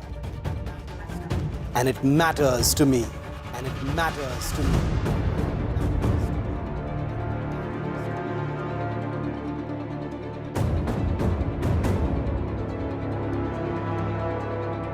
India Matters with Shivaru, only on NDTV 24/7.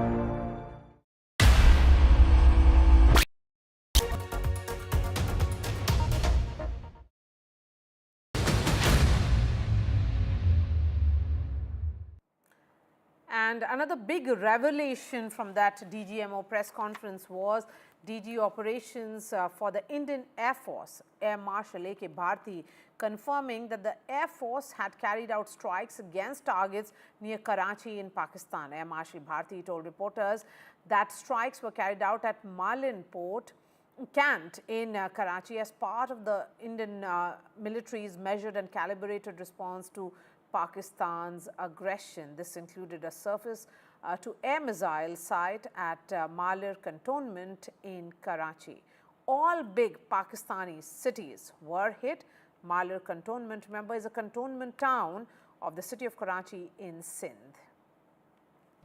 In a measured and calibrated response, we once again targeted his military installations, which included his SAM sites at Malir Cant.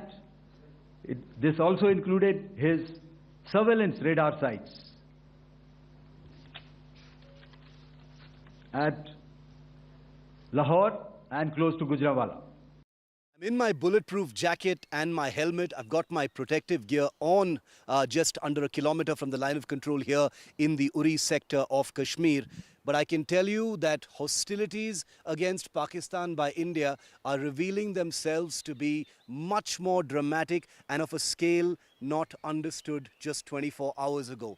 NDTV broke the news earlier today that it was also Karachi that was struck by the Indian Air Force. This was something that may have been missed, but the Indian Air Force did mention the Malir cantonment, which happens to be in Karachi. With this, you have every major city and urban center of Pakistan having been struck by Indian Air Force missiles on the early morning of May the 10th as part of Phase 3 of Operation Sindoor. Lahore, Islamabad, Rawalpindi, Sargodha, and now also Karachi. Now, the reason why Karachi is significant is because we already know that the Indian Navy, in its briefing yesterday, had said that Karachi was on target. The Indian Navy's missiles on its warships were primed to bomb the Karachi harbour and reduce it to rubble if there had been another escalation. Karachi is also historically important because remember, the same Indian Navy had bombed Karachi harbour back during the 1971 war. With Karachi added to the list of sites, in this case an air defence or surface-to-air missile site at the Malir Cant in Karachi, the scale of India's attacks across Pakistan just got a whole lot bigger. And news just coming in that the crucial DGMO level talks has just concluded. This was, of course, after the ceasefire. Vishnu Shom is joining us live from the newsroom. We'll try and get details in just a bit. Remember, this talk began roughly around 5 p.m.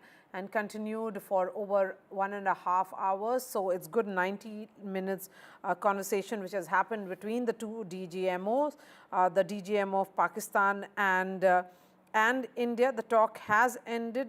This is the talk on day 3 of the ceasefire. But we'll try and get details from Vishnu, who will be joining us in just a bit.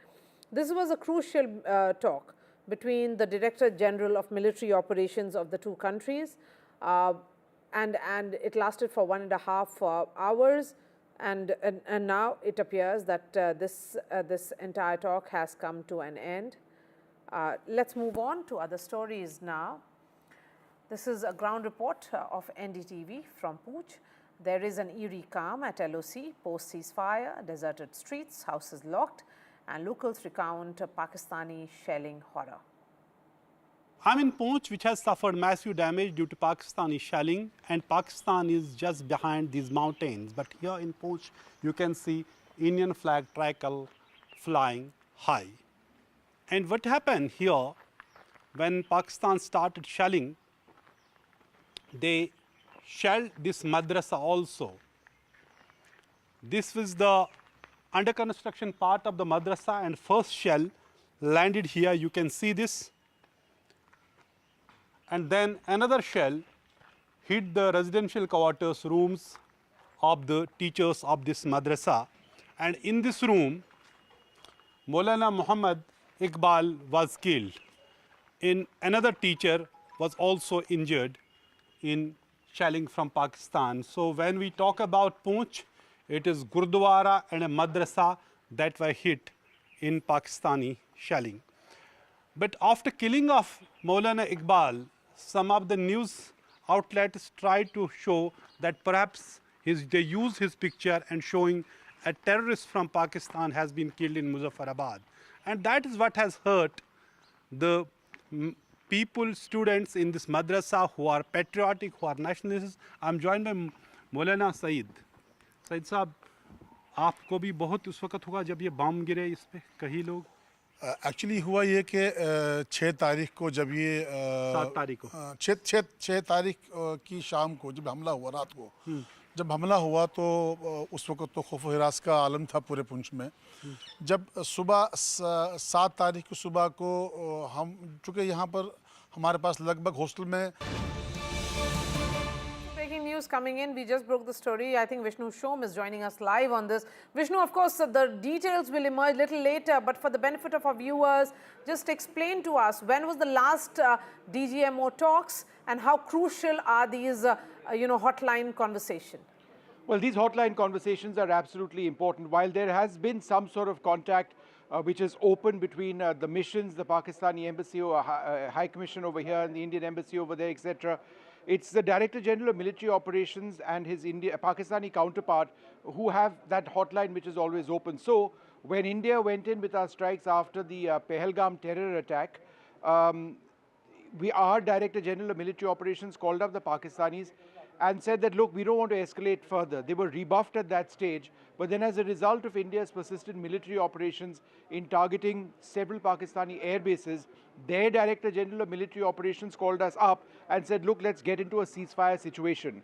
And then that ceasefire situation, apart from the first day, has by and large held. There was supposed to be a review of the ceasefire situation today. Presumably that has taken place. The conversation between the Pakistani and the Indian DGMO has taken place. But we've been told to wait until there is some sort of a statement, some sort of clarity on what exactly has emerged in these talks. All right, Vishnu, thank you so much. In fact, our reporters who have been reporting from the front line continue to get us reports from the ground of near normalcy, but also a sense of hope that this is how things will remain. Here's another ground report. We have been traveling in various border villages, and right now we have come to one of the villages in border area that is only 3 kilometers away from that international border. We will talk to these people who show that there is total normalcy, and we will talk to the leaders who have come here. So BJP leader is with us. So sir, we have been seeing that you have been roaming from one village to another village. So finally you have come to another village. have you seen that the people are totally peaceful? There is total normal life? Your question is quite right. At the moment, earlier there was a great panic. But now we are sitting in Jalalabad constituency, which is again a border area and a village called Tandiya Kadeem. So, ਅਸੀਂ ਉੱਥੇ ਜਿਹੜਾ ਇੱਥੋਂ border ਹੈ ਇਹ 1.5-2 kilometre ਹੀ ਹੈ we are from the international border but today people are very in upbeat mood and their morale is very high because उनको ये भी मालूम हो गया कि जो सीज़ फायर हो रहा है ये पाकिस्तान की रिक्वेस्ट से हो रहा है हमारे डायरेक्टर जनरल जो ऑपरेशंस हैं आर्मी के उनसे बात हुई आज 12 बजे की मीटिंग थी उसका भी रिज़ल्ट आ रहा है लेकिन मोदी साहब की one thing was very clear उन्होंने ही सेड कि भी he can compromise any other thing but can not compromise on Pakistan's attitude to train the terrorism, to give them the funding, to train them and then send them to India कि जहाँ हमारा अमन चैन भाईचारा वो ख़राब करें. अब देख रहे हैं airports have been resumed, all the services have been resumed. So here the people they have already migrated from a border area to the safer places. Have they come back? Of course they are very much back. बहुत कम families थी जो गए हैं लेकिन ज़्यादा हमारे लोग जो हैं वो बॉर्डर पे जो रहने वाले हैं they always stay at the border whether it was I remember I was very small when 1965 war was there then 71 war was there and now मेरे साथ ये मुजाहिदिया जी हैं और इधर राना हमारे यूथ लीडर हैं हमारे मंडल के प्रधान भी हैं बहुत से लोग मेरे साथ आए हुए हैं और जो भी बॉर्डर के गांव हैं ना वहाँ से बहुत कम लोग माइग्रेट किए थे लेकिन जो किए थे वो वापस आ गए उनकी मजबूरी थी कुछ बच्चे छोटे होते हैं कुछ उनकी घर की मजबूरियां होती इसलिए उन्हें जाना पड़ा लेकिन they are back to their houses. And amidst the state-of-the-art weaponry that Indian forces deployed in the Operation Sindoor against Pakistani terrorists was built in Bangalore, Sky Striker. The unmanned aircraft system is made by Adani-owned Alpha Designs. The Sky Striker flies like an unmanned aircraft system and strikes like a missile.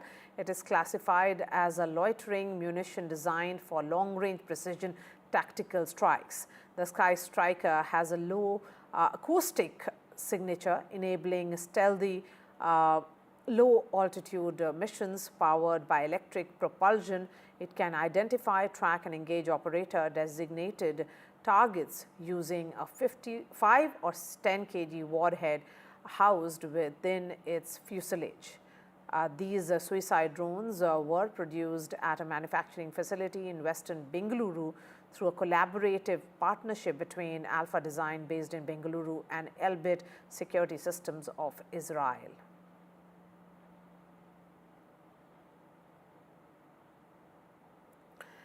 And amidst India-Pakistan conflict, Pakistan's PR stunt has put it on the back foot as well. Pakistan tried to do a copycat press conference, but without giving any proof of its claims. The international media is also taken on Pakistan. Released verified footage of targeted military operations. The Pakistani side, in fact, also held a presser. They held a late evening press conference, in fact, and it was visibly, modeled on India's earlier briefing. However, this even quickly drew international criticism for what analysts and international analysts are now terming a presentation without proof. Now, you see, unlike India's very detailed visual and multi-service representation, Pakistan's response, it lacked any sort of video evidence, credible imagery, or even official documentation. Observers, including neutral international media outlets, have also pointed out this glaring absence of substantiating material, prompting growing skepticism, ever-growing skepticism, in fact, over the credibility, the very credibility of the source of Pakistan's narrative. Commentators, not only this, commentators worldwide are in fact now highlighting what they described as a missed opportunity for transparency. Now, this is Pakistan's claims remain unsupported and unsubstantiated. The contrast has left Islamabad facing uncomfortable questions, and rightly so, from the global community that also demands clarity and accountability, especially in matters where military engagement is, in the picture. Now, as security mounts, as scrutiny mounts, Pakistan's information strategy desperately finds itself in an increasing difficult position.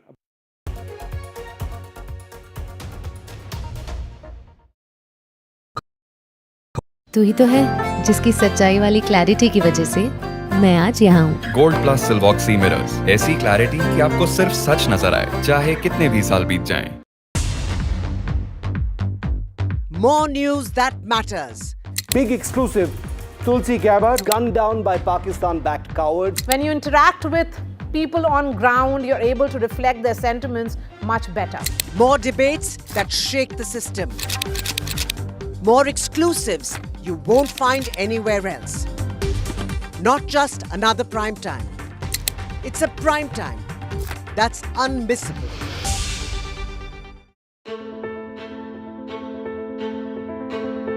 News is not just headlines, it is what impacts you. And news should never be mistaken for noise. What matters is the reality. Accurate, in-depth, and with the right perspective. For over 20 years, I have been a journalist, and never has clarity mattered more than now. At Newsnight, we go beyond the surface. We dissect the details, challenge the narratives, and bring you the unparalleled clarity you deserve in a world clouded by misinformation. We are bold, we are direct. Newsnight, for the news in your interest. Only on NDTV 24/7.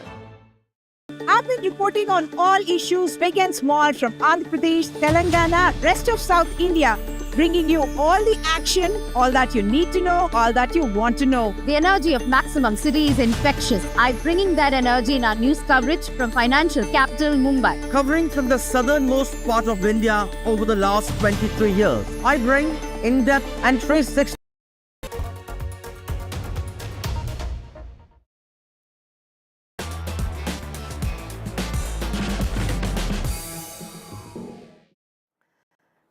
And it is stumps for Virat Kohli in Test cricket. One of the most loved cricketers of the nation has walked away after 9,230 runs in 123 tests in 14 glorious years in whites. In the interim, he captained India in 68 tests and won 40 of them, becoming India's most successful test captain too. He stops 770 from the test club for 10,000 runs. Virat leaves behind a Virat-sized hole in Test cricket. Of his 30 Test stunts, the most recent 100 not out came in the first Test against Australia in November. Last year, it was his first in 15 innings across 16 months. And so cricket's greatest showman leaves its grandest stage, not with a final century, wave of the bat or guard of honor, but with a post to his 271 million Instagram followers. He will be remembered as the man who dragged the India Test side into the 21st century. What made Captain Kohli, in fact, past Captain Kohli, retire, and what happens now?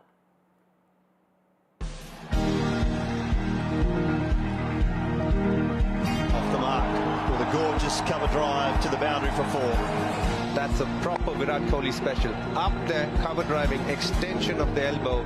Beautiful to watch. What a shot. Off his toes, there are few better sides in the game than Kohli hitting that ball.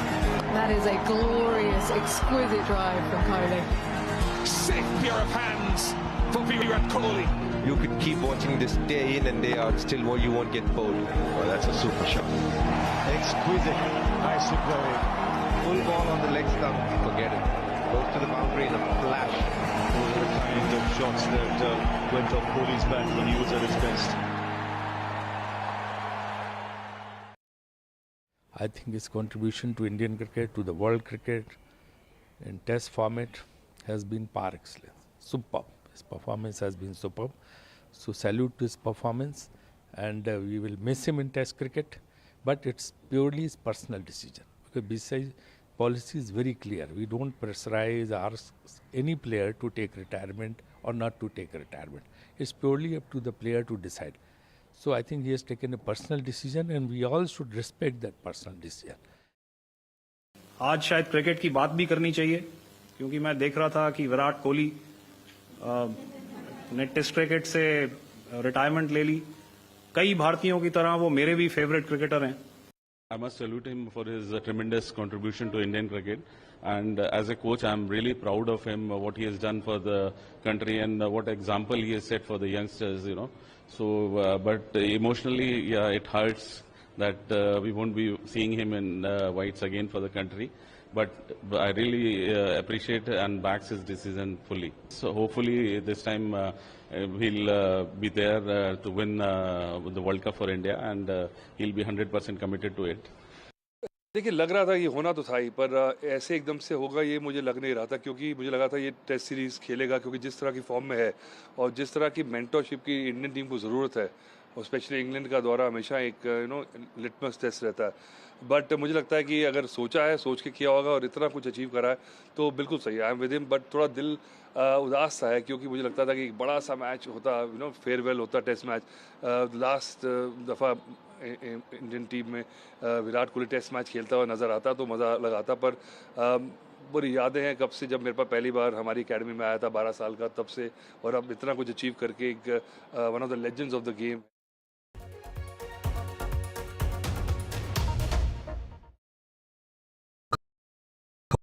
In today's interconnected world, India's voice is more crucial than ever.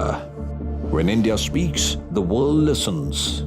At NDTV World, we are that voice, bringing you intelligent and insightful news from India and beyond.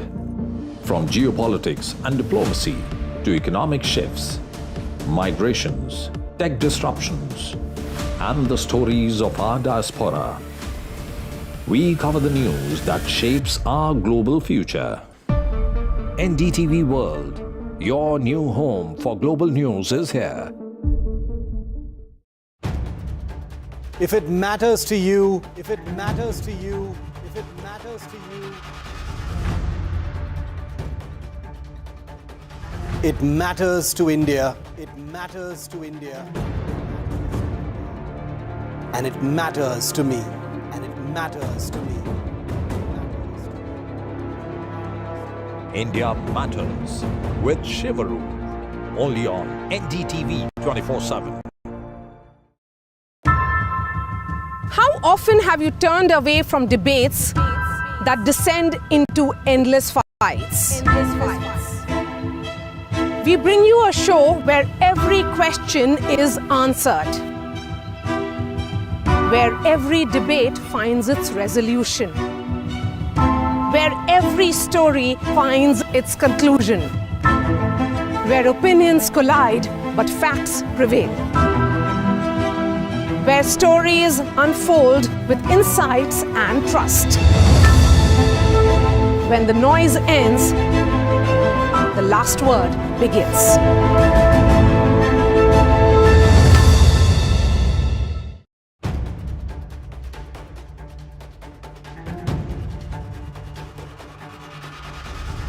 If it matters to you, if it matters to you, if it matters to you,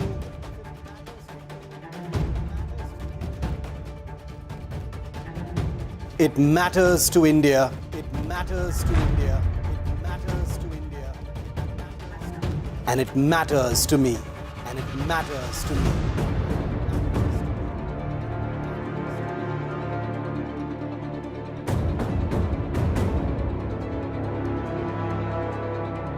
India Matters with Shivaru, only on NDTV 24/7.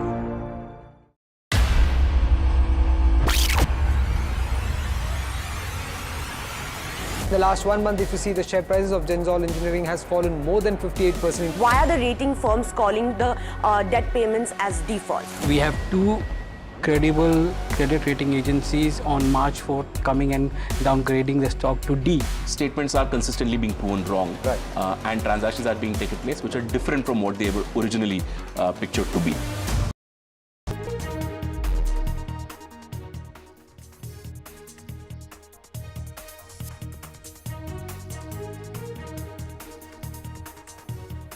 Prime Minister Modi to address the nation at 8 p.m. post this entire tension and conflict on Operation Sindoor.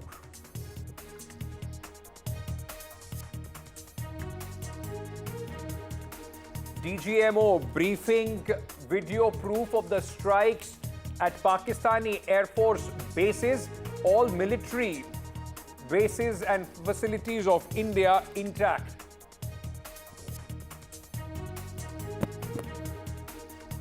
From ashes to ashes and from dust to dust. If Thomo don't get here, then Lily surely must.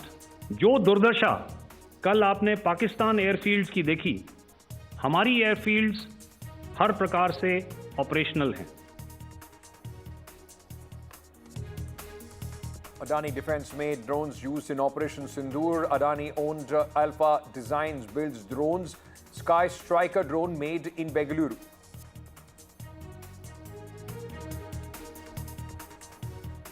United States-China agreed to roll back tariffs by 115%. Investors cheer United States-China trade deal. And Virat Kohli announces retirement from Test cricket after legendary 14 years career for India. Says he's walking away with a heart full of gratitude.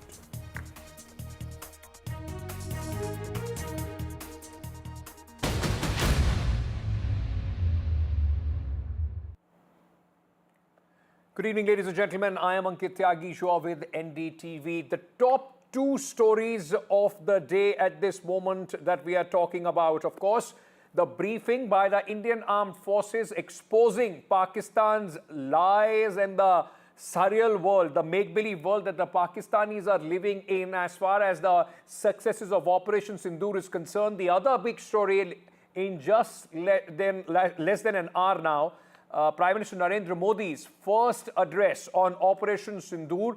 Remember, this is the first time that the Prime Minister would be speaking after India commenced punitive action on Pakistan under Operation Sindoor on the night of 7th of this month, while Pakistan and punitive action was taken on the terror infrastructure of Pakistan, and then the further escalation and how Indian Army responded to, in fact, safeguard the territorial integrity and safety of the people of this country. So both these very, very important events which are going to take place. I will first focus on what the press conference of the Director Generals of Operation of the Air Force, Army and the Navy, in fact, spoke about. They not only yesterday when they presented the proofs and visuals of the destruction that Pakistan had to face in India's punitive strikes. They also spoke about, our airfields and military installation, the safety of those, and they are completely operational, and the Indian Armed Forces are absolutely ready if there is any further escalation or any misadventure by Pakistan. Now, the DGMOs of both the countries, as it was discussed and decided earlier, have spoken. So we have a confirmation that the DGMO of India and Pakistan, as it was discussed earlier, the understanding which was arrived that they will speak on the 12th of May. They have spoken. We'll get you the details as soon as they in fact start trickling in. All our sources in the defense, in the Indian Army have said that, very soon we'll know exactly what the conversation was like. Remember, last evening was the first evening in the last few days that there was no significant action as far as the line of control, the international border and the skies, the airspace between India and Pakistan is concerned. Let me first very quickly play out for you at this moment some reactions and the press conference which was addressed earlier by Air Marshal A.K. Bharti, who in fact spoke about India's punitive strikes on Pakistan. As you can see, we have targeted the length and breadth of the adversary. I'm sure most of you would have already seen the effect of these strikes on ground, courtesy the large number of videos and photographs being circulated in the media. A few representative examples from the open source are now being shown to you on the screen. In fact, two of them. This is the strike on the Noor Khan Air Base. And you can see the effect. I'm sure most of you have seen the video. I have also picked it up from your sources only. And this is the aftermath of our strike at Raimiar Khan Air Base. You can see the massive crater that it has left on its runway. And you can see the pinpoint accuracy of our weapons.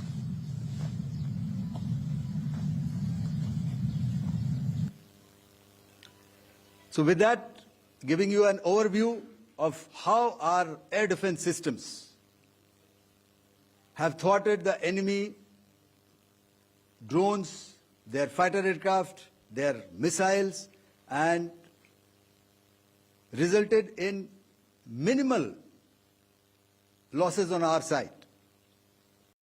आतंकियों पर हमारे सटीक हमले line of control और international boundary को पार करे बिना किए गए थे।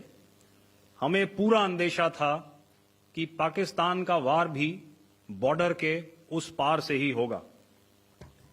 इसलिए हमने अपनी एयर डिफेंस की पूरी तैयारी पहले से ही कर ली थी। हमारी इन्वेंट्री में शामिल counter manned aerial systems, electronic warfare के साधन और एयर डिफेंस वेपन्स का इंडियन एयरफोर्स के इसी प्रकार के सिस्टम्स के साथ एक अनोखा मिश्रण किया गया।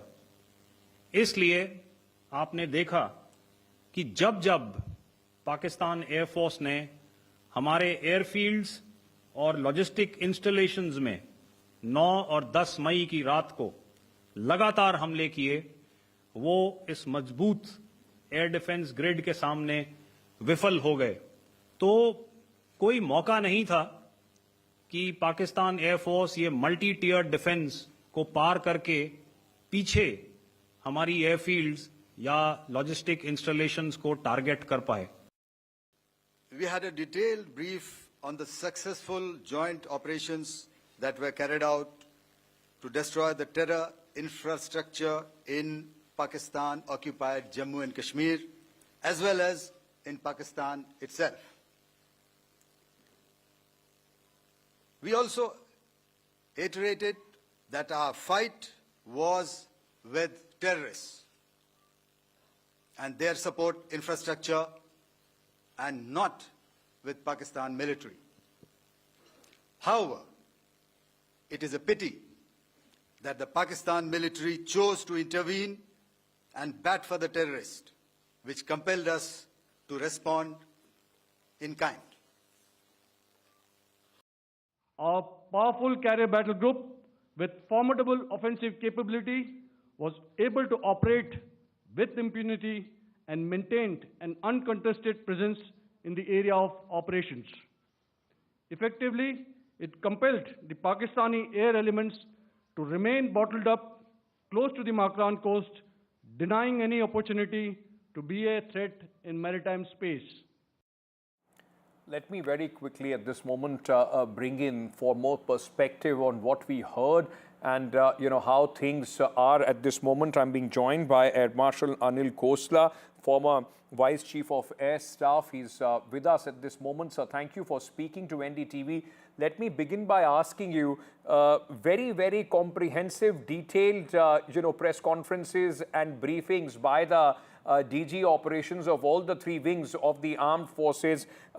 Particularly what stands out is two things, sir. Number one, India's capability, the integrated air defense system that worked with absolute wonders, as far as Pakistan's attacks were concerned, and how easily we were able to make these ingresses and attack Pakistani Air Force bases, sir. It stands out both offensive and the defensive capabilities and our capabilities have increased over in the last decade in leaps and bounds.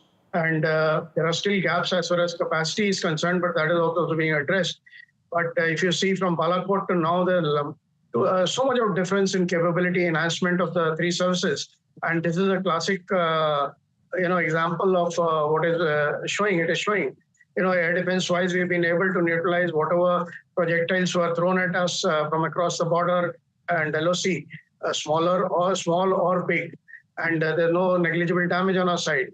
And we have been able to engage their targets, military and terror, basically terror infrastructure, the ecosystem, at far ranges throughout their country. And with very great precision, with no collateral damage, and that with a big standoff ranges. That is a big message to Pakistan. If you notice, I'll just take 30 seconds more.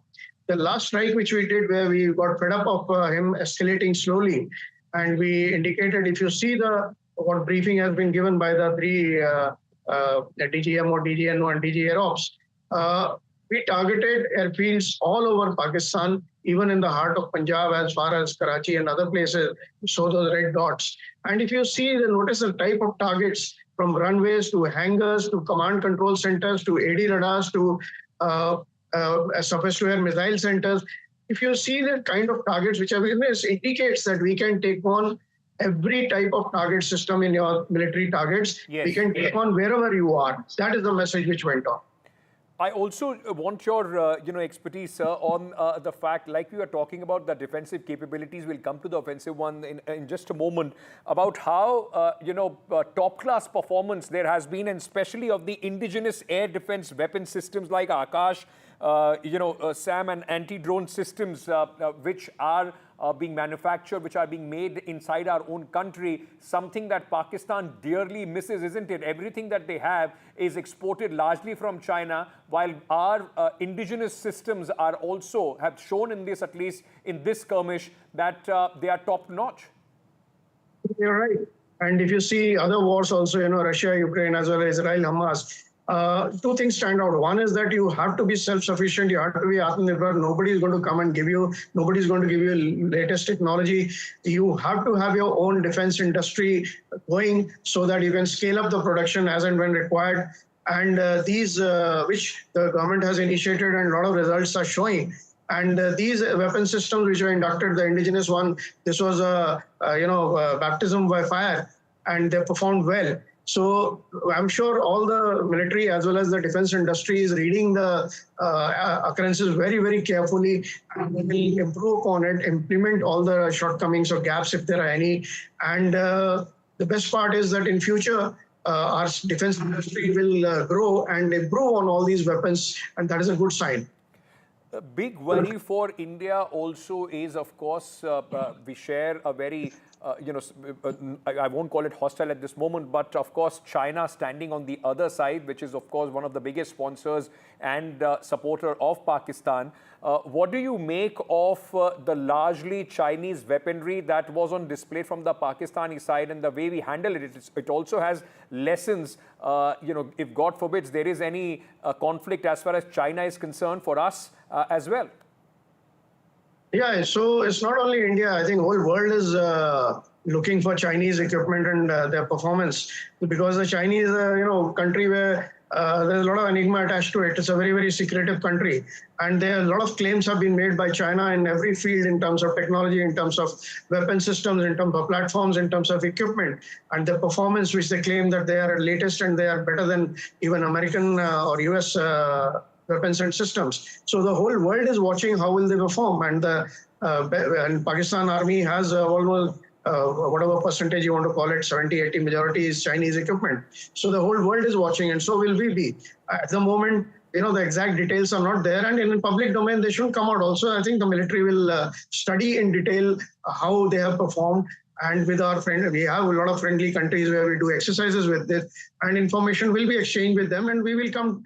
The picture will become clearer that how they performed as compared to the rest of the world. My last question to you, sir. As somebody who, of course, led the Indian Air Force, I just want to understand from you, what are the big takeaways for the Indian Air Force, from this conflict, and how are those going to be implemented if there is any escalation further from the Pakistani side?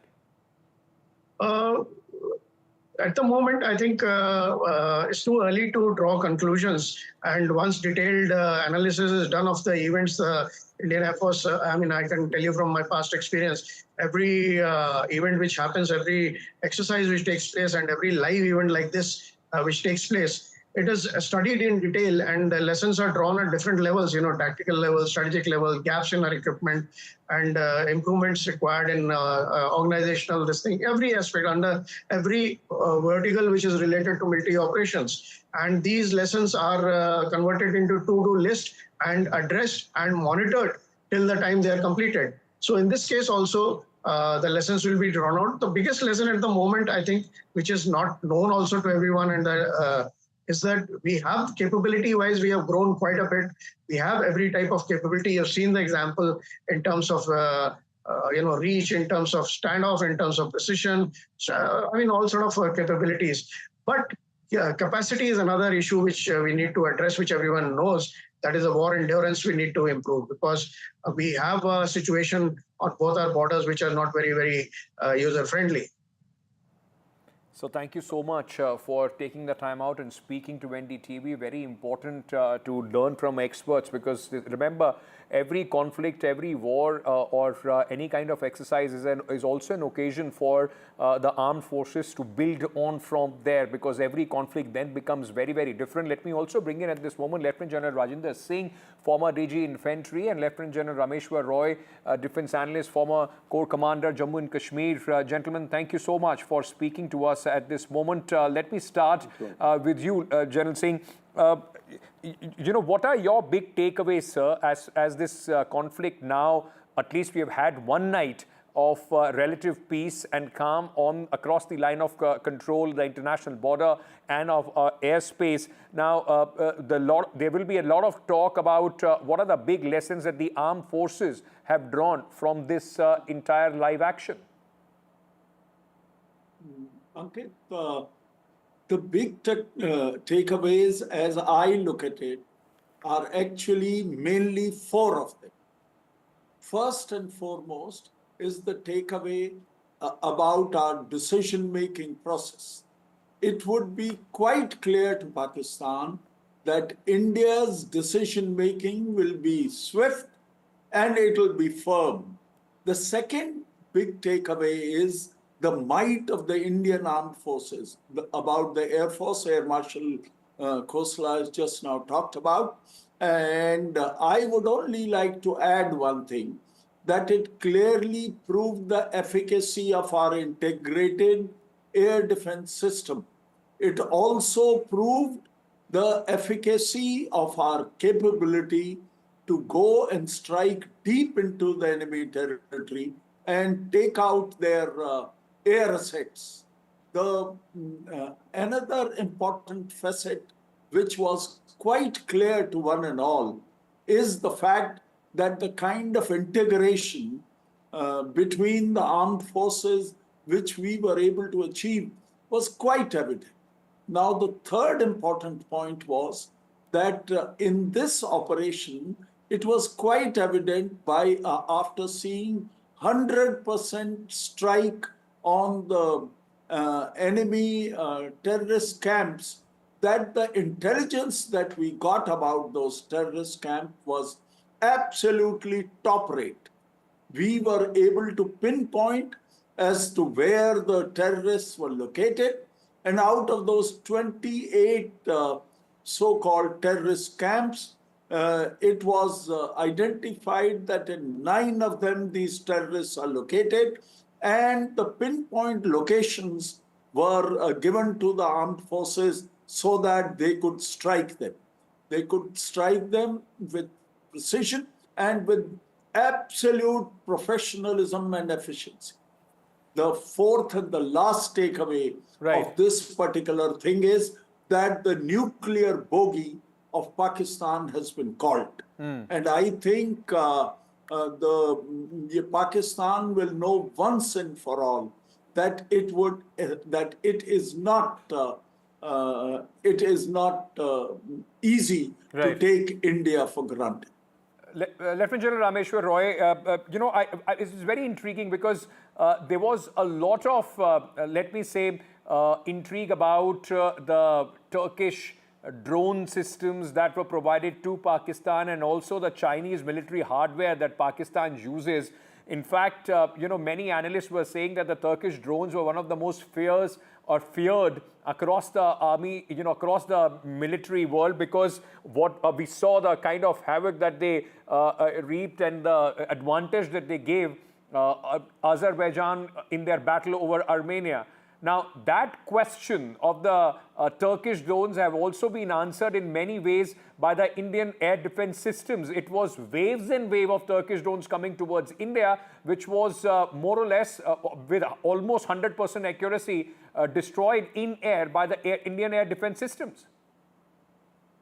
Ankit, first of all, no two battlefields can really be compared. How they performed in a particular theater is not a question that we should ask ourselves. Basically, the issue here is that our approach was very well thought out. I'll say not only thought out, but it was think through approach. We maintained our offensive capabilities. At the same time, we did not forget about defensive capabilities. That nothing would come on us. So what had happened was, as a result of all this, that we followed a multi-layer integrated air defense system alongside a very accurate intelligence information about the target acquisition and how those targets would be neutralized. I would say that from an arsenal that you have, a range that you have, you have to pick up the right kind of a weapon to deal with the right kind of a target. So I would say this matching of the weapon technology or the weapon to destruction of the target was so finely tuned that we left no scope for any errors in that. And that we must complement our tri-service organizations. It has been a complete integration of Army, Navy and the Air Force, one. Secondly, the men have shown an excellent technology absorption. Two, a very good intelligence system has backed up this entire operation through and through right until today. Fourth part is that while we have followed this approach, we did not let our guards down. So what has happened is that whatever we tried to destroy of the adversary, whatever adversity tried to throw on us to take on the targets on our side, we were well prepared for it. And not only that we were well prepared for it, we had integrated our systems in such a manner which so beautifully meshed with the kind of targets, like if somebody feels that we would have fired a higher level weaponry for dealing with the drones, surely it was not the case. Because they are the low flying objects, therefore a lower kind of a active integrated defense system came into being. So what I'm trying to say is that this entire process was an example of think through process and not only thought through process. Absolutely. Lieutenant General, Singh, let me bring you in on this, on the question of which is being debated across the country. Even former veterans have expressed their views on this topic. Should India have pressed forward when we had the upper hand as far as these punitive strikes on Pakistan is concerned? Was the ceasefire, understanding reached a little too early for India's comfort? No. As far as my opinion is concerned, I think before we come to the answer to this particular question, it is pertinent to see as to what was our initial objective that we had set for ourselves. We had set for ourselves our initial objective of going and striking the terrorist camps and undertaking a kind of an operation which is non-escalatory. It was not our intention to escalate this to a level more than what we were trying to do, that is to target the terrorist camps. Now, the reason that why we had to go and strike deep, the reason why we had to strike multiple targets of Pakistan and also some of their vital air bases was because of the actions of Pakistan, that they were trying and targeting our civilians, they were targeting our various military installations, right, and they were trying to actually widen the scope of contest. right. So when that was taking place, we had to resort to our punitive measures, in which we were 100% successful. It forced Pakistan to go and seek for ceasefire immediately. Absolutely. I think it was the right time for us to accept that particular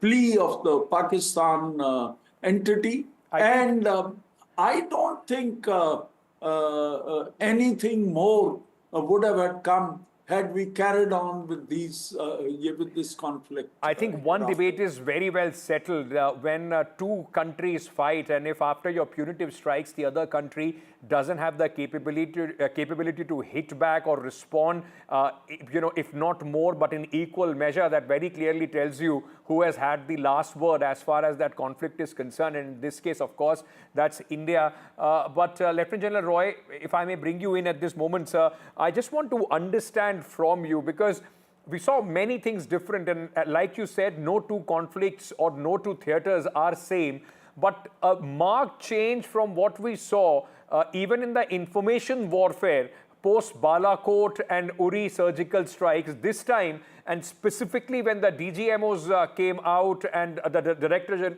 Generals of Operations from all the three wings came out. We have seen how prepared this time we were for the narrative and the questions that were raised at that point of time as well.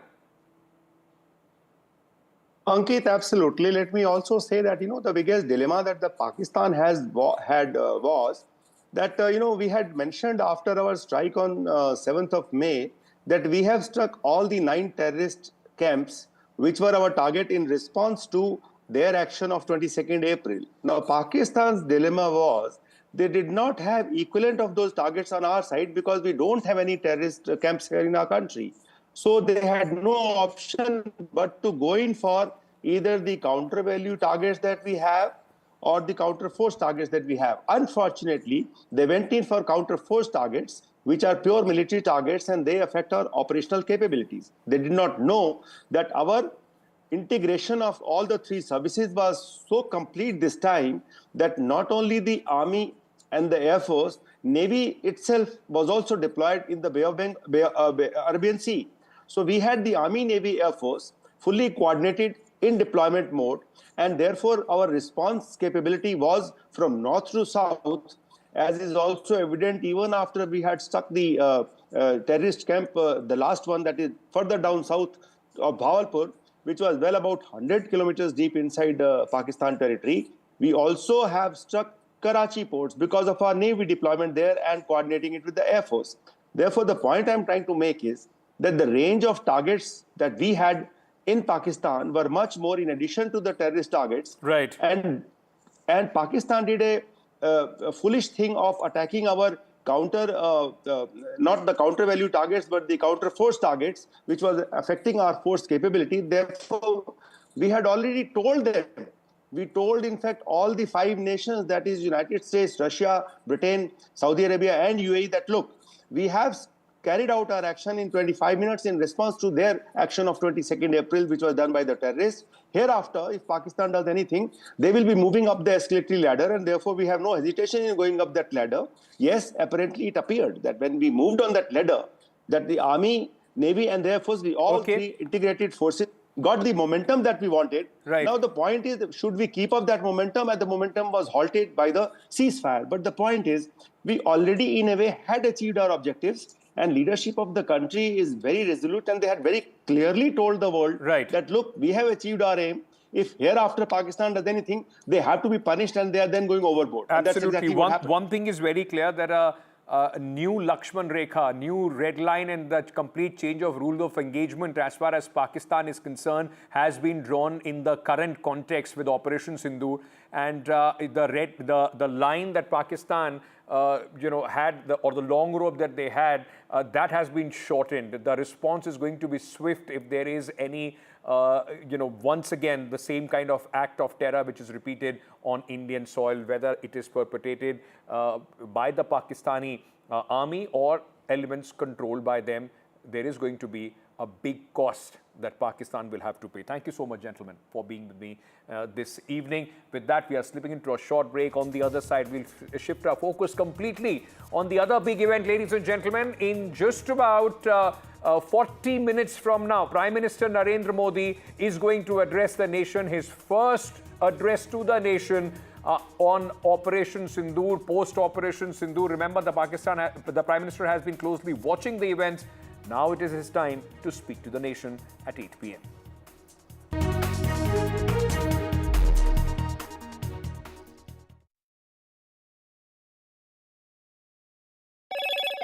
Hello, Moto. Motorola, India's leading AI smartphone brand.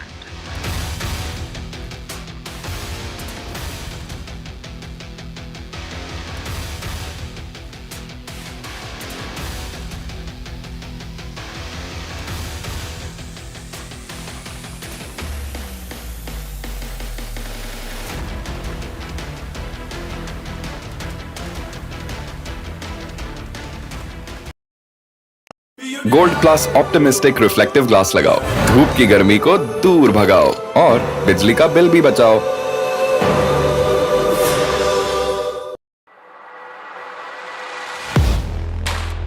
Do you really know the company you invest in? What is the real picture behind presentations and claims? Is the outlook as rosy as the company claims? Know Your Company, powered by NDTV Profit Research, shines a light on the biggest stock market movers.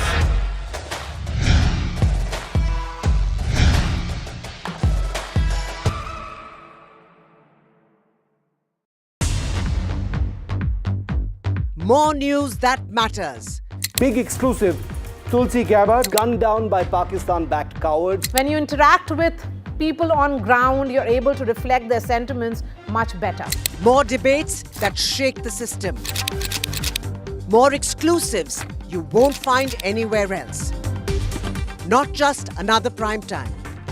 It's a prime time that's unmissable.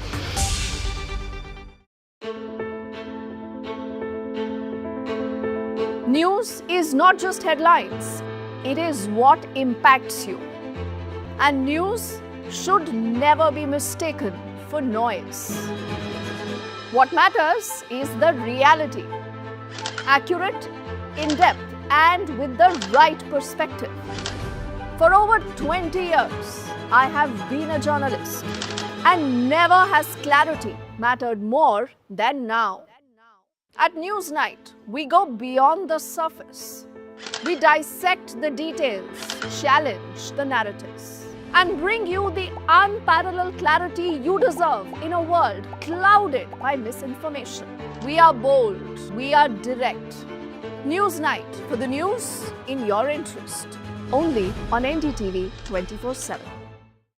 I've been reporting on all issues big and small from Andhra Pradesh, Telangana, rest of South India, bringing you all the action, all that you need to know, all that you want to know. The energy of Maximum City is infectious. I'm bringing that energy in our news coverage from financial capital Mumbai. Covering from the southernmost part of India over the last 23 years, I bring in-depth and 360-degree coverage from the Dravidian heartland. The land of Mishti, also known for its bitter politics.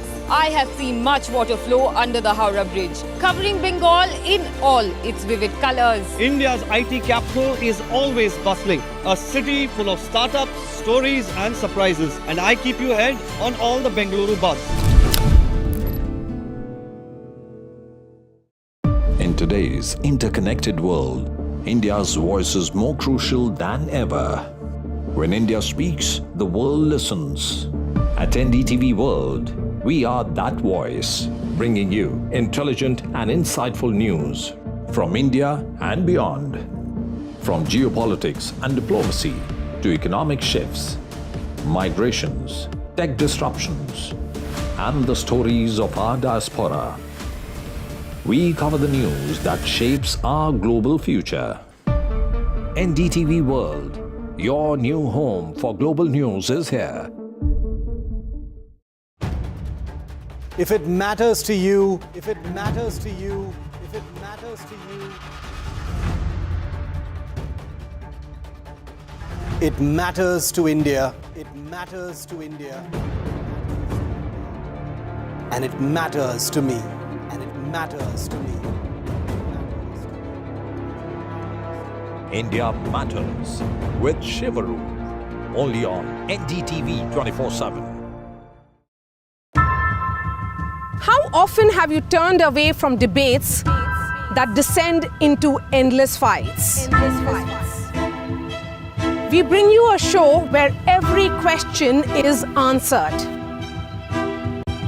where every debate finds its resolution, where every story finds its conclusion, where opinions collide but facts prevail.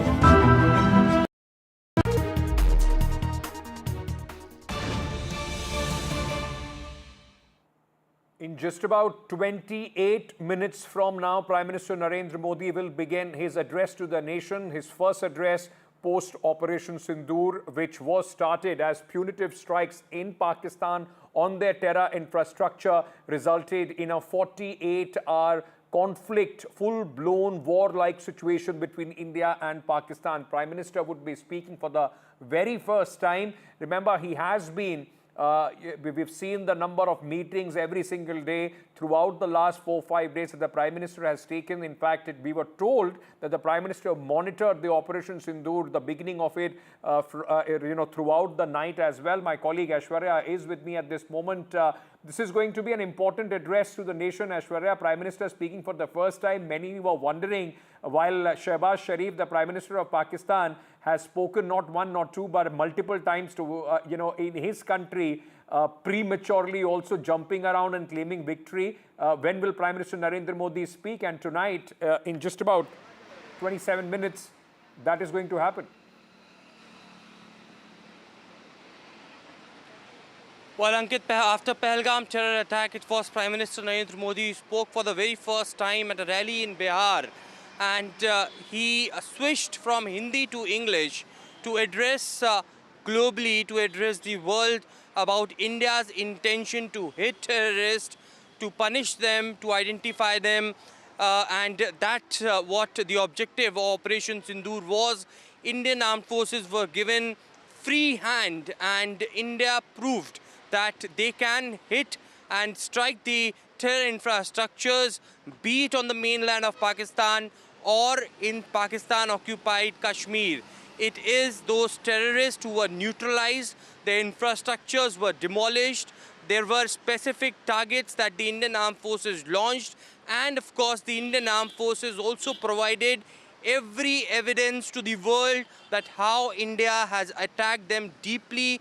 And it was after a full-blown 48 hours of the conflict between Indian Armed Forces and Pakistani Army, the ceasefire was announced. But India made a statement that no terrorist activity will be tolerated in the near future.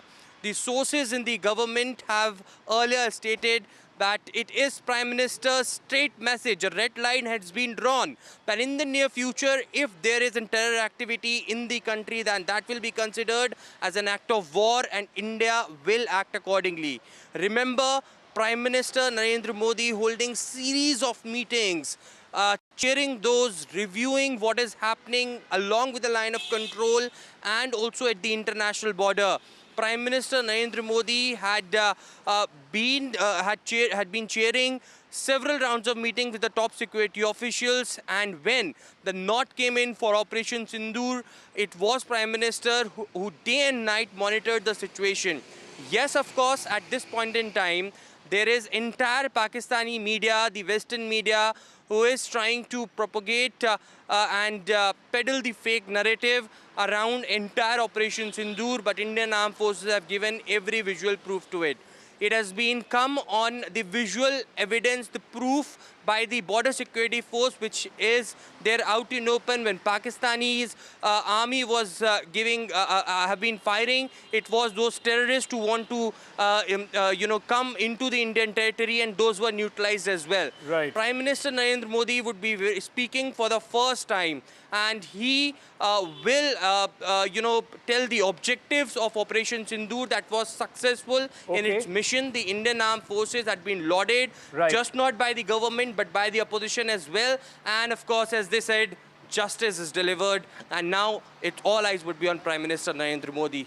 Thank you so much, Aishwarya, for joining us with all those details. Just to understand, because ladies and gentlemen, of course, one part of it will be the military operations that took place and what compelled Prime Minister to take those decisions. One part also is of expectation of a political fallout of this, and possibly an upper hand that the BJP and the Prime Minister could claim. I'm being joined at this moment by Amitabh Tiwari, political strategist, who is joining us at this moment. We also have Dr. Tara Kartha, former Director, National Security and Council Secretariat, to understand the implications globally of this operation. We'll also be going across to Neerja Chaudhary, senior journalist, in just a short while from now.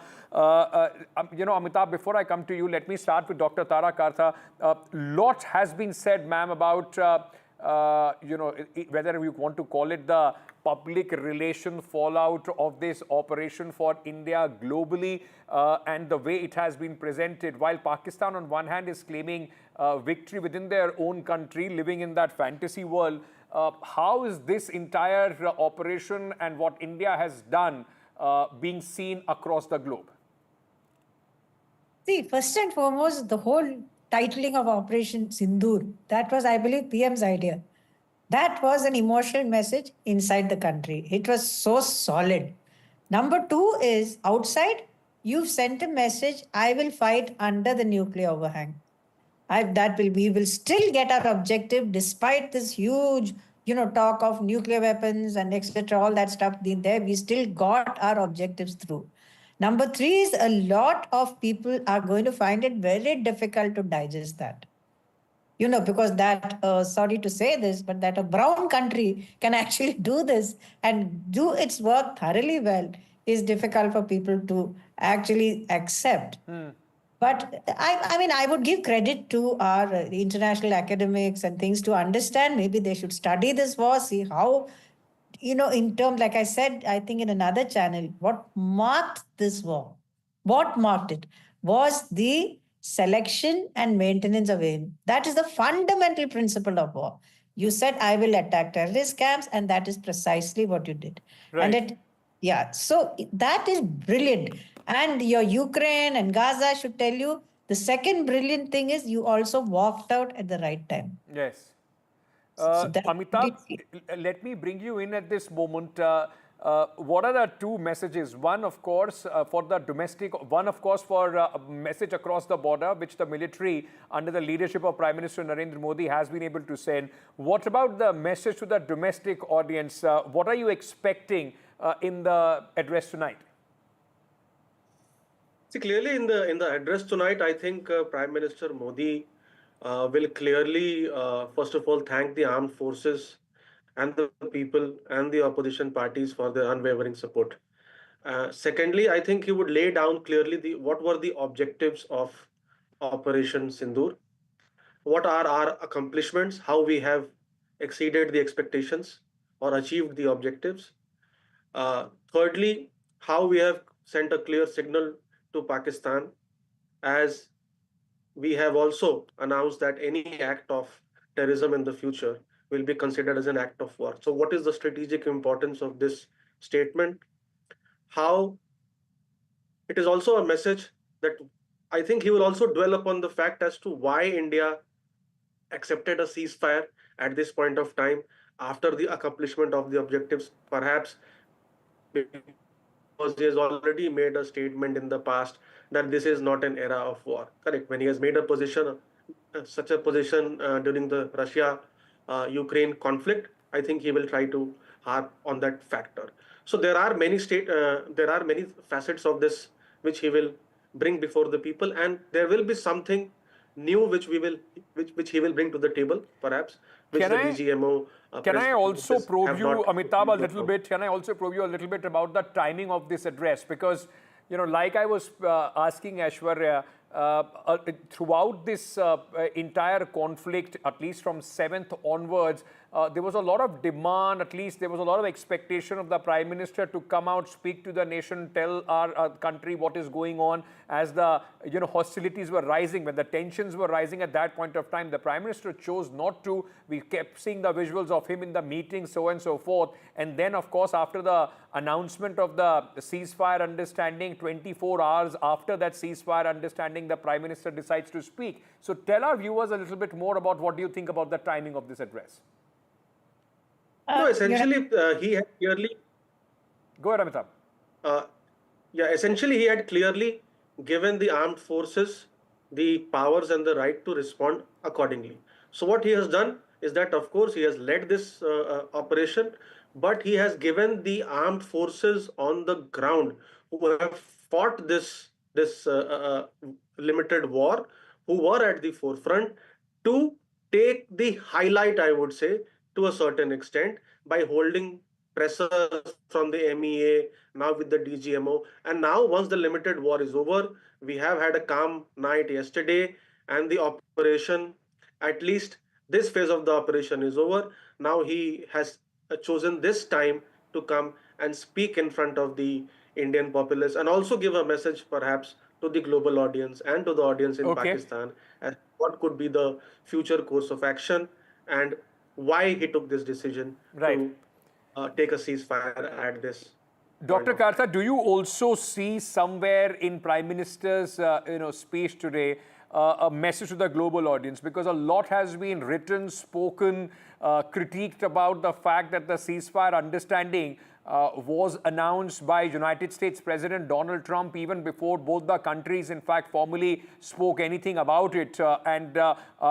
India then, of course, through sources have been saying that this was initiated by Pakistanis, brokered by America, because they went running to America after we hit them very, very hard. But that is also a debate that the Prime Minister would also want to, put a stop or an end to, that there is no way that there is a scope for any third party to mediate between India and Pakistan. Oh, absolutely. I don't think there's any question of that. That while we are appreciative, I mean, I think this is what he's going to say, is that we appreciate the US role. I mean, I'm talking of the NSA, Marco Rubio, who did play a role. I mean, let's give him the credit where it is due. But the point is, we can do this, and there is also a sort of on social media, there's a lot of talk that why did we stop? There is very little understanding on the ground of the seriousness of war. So I think when we stopped, when we did, was brilliant. And that has to be conveyed. And I think the PM who has been helming all these things, he is not a PM who will sit at home and, let things slide. He is at the leading from the front. He would know this. And I think that message will also go out. We got our objectives. We are happy with the US, but however, we will make our own decisions. No question of mediation on Kashmir. We are done. Article 370, we are done. That's it. Neerja Chaudhary, with us finally. Neerja, thank you for joining us at this moment. Let me start by asking you, of course, a big moment as far as our country's history and the chapters being written are concerned. What do you expect from Prime Minister's speech this evening? Are you expecting like a claiming big victory kind of a speech which will be loaded with a lot of political connotations for the domestic audience as well? Yeah, I think the Prime Minister, being Prime Minister, he will probably strike high notes after Operation Sindoor, which was a very evocative one. And it had the support of women, it had the support of families. People felt enough is enough signal had to be given to Pakistan. But if you go out on the street and talk to the panwala, the driver, the cleaning woman, ordinary people, the villager, they are happy that the war is not going to be a prolonged one. The war has come to an end. We struck at the, terror camps, and we showed Pakistan that this, it would have to pay a high price if it went in for or sponsored terror attacks. So I think overall, certainly it has resonated with women in large numbers that Operation Sindoor has certain connotations. And with families who felt the barbarity of what had happened in Pahalgam, which had really this time terrorized the women of India. And somewhere their loss had to be avenged because their husbands were killed in front of them at point blank range. And therefore there was grief and pain and anger in the country. So that loss had to be avenged. And I think by, precision strikes, India did that. Yes. But India did not want a war. And it made that very clear even after the precision strikes. So yes, given all this, but certainly the BJP leadership has come in for criticism, with America. Why did it go in for ceasefire so quickly? There were people amongst its own ranks that felt, Pakistan would be brought on its knees. So maybe it became a victim of its own shrill rhetoric by some of the people in the BJP. Yes. And also that, this third party intervention, I think the Prime Minister will probably clarify. Kashmir has it come center stage again instead of terror. Okay. Will India and Pakistan be hyphenated? These are all question marks. Yes. And I think somewhere the Prime Minister will probably clarify this evening. May I ask you, or just stretch this further into the political message, Neerja? Already we are seeing news reports that the BJP has planned Tiranga Yatras across the country coming May 13th and onwards. There is somewhere, of course, it's not for the first time. Every political leadership, after what they would perceive, or at least there is a strategic military objective which has been achieved, there is going to be some political dividend that they would want out of that. How do you see that playing out in the days to come? And also the opposition, which has been quite completely supporting the government so far, but now, of course, as the tensions of the war-like situation would come down, the heat in the political discourse would rise. Yeah, absolutely. The opposition will play its role and should play its role. And you will go back to the cacophony of our India's democracy. So that is to be expected. And of course, there are no elections around the corner. It's Bihar 6 months down the line. And of course, elections next year. But Tiranga Yatras, yes, I think national unity, national resolve should be the theme that should be pursued. I hope very much that there'll be no attempt to equate Pakistan with the Muslims in India. Because the Muslims and Hindus have stood as one, even though the design of the Pahalgam terror attacks was to create a backlash in the country. And that was defeated. Kashmiris have spoken with the rest of India. There we've seen women power in evidence. So I think we should encash on all those things to move forward very resolutely. Amitabh, very quickly, let me bring you in because even though the opposition this time, and we have seen at least a sense of responsibility across the political aisle when it came to these kind of tensions between India and Pakistan. Opposition, in fact, saying that they have complete faith and support they've given to the Prime Minister and the armed forces. But there was one demand that the opposition kept raising, at least that they said that in the all-party meetings, Prime Minister should have been present. Now there is also a demand of an all-party meeting. Do you see some sort of an addressal by the Prime Minister in the upcoming address as well? See, I think clearly the opposition is demanding demanding a joint parliament session at this point of time. Maybe a joint parliament session is not warranted because a lot of things cannot be discussed openly about the strategic initiatives and the military operations. But I think the government in the days to come is likely to call for an all-party meeting. They had called an all-party meeting to apprise them of this situation after the Pahalgam attack and had taken into confidence.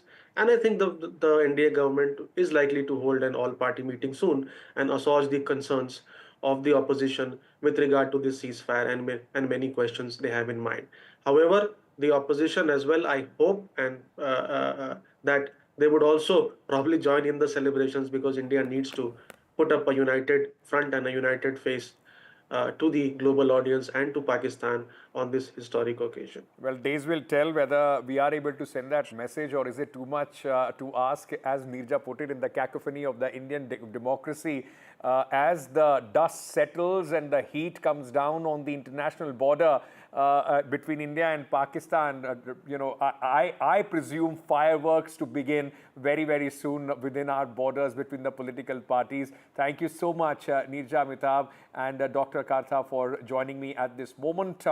Ladies and gentlemen, just about less than 10 minutes, 8 minutes at this moment, the clock is showing on NDTV. Prime Minister will speak. And post that, of course, the big takeaways, the complete dissection of what the Prime Minister says to the nation coming up here on NDTV. I'm slipping into a short break. Stay tuned.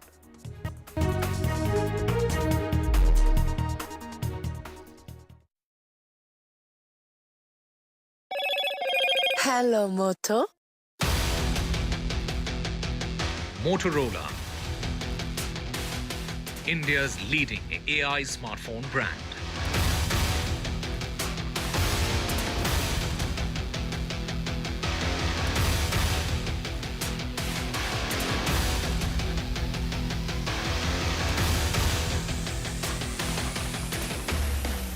Motorola Ex-Post of the day. ICC bids goodbye to Virat Kohli after he announced his retirement. ICC has put out a post and said, "Whites off, crown intact. Virat Kohli bids goodbye to Test cricket, leaving behind an unmatched legacy." Gold plus optimistic reflective glass लगाओ, धूप की गर्मी को दूर भगाओ और बिजली का बिल भी बचाओ।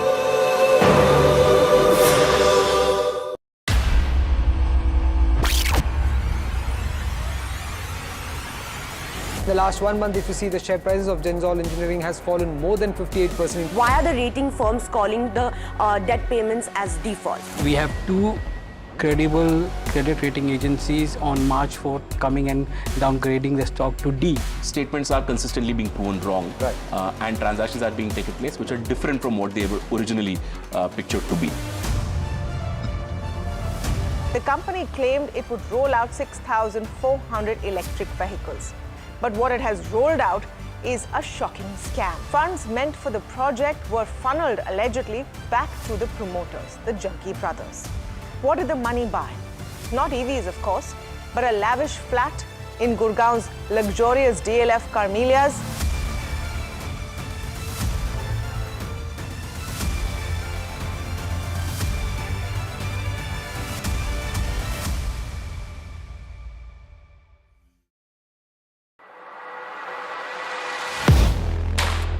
Do you really know the company you invest in? What is the real picture behind presentations and claims? Is the outlook as rosy as the company claims? Know Your Company, powered by NDTV Profit Research, shines a light on the biggest stock market movers.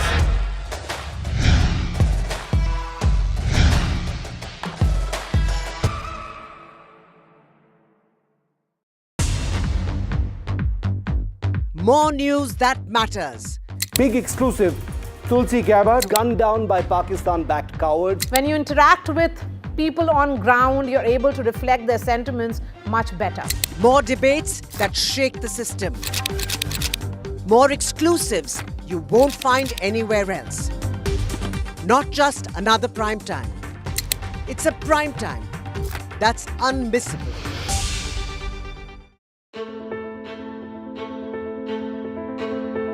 News is not just headlines, it is what impacts you. And news should never be mistaken for noise. What matters is the reality. Accurate, in-depth, and with the right perspective.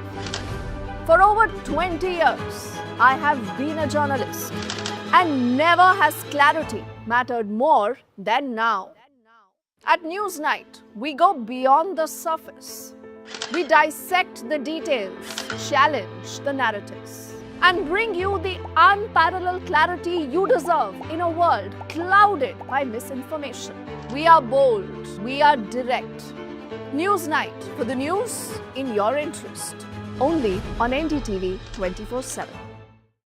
I've been reporting on all issues big and small from Andhra Pradesh, Telangana, rest of South India, bringing you all the action, all that you need to know, all that you want to know. The energy of Maximum City is infectious. I'm bringing that energy in our news coverage from financial capital Mumbai. Covering from the southernmost part of India over the last 23 years, I bring in-depth and 360-degree coverage from the Dravidian heartland. The land of Mishti, also known for its bitter politics. I have seen much water flow under the Howrah Bridge, covering Bengal in all its vivid colors. India's IT capital is always bustling, a city full of startups, stories and surprises. And I keep you ahead on all the Bengaluru buzz. In today's interconnected world, India's voice is more crucial than ever.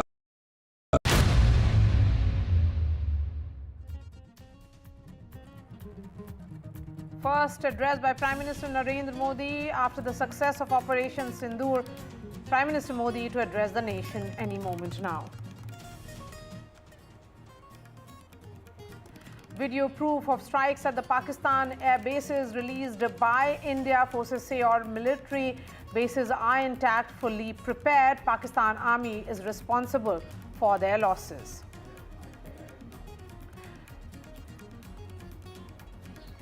And from dust to dust. If Thomo don't get here, then Lily surely must. जो दुर्दशा कल आपने Pakistan airfields की देखी, हमारी airfields हर प्रकार से operational हैं. Adani made a drone used in Operation Sindoor. Adani owned Alpha Designs builds these drones, and these drones are made in Bengaluru. United States and China agreed to roll back tariffs by 115%. Investors cheer US-China trade deal.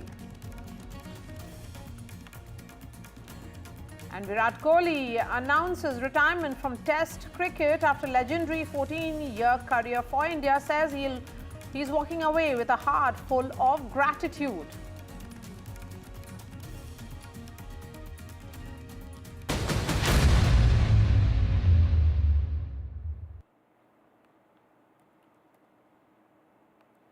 Prime Minister Narendra Modi will be addressing the nation any moment now. This crucial address comes at a very important juncture after the success of Operation Sindoor and also after the ceasefire agreement was reached. In fact, understanding was reached two countries. Today was also the day that DGMO level talks happened between India and Pakistan. This address particularly is crucial because how does the Prime Minister sees the India-Pakistan equations from here onwards. Remember, the indication that has come in from sources is that this is the new normal which has been established between India and Pakistan, where India carried out, Operation Sindoor, which ensured terror launch pads in Pakistan and Pakistan-occupied Kashmir were completely destroyed and decimated, including one in Muridke and also in Bahawalpur, which was seen as the headquarters of Jaish-e-Mohammed and Lashkar-e-Taiba. Thereafter, we saw Operation Sindoor Point 3, the details of which were shared by the DGMOs, who said that India also managed to carry out airstrikes against the military bases inside Pakistan, very close to Karachi. देश का सामर्थ्य और उसका संयम दोनों देखा है. मैं सबसे पहले भारत की पराक्रमी सेनाओं को, सशस्त्र बलों को, हमारी खुफिया एजेंसियों को, हमारे वैज्ञानिकों को, हर भारतवासी की तरफ से सैल्यूट करता हूं. हमारे वीर सैनिकों ने ऑपरेशन सिंदूर के लक्ष्यों की प्राप्ति के लिए हर भारतवासी की तरफ से सैल्यूट करता हूं। हमारे वीर सैनिकों ने ऑपरेशन सिंदूर के लक्ष्यों की प्राप्ति के लिए असीम शौर्य का प्रदर्शन किया। मैं उनकी वीरता को, उनके साहस को, उनके पराक्रम को आज समर्पित करता हूं। हमारे देश की हर माता को, देश की हर बहन को और देश की हर बेटी को ये पराक्रम समर्पित करता हूं। साथियों, 22 अप्रैल को पहलगाम में आतंकवादियों ने जो बर्बरता दिखाई थी, उसने देश और दुनिया को झकझोर दिया था। छुट्टियां मना रहे निर्दोष मासूम नागरिकों को धर्म पूछकर उनके परिवार के सामने, उनके बच्चों के सामने बेरहमी से मार डालना, यह आतंक का बहुत बीभत्स चेहरा था, क्रूरता थी। ये देश के सद्भाव को तोड़ने की घिनौनी कोशिश भी थी।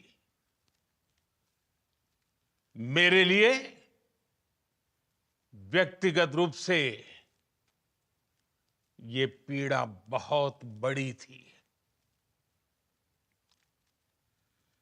इस आतंकी हमले के बाद सारा राष्ट्र, हर नागरिक, हर समाज, हर वर्ग, हर राजनीतिक दल एक स्वर में आतंक के खिलाफ कड़ी कार्रवाई के लिए उठ खड़ा हुआ। हमने आतंकवादियों को मिट्टी में मिलाने के लिए भारत की सेनाओं को पूरी छूट दे दी और आज हर आतंकी, आतंक का हर संगठन जान चुका है कि हमारी बहनों बेटियों के माथे से सिंदूर हटाने का अंजाम क्या होता है। साथियों, ऑपरेशन सिंदूर ये सिर्फ नाम नहीं है, ये देश के कोटि कोटि लोगों की भावनाओं का प्रतिबिंब है। ऑपरेशन सिंदूर न्याय की अखंड प्रतिज्ञा है।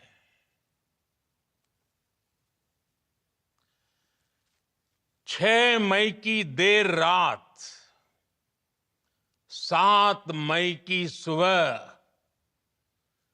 पूरी दुनिया ने इस प्रतिज्ञा को परिणाम में बदलते देखा है। भारत की सेनाओं ने पाकिस्तान में आतंक के ठिकानों पर,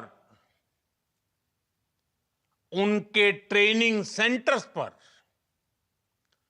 सटीक प्रहार किया। आतंकियों ने सपने में भी नहीं सोचा था कि भारत इतना बड़ा फैसला ले सकता है। लेकिन जब देश एकजुट होता है,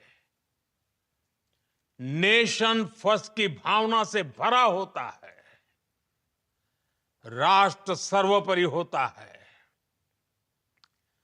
तो फौलादी फैसले लिए जाते हैं, परिणाम लाकर दिखाए जाते हैं। जब पाकिस्तान में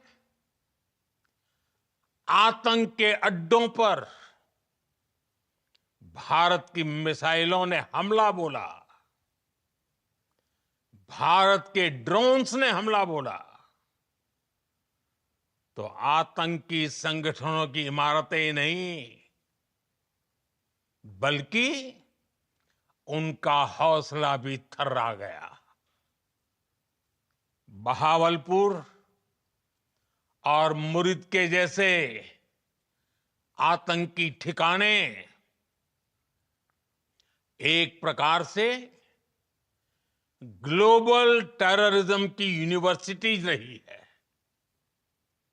दुनिया में कहीं पर भी जो बड़े आतंकी हमले हुए हैं, चाहे 9/11 हो, चाहे लंदन ट्यूब बॉम्बिंग हो, या भारत में दशकों से जो बड़े बड़े आतंकी हमले हुए हैं, उन सब के तार कहीं ना कहीं आतंक के इन्हीं ठिकानों से जुड़ते रहे हैं। आतंकियों ने हमारी बहनों का सिंदूर उजाड़ा था, इसलिए भारत ने आतंक के ये हेडक्वार्टर्स उजाड़ दिए। भारत के इन हमलों में 100 से अधिक खूंखार आतंकवादियों को मौत के घाट उतारा गया है। आतंक के बहुत सारे आका बीते 2.5-3 दशकों से खुलेआम पाकिस्तान में घूम रहे थे, जो भारत के खिलाफ साजिशें करते थे। उन्हें भारत ने एक झटके में खत्म कर दिया। साथियों, भारत की इस कार्रवाई से पाकिस्तान घोर निराशा में गिर गया था, हताशा में गिर गया था, बौखला गया था। और इसी बौखलाहट में उसने एक और दुस्साहस किया। आतंक पर भारत की कार्रवाई का साथ देने के बजाय पाकिस्तान ने भारत पर ही हमला करना शुरू कर दिया। पाकिस्तान ने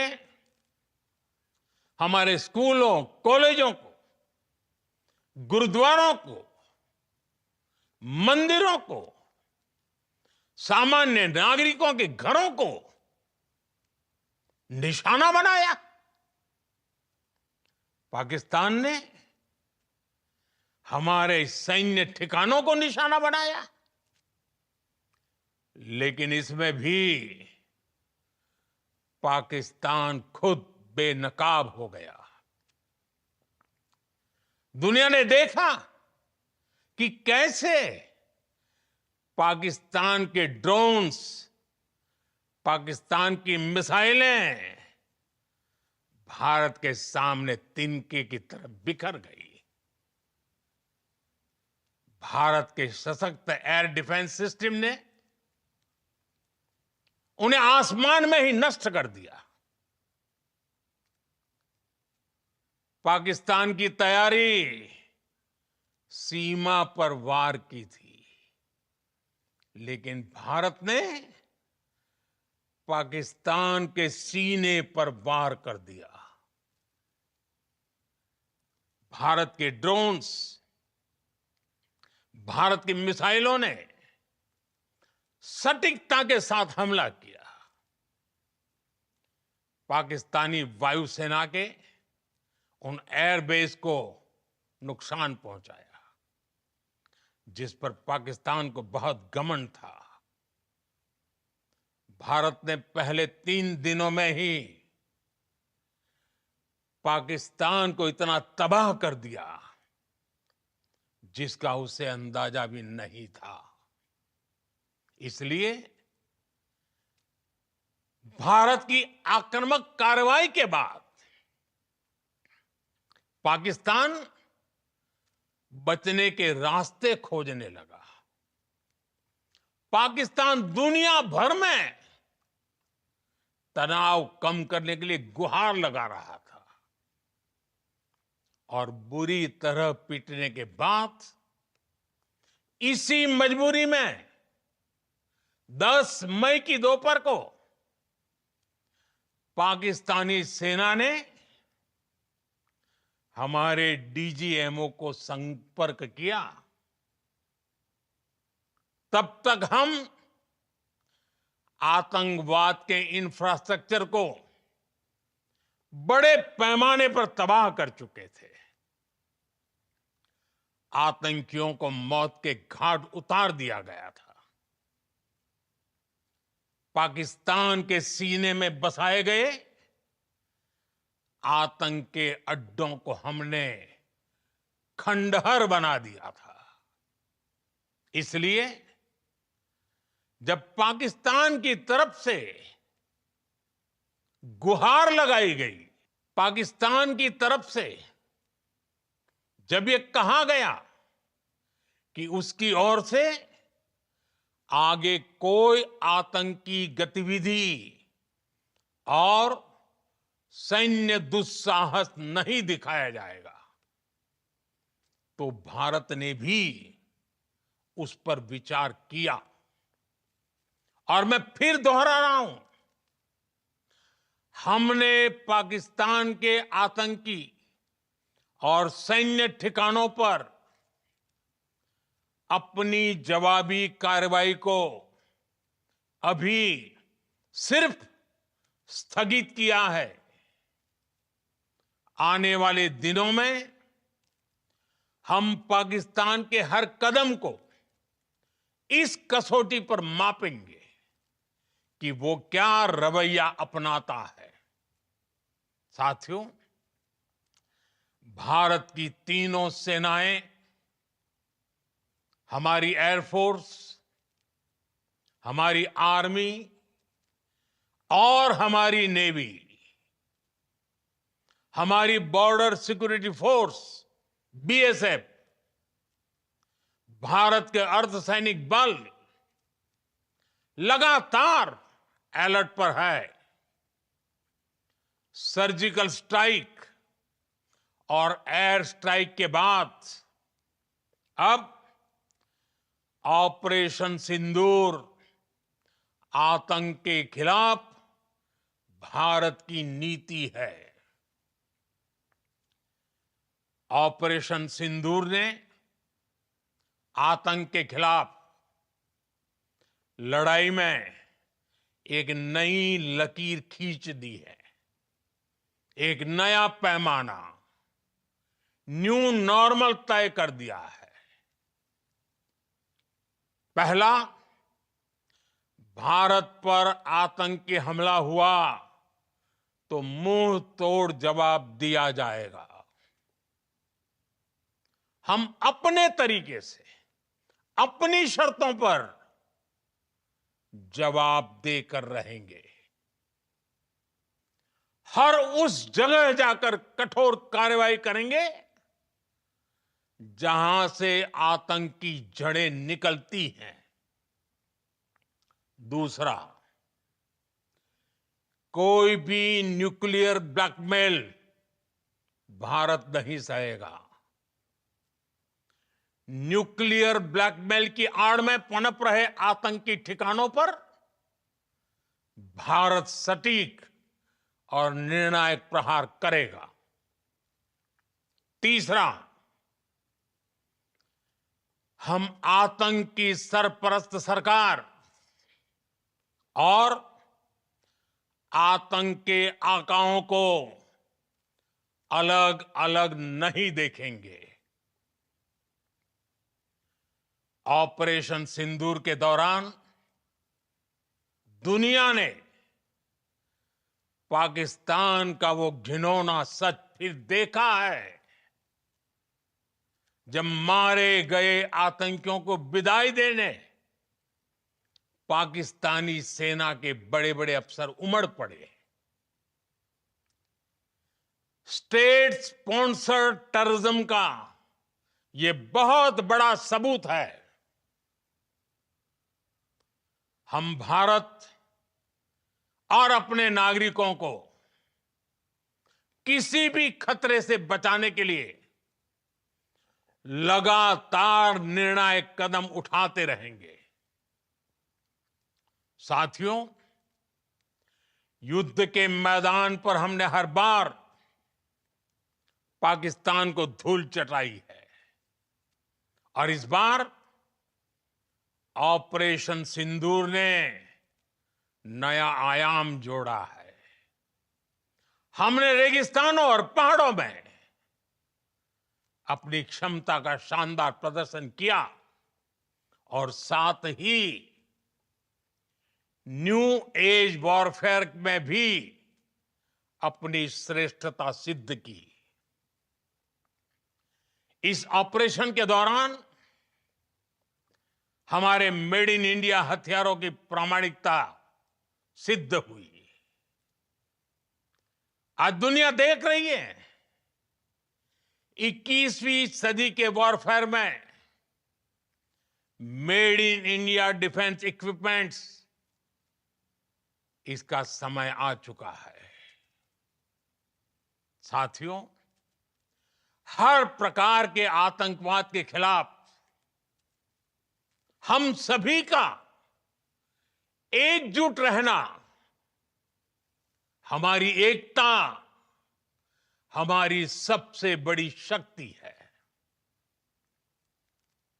निश्चित तौर पर ये युग युद्ध का नहीं है, लेकिन ये युग आतंकवाद का भी नहीं है। टेररिज्म के खिलाफ जीरो टॉलरेंस, ये एक बेहतर दुनिया की गारंटी है। साथियों, पाकिस्तानी फौज, पाकिस्तान की सरकार जिस तरह आतंकवाद को खाद पानी दे रहे हैं, वो एक दिन पाकिस्तान को ही समाप्त कर देगा। पाकिस्तान को अगर बचना है तो उसे अपने टेरर इंफ्रास्ट्रक्चर का सफाया करना ही होगा। इसके अलावा शांति का कोई रास्ता नहीं है।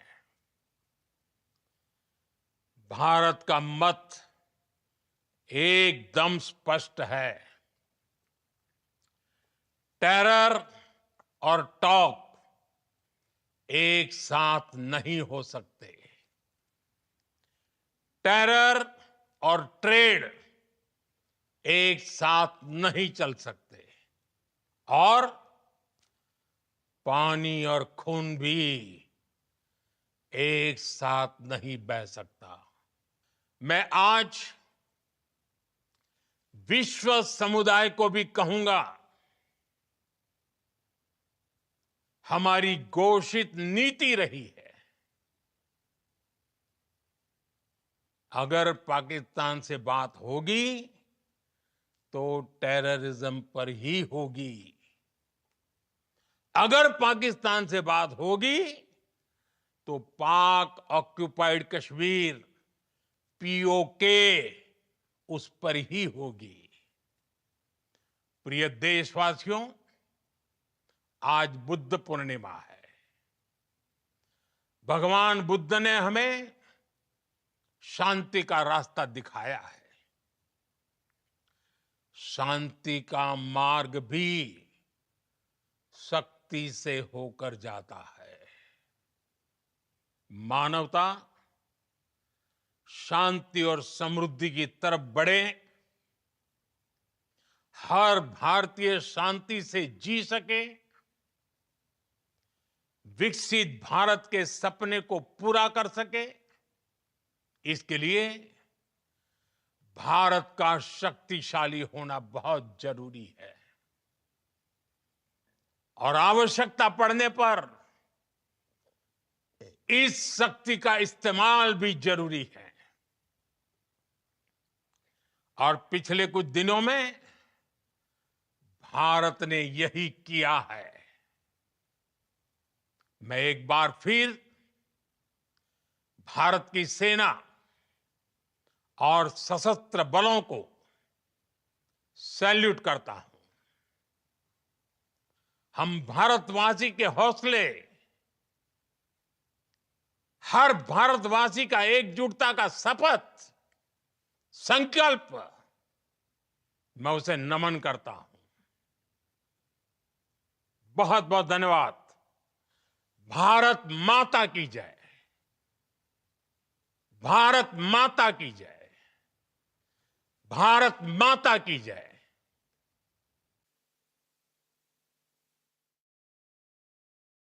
Modi's address to the nation has come to an end. There was a lot of anticipation around his speech, a powerful message that has been delivered by the Prime Minister as to why this operation was called Operation Sindoor. And Prime Minister Modi says that Operation Sindoor is the pledge for justice, and world has seen how the pledge India made can be turned into a reality. Forces launched precision strikes on terrorists inside Pakistan, and no one imagined the scale of our action. Prime Minister Modi going on to say that the world's most terror attacks linked to the sites in Muridke and Bahawalpur have been terror universities, and India has managed to successfully destroy the terror headquarters. Many terror bosses ran free in Pakistan is what the Prime Minister says. Prime Minister went on to say that Pakistan attacked schools, colleges, gurudwaras and mandirs. Pakistan targeted our military installations. One of the big takeaways certainly from the Prime Minister's speech is that we have only postponed our military action. Let me get a quick word from Lieutenant General Vinod Bhatia. Rajiv Dogra, former ambassador, is also joining us. We have Neeja Chaudhary, senior journalist, and Rajat Sethi, political analyst. Lieutenant General Vinod Bhatia, a quick word from you on what Prime Minister Modi said, your big takeaway. I think it's a excellent, very clear-cut directions given by him to the armed forces. He has said zero tolerance to terrorism.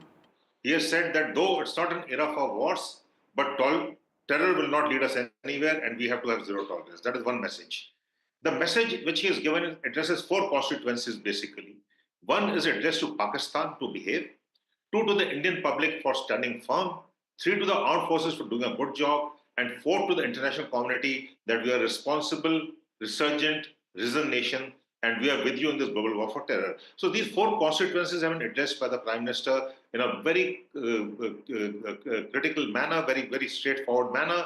And you see, he has also spoken about our operations, that these operations have not been called off, they've just been postponed, and if there is something required, we'll go ahead and do it. There'll be costs and consequences for Pakistan in all domains, especially in the kinetic domain. Zero tolerance for terrorism is something which has always been, and this is now linked to no nuclear blackmail. You know, Pakistan, under the nuclear rattling and nuclear posturing, has always supported terrorism. Within 35 years that we've been seeing Pakistan beat India with terrorist acts everywhere, not only J&K but outside J&K. It's only after 2016 surgical strikes that the attacks, terrorist attacks outside of J&K stopped. And then we had 2019 Pulwama, and now this. So Operation Sindoor has sent a very clear message. A very graduated response has been given in 2016, 2019, and now. And what has Trump has said that it will continue. We will not tolerate terrorism at all. And Pakistan, which is the epicenter of terrorism, which has been raising, which has been responding to terrorism in 9/11 and 7th of July, London bombings, anywhere in the world, if you see terror strikes, they go back to a Pakistan connect. That connect is immediate. There's no thinking about it. So that is what he has brought out to the international community to support us. When, Lieutenant General, when the Prime Minister says that we have only postponed our military action, that's a message which is going clearly that this is an ongoing operation, that if a new red line has been defined by India, then if Pakistan does any kind of misadventure in future, then India will ensure another Operation Sindoor if it were to, make any, perhaps carry out any terror operation inside India. Yes, absolutely. Firstly, I think Operation Sindoor is still continuing. In a way, it has been put on a hold. It is not that it's not there. It is there. And if Pakistan reacts now, does something, you see, Pahalgam was the first shot fired by Pakistan.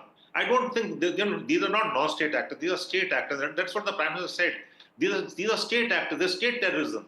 I don't know why some of us call it non-state actors. So what he said is Operation Sindoor, the first shot fired by them, we have fired the last shot, and if Pakistan does something more, the shots will continue. That is what Operation Sindoor is all about. That there will be constant consequences of Pakistan in the kinetic domain, in the military domain, in all domains, diplomatic domain, and also water.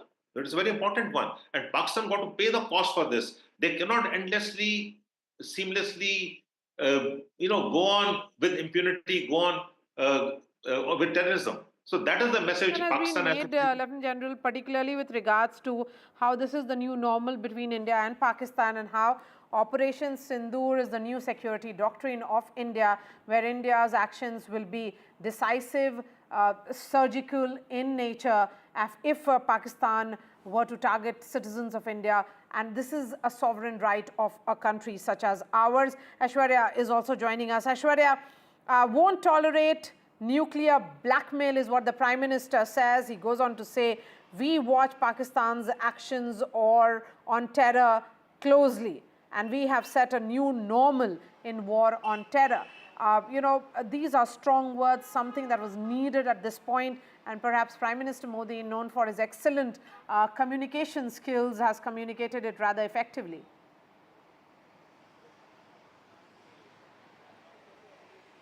Well, a straight line has been drawn and a very, very strong message from Prime Minister Narendra Modi after a successful Operation Sindoor, but it has not ended. This is going to be our policy against terrorism. Operation Sindoor will continue. Straight message from Prime Minister Narendra Modi that blackmailing or nuclear will not be continuing.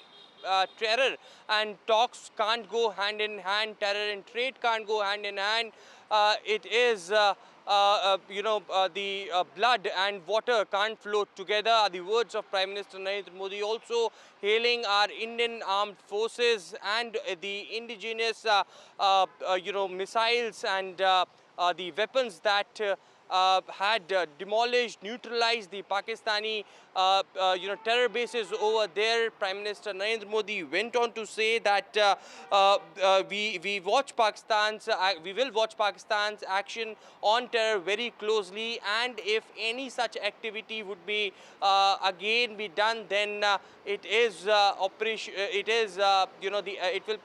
will be considered as an act of war. Prime Minister Narendra Modi also emphasizing on the Indus Water Treaty, as he stated that the water and blood can't go hand in hand. It's a reply that has been given, a befitting reply in fact has been given to the Pakistani government. They will not see Pakistani government and the terror organizations separate in the near future if such activities will be happening. So very, very strong words, a straight message. Red line has been drawn by the Indian government on terrorism. Also, Prime Minister sending across a message to all the Indians that the kind of unity that was showcased during these last few days is something that is India's strong and had put India forward in these tough times. All right, Shiv Arur is also joining us from Srinagar. Shiv, according to you, the big takeaway of Prime Minister's speech?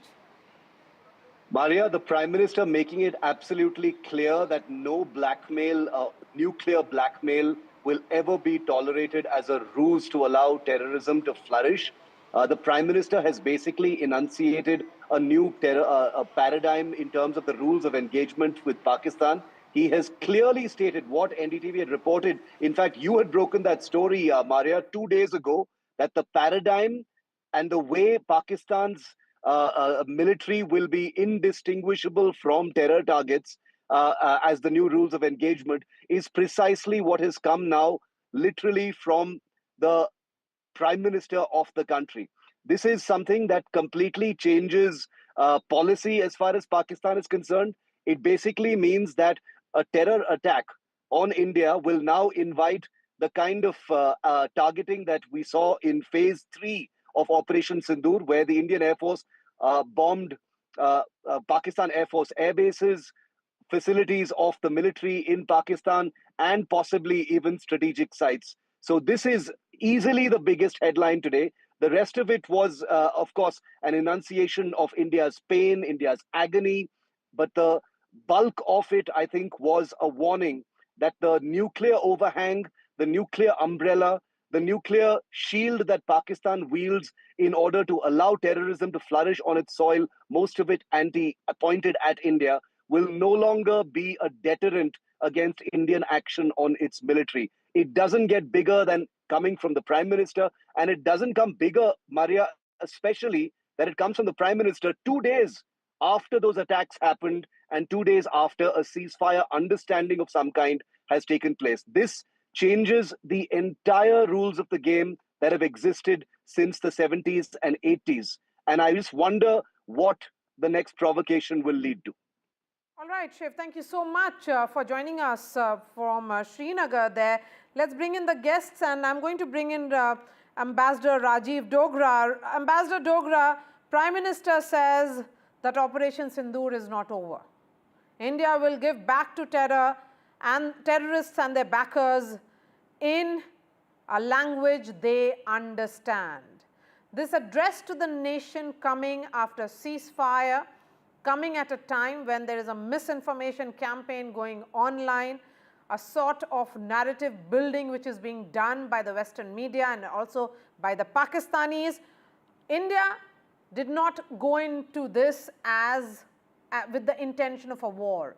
It was not about a prolonged war. It was just about teaching lessons to Pakistan and particularly to the terror outfits operating from Pakistan. Go ahead, sir. Your big takeaway of the Prime Minister's speech. Let me start with the multiple takeaways, and I'll save the biggest takeaway for the latter part of my intervention.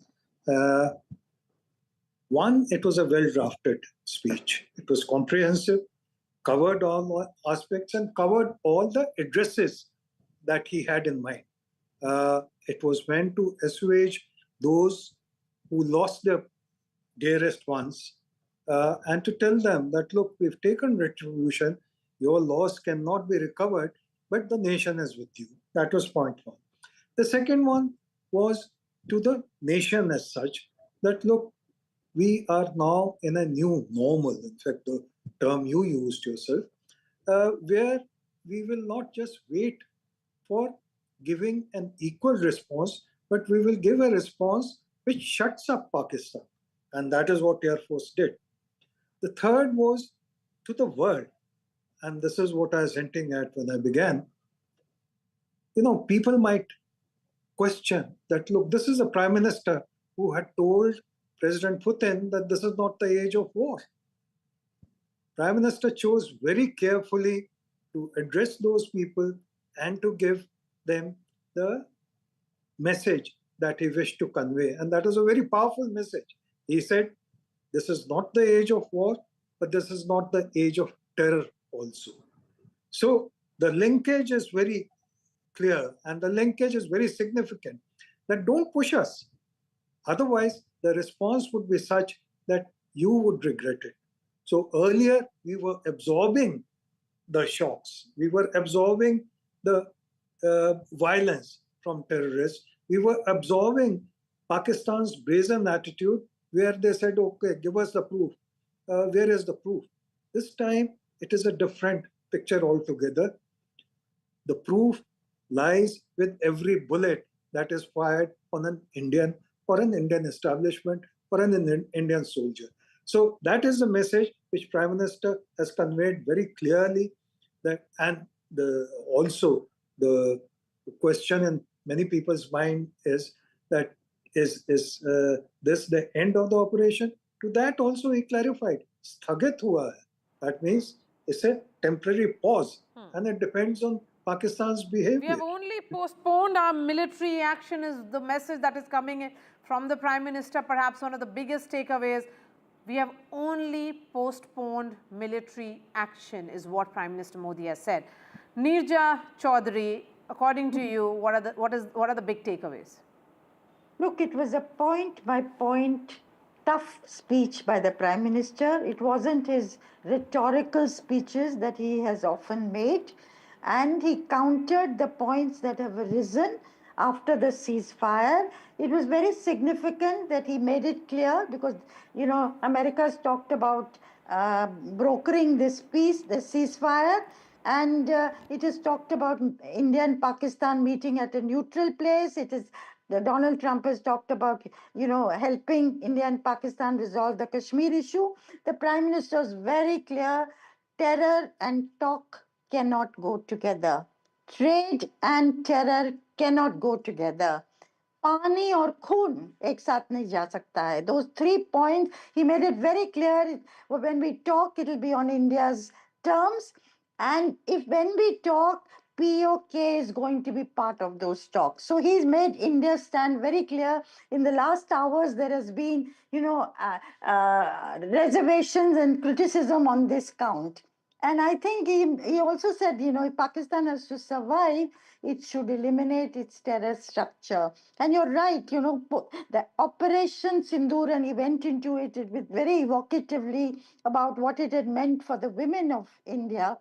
And he said it is only be put on hold. We will see how whether Pakistan comes up to scratch or not. So I think he did not mince his words today. And very significantly, at the end when he says today is Buddha Purnima, which is a day of peace.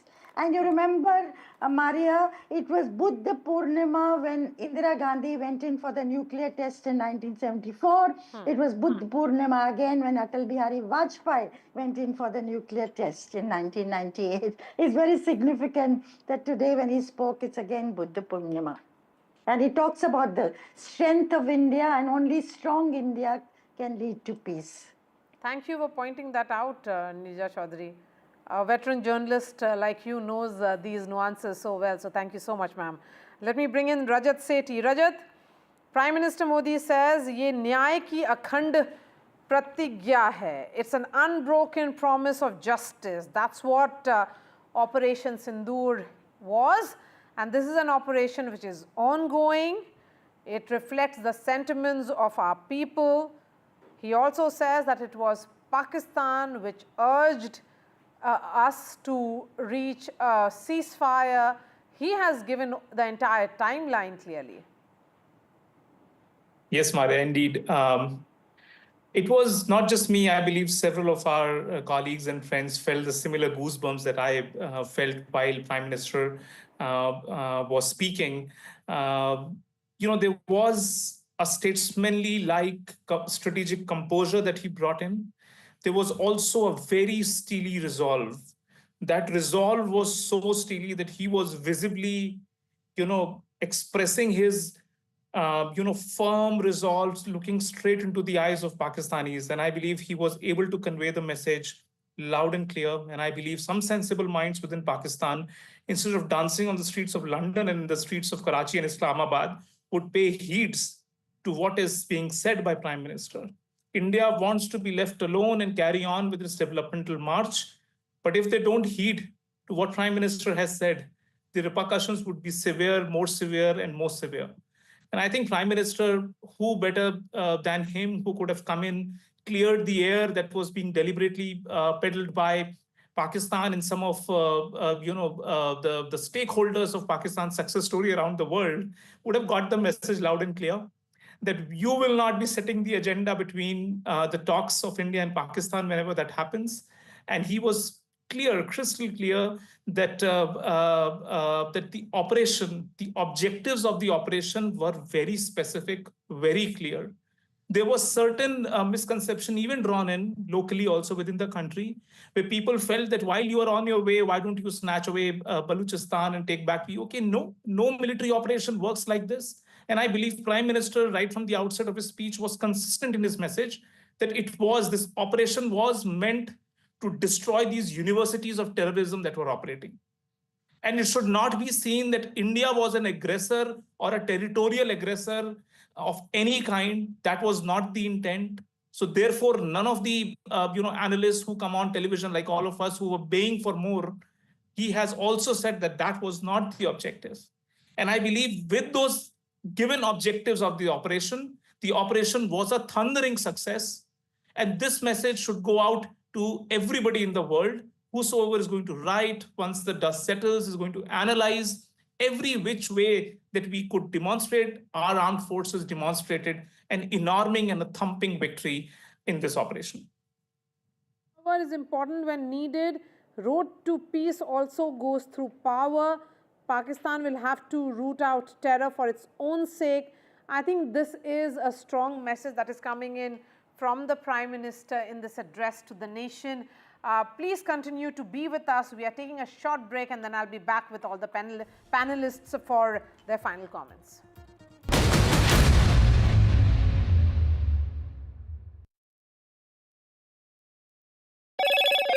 Hello, Moto. Motorola, India's leading AI smartphone brand.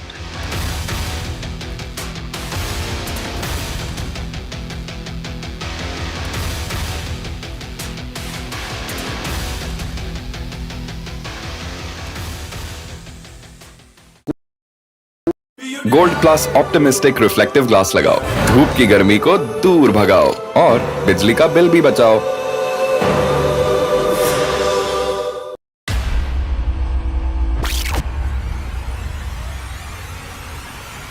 The last 1 month, if you see, the share prices of Genzol Engineering has fallen more than 58%. Why are the rating firms calling the debt payments as default? We have two credible credit rating agencies on March 4th coming and downgrading the stock to D. Statements are consistently being proven wrong, and transactions are being taken place which are different from what they were originally pictured to be.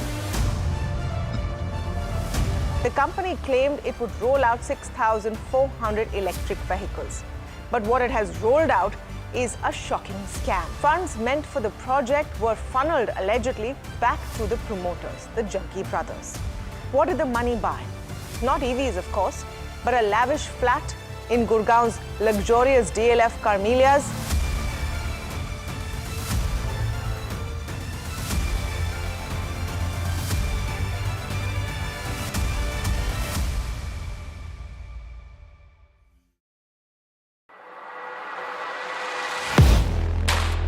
Do you really know the company you invest in?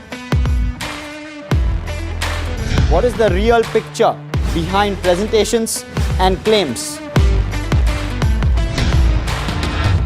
Is the outlook as rosy as the company claims? Know Your Company, powered by NDTV Profit Research, shines a light on the biggest stock market movers.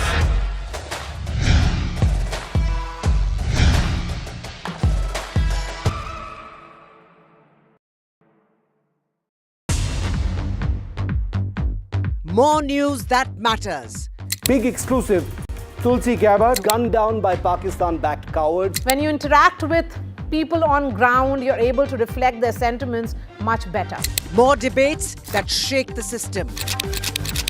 More exclusives you won't find anywhere else. Not just another prime time. It's a prime time that's unmissable.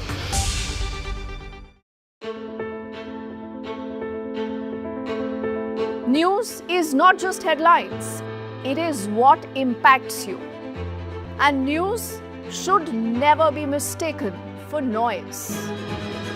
What matters is the reality. Accurate, in-depth, and with the right perspective.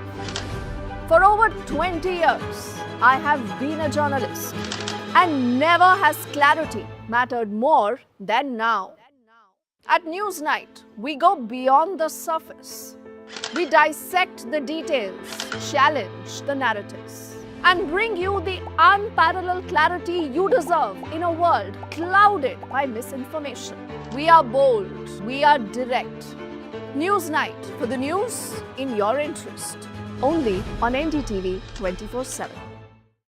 I've been reporting on all issues, big and small, from Andhra Pradesh, Telangana, rest of South India, bringing you all the action, all that you need to know, all that you want to know. The energy of maximum city is infectious. I'm bringing that energy in our news coverage from financial capital Mumbai. Covering from the southernmost part of India over the last 23 years, I bring in-depth and 360-degree coverage from the Dravidian heartland. The land of Mishti, also known for its bitter politics. I have seen. Just a few minutes back, Prime Minister Modi has addressed the nation, giving several important talking points and headlines, certainly, where he says that terror and talk cannot go together, terror and trade cannot go together, and water and blood cannot flow together. Let's listen in to what the Prime Minister said, and then I go to the guests. Pakistani फौज, पाकिस्तान की सरकार जिस तरह आतंकवाद को खाद पानी दे रहे हैं, वो एक दिन पाकिस्तान को ही समाप्त कर देगा। पाकिस्तान को अगर बचना है तो उसे अपने टेरर इंफ्रास्ट्रक्चर का सफाया करना ही होगा। इसके अलावा शांति का कोई रास्ता नहीं है। भारत का मत एकदम स्पष्ट है। टेरर और टॉक एक साथ नहीं हो सकते। टेरर और ट्रेड एक साथ नहीं चल सकते, और पानी और खून भी एक साथ नहीं बह सकता। मैं आज विश्व समुदाय को भी कहूंगा, हमारी घोषित नीति रही है, अगर पाकिस्तान से बात होगी तो टेररिज्म पर ही होगी। अगर पाकिस्तान से बात होगी तो पाक ऑक्युपाइड कश्मीर, पीओके, उस पर ही होगी। Let me bring in Ambassador Dogra again. Ambassador Dogra, I think besides setting the new normal, the Prime Minister here also pushing the envelope and sending a message that if there will be ever any talks with Pakistan, it can be only on POK and terror. Well, the message couldn't be clearer. He also particularly referred to Pani or Khoon, which is something which Pakistani politicians have been screaming about for the last few days, ever since we put the Indus Water Treaty on suspension, that if water doesn't flow, then there'll be Indian blood. So that is a message loud and clear which Prime Minister has given. Another thing which I want to point out, and in fact you had referred to it before the intermission, before you went into the break, and that is that the information war has started with this particular unfortunate episode.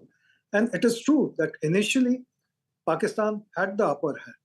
But I think hats off to the combined briefing led by Foreign Secretary with the participation of young officers from Ministry of Defense. The message started going out to the world that the Indian story is more solid, it has substance, and there's a need now for the world to have a new normal. And then the last 2-3 days, the defense DG Director Generals of various wings, various Army, Navy, and Air Force, they were just brilliant. And what a contrast they made to the Pakistani spokesperson who was hysterical. So the Indian story is getting told, but there's another interesting connection to the three spokespersons of the Ministry of Defense, especially the Air Forces spokesperson. He read out a couplet from Ramayana about, the ocean not parting when Lord Ram wanted to cross over to Lanka. And then the second part of that couplet is about, if there is force, only then the love can be found, meaning that the force must be applied to make the other side agree to cooperate. And that is what Prime Minister is also hinting at, that look, this is a pause, but don't think that we have given up on our resolve. So, all along the coordination between various wings of the government and the messaging at the political level has been brilliant. I hope it continues this way, because for a long time we were reticent in expressing our view, in projecting our view to the world. That's why we lost the Kashmir case in the world opinion. This time we are on the ball and we are ahead of the curve as far as Pakistan's disinformation is concerned. So it's very heartening that Prime Minister has been clear, he's not minced his words, and he's informed Pakistan of the direction that we are taking, and he's given them caution. Okay, Neerja Chaudhary and Rajat Sethi, coming to you as well. Neerja, underlining that India will not tolerate any nuclear blackmail, Prime Minister has said clearly that that Operation Sindoor against Pakistan has only been kept in abeyance, and that future will depend on their behavior. So Pakistan clearly is on notice here. That of course Pakistan is on notice. There have been two sets of criticism that have come since the declaration of the ceasefire. One is that why go in for a ceasefire suddenly at this time if India had the advantage? Why didn't we just continue till we brought Pakistan to its knees?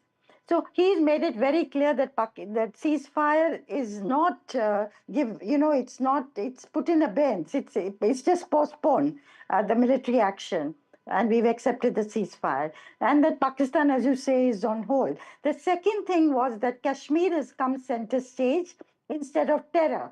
And people were criticizing that we'd accepted America's third-party intervention. America talked about India and Pakistan meeting at a neutral place, and that Donald Trump had talked about helping India and Pakistan resolve its whole problem on Kashmir.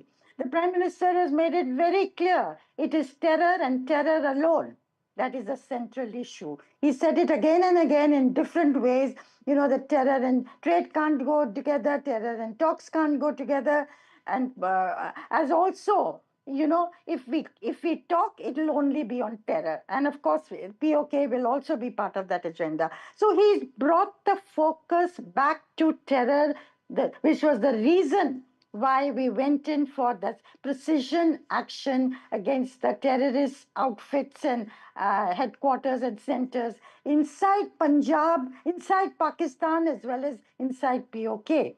So I think he's attempted to counter the criticism that has come about the ceasefire in the last 24 hours or so.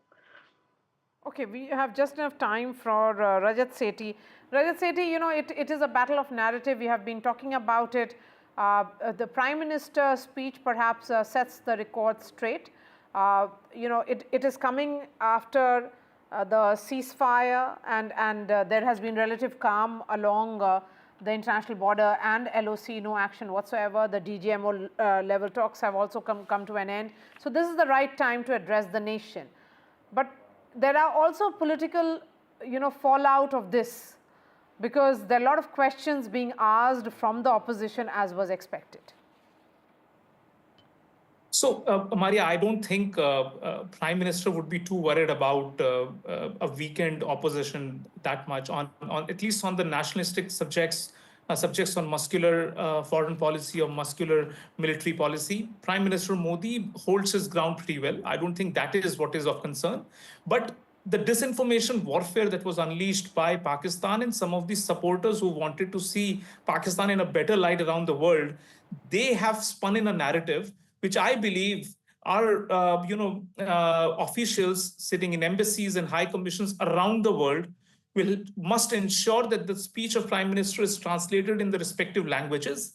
And it is the message that he's trying to put out. It is their job to ensure that every key newspaper carries the message of Prime Minister. And I believe this is where the efforts, the amount of efforts that we were expecting, barring a couple of embassies and high commissioners coming out and speaking, we did not see that much. And I believe this is where this confusion that hyphenation of India and Pakistan was brought about, which was wrong. It seemed like the two of us are quarreling over Kashmir. That was wrong. It was an action taken against terrorism as the core point got missed in this whole unraveling of disinformation warfare. And I believe Prime Minister, what he said categorically, he brought in new paradigms. He said there is a new normal. He's made a very important point when he said that army, the defense establishment of Pakistan, the political establishment and the terror establishment are one and same. No Prime Minister and nobody has officially made it a doctrinal truth. Now, this is a new normal which has to be now communicated to everybody around the world. They need to see and understand why we are saying that terror is the same. These are the same set of institutions within Pakistan, and they cannot be delineated. I think this message is now up to us, all our spokespersons, country spokespersons, analysts. Everybody should actually go to the town and ensure every word of Prime Minister Modi reverberates across the world. All right. Thank you so much for joining us, Neeja Chaudhary, Rajat Sethi, Rajiv Dogra and Lieutenant General Vinod Bhatia. Of course, there will be a lot of analysis which will be done of the Prime Minister's address to the nation. Vishnu Shom is right here in the studio to take this entire discussion forward. Vishnu? Can I just suggest, Maria, that this is Prime Minister Modi's biggest foreign policy moment, and there have been so many. And I'm saying foreign policy because he's established certain principles. Absolutely. If you strike us, we will strike you. This operation is not over. Nuclear blackmail not going to be tolerated. How is this not perhaps his finest foreign policy moment? Defining moment. I think that's something that needs to be looked at as well. Hello, welcome to Left, Right and Centre. I'm Vishnu Shom. The big story that we are tracking this evening, the Prime Minister's speech, what he's had to say in the last little while. Very, very important remarks. The Prime Minister putting Pakistan on notice. Op Sindoor is been put on hold. It's not over. Op Sindoor is now India's policy on dealing with terror. We took the war to the heart of Pakistan. So many important remarks which have been mentioned by the Prime Minister. Let's quickly track the headlines at this stage. The Prime Minister puts Pakistan on notice. Op Sindoor is now India's policy on terror. We will not tolerate nuclear blackmail. We will watch Pakistan's actions on terror closely. We've set a new normal in the war on terror. A beaten Pakistan begged the world for a ceasefire. We've destroyed Pakistani bases and army infrastructure, says the Prime Minister. The Prime Minister says talks with Pakistan, but only on terror and Pakistan-occupied Kashmir. On Indus river waters, water and blood, Mr. Modi says cannot flow together.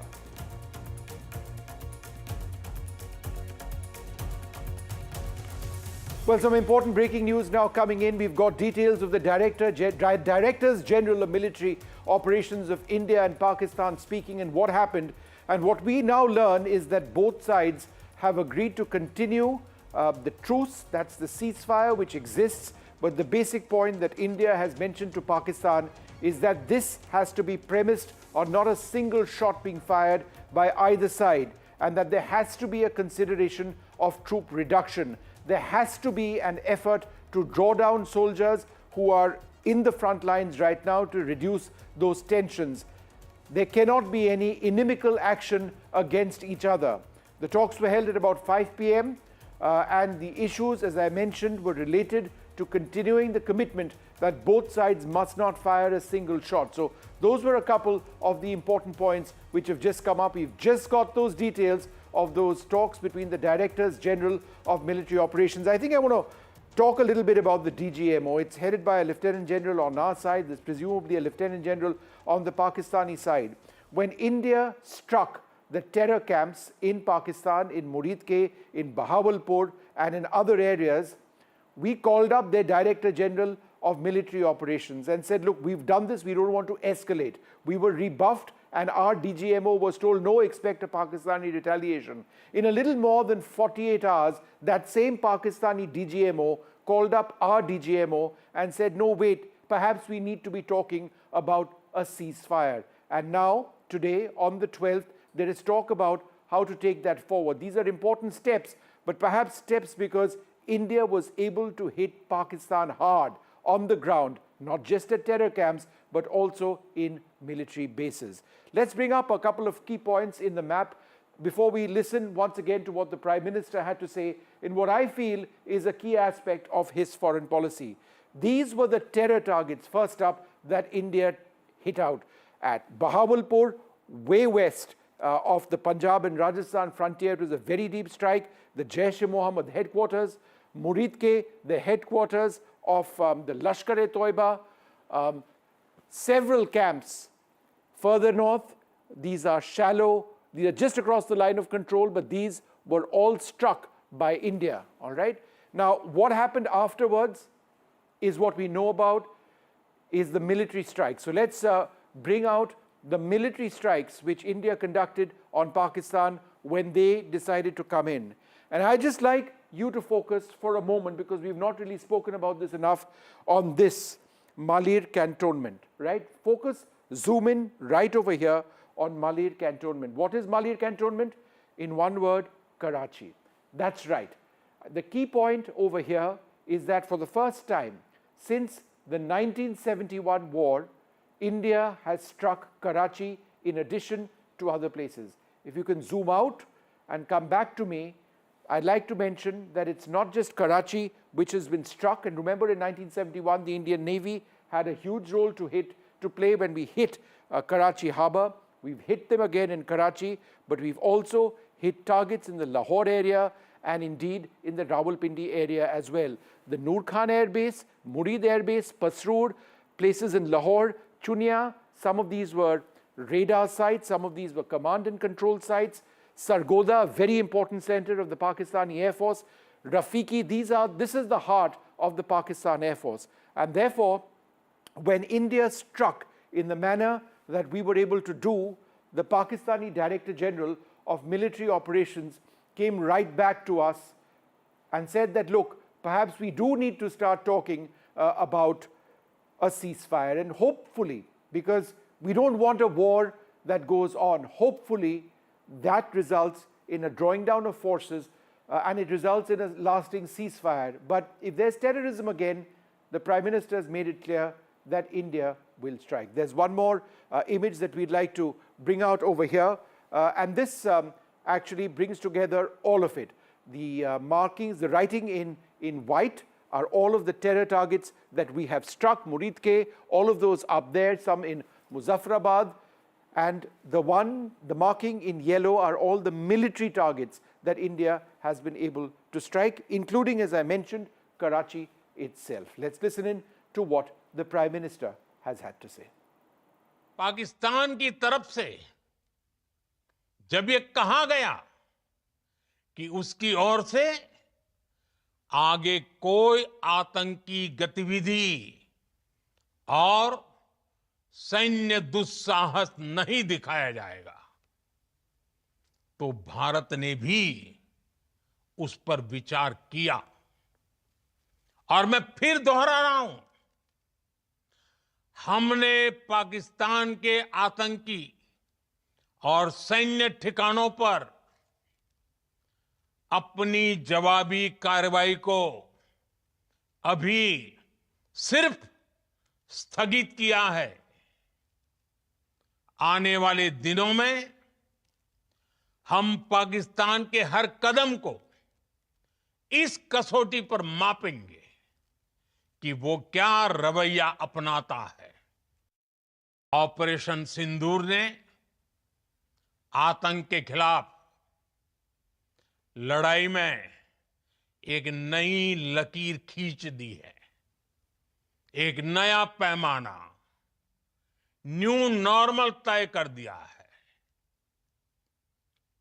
पहला, भारत पर आतंकी हमला हुआ तो मुंह तोड़ जवाब दिया जाएगा। हम अपने तरीके से, अपनी शर्तों पर जवाब देकर रहेंगे। हर उस जगह जाकर कठोर कार्रवाई करेंगे जहां से आतंक की जड़ें निकलती हैं। दूसरा, कोई भी न्यूक्लियर ब्लैकमेल भारत नहीं सहेगा। न्यूक्लियर ब्लैकमेल की आड़ में पनप रहे आतंकी ठिकानों पर भारत सटीक और निर्णायक प्रहार करेगा। तीसरा, हम आतंक की सरपरस्त सरकार और आतंक के आकाओं को अलग अलग नहीं देखेंगे। पाकिस्तानी फौज, पाकिस्तान की सरकार जिस तरह आतंकवाद को खाद पानी दे रहे हैं, वो एक दिन पाकिस्तान को ही समाप्त कर देगा।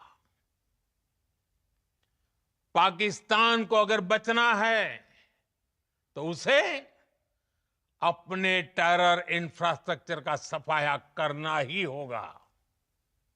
इसके अलावा शांति का कोई रास्ता नहीं है। भारत का मत एकदम स्पष्ट है। टेरर और टॉक एक साथ नहीं हो सकते। टेरर और ट्रेड एक साथ नहीं चल सकते।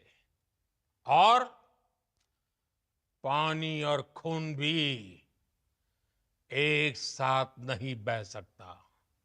मैं आज विश्व समुदाय को भी कहूंगा, हमारी घोषित नीति रही है, अगर पाकिस्तान से बात होगी तो टेररिज्म पर ही होगी। अगर पाकिस्तान से बात होगी तो पाक ऑक्युपाइड कश्मीर, पीओके, उस पर ही होगी। ऑपरेशन सिंदूर के दौरान दुनिया ने पाकिस्तान का वो घिनौना सच फिर देखा है, जब मारे गए आतंकियों को विदाई देने पाकिस्तानी सेना के बड़े बड़े अफसर उमड़ पड़े। स्टेट स्पॉन्सर्ड टेररिज्म का ये बहुत बड़ा सबूत है। हम भारत और अपने नागरिकों को किसी भी खतरे से बचाने के लिए लगातार निर्णायक कदम उठाते रहेंगे। साथियों, युद्ध के मैदान पर हमने हर बार पाकिस्तान को धूल चटाई है और इस बार ऑपरेशन सिंदूर ने नया आयाम जोड़ा है। हमने रेगिस्तानों और पहाड़ों में अपनी क्षमता का शानदार प्रदर्शन किया और साथ ही न्यू एज वॉरफेयर में भी अपनी श्रेष्ठता सिद्ध की। All right, and you can listen to that entire speech of the Prime Minister at 9:30 p.m. In a little while from now. Joining us now, Ambassador Dilip Sinha, Major General Yashmore, Air Marshal VPS Rana, and Sandeep Shastri and Sajjan Kumar will help us analyze the significance of these remarks. Air Marshal Rana, let me come to you first. How are the remarks made by the Prime Minister directly linked to the ability of the Indian Air Force in sending out a strong message by carrying out very precise targeting and strikes of a number of Pakistani air bases? How have those strikes ultimately boiled down to what the situation presently is? Thanks, Vishnu. First of all, I think in this entire Op Sindoor, the messaging and symbolism has been very, very perfect, right from day one when we chose the name until this day when the Prime Minister delivered that address of his. He was as precise as probably the Indian Air Force strikes were. Very straight, hard-hitting, to the point, precise. So I think in that 15-minute address, he just summarized our entire strategic mindset, our entire capability, and our intent for the futuristic warfare or futuristic response, so to say. As far as the Air Force actions were the objectives that were given to us, we have done from day one. It has been a very, very graduated response. All the time, it has been to send a message across that you need to just stop here. First selection of all you covered that in a great detail, those 9 targets are very, very carefully chosen. Every single target of that had some signature of past in it, and Prime Minister linked it with the global terrorism. Those all 9 were very, very carefully chosen, and very precise attack was done on. And thereafter, when Pakistan did not stop, they came next. Then even the next one was also very calibrated, only to the air defense system, only to the radars. Again, not going to the larger military infrastructure. But again, that message again was not taken, and then they attacked all our civilian targets and also our airfield, and we were left. I want to go across to Ambassador Sinha as well. I found the other key point that the Prime Minister mentioned was on nuclear blackmail, where he said quite clearly that, look, we won't live under this threat of nuclear blackmail. Again, I think that's one of his strongest statements. What's the significance of that? It is very significant because all this while, not only Pakistan, but the entire world has been saying that these are 2 nuclear power states, and any action by India will result in a nuclear encounter between the 2 countries. And that was one of the points that was mentioned for India to hold back on any kind of conventional retaliation against Pakistan. But this time, we have made it clear to Pakistan that it cannot hide behind this nuclear threat. Its nuclear threat bluff has been called, and that India will retaliate against Pakistan for any of its actions, be it in the field of terrorism or attacks by its forces on our defense establishments. And while we will not escalate the matter, but if Pakistan believes that it can hold out the nuclear threat, then that will not hold back India from acting against Pakistan. And Ambassador, I think the Indus Water Treaty, the remarks that water and blood cannot flow together, I mean, we aren't even thinking about conversations on the Indus Water Treaty at this stage. All that India and Pakistan might talk about is Pakistan occupied Kashmir and terrorism, and that's it. I mean, so he's decided that this is it. This is the relationship with Pakistan. Yes, that the Prime Minister has made very clear, because India has been very unhappy with Pakistan's attitude towards the Indus Waters Treaty and cooperation in this field for the last several years now.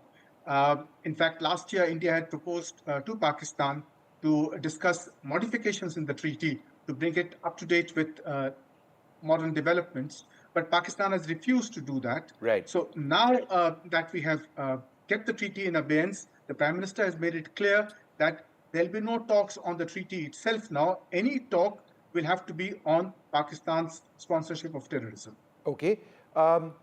General Yashmore, it just strikes me that, in terms of the attacks on Pakistani air bases, the satellite imagery is absolutely clear. There's no, unlike Balakot when there wasn't really satellite imagery from our side, this time there is. And it's just very specific targets which have been struck. We didn't escalate it beyond a certain point.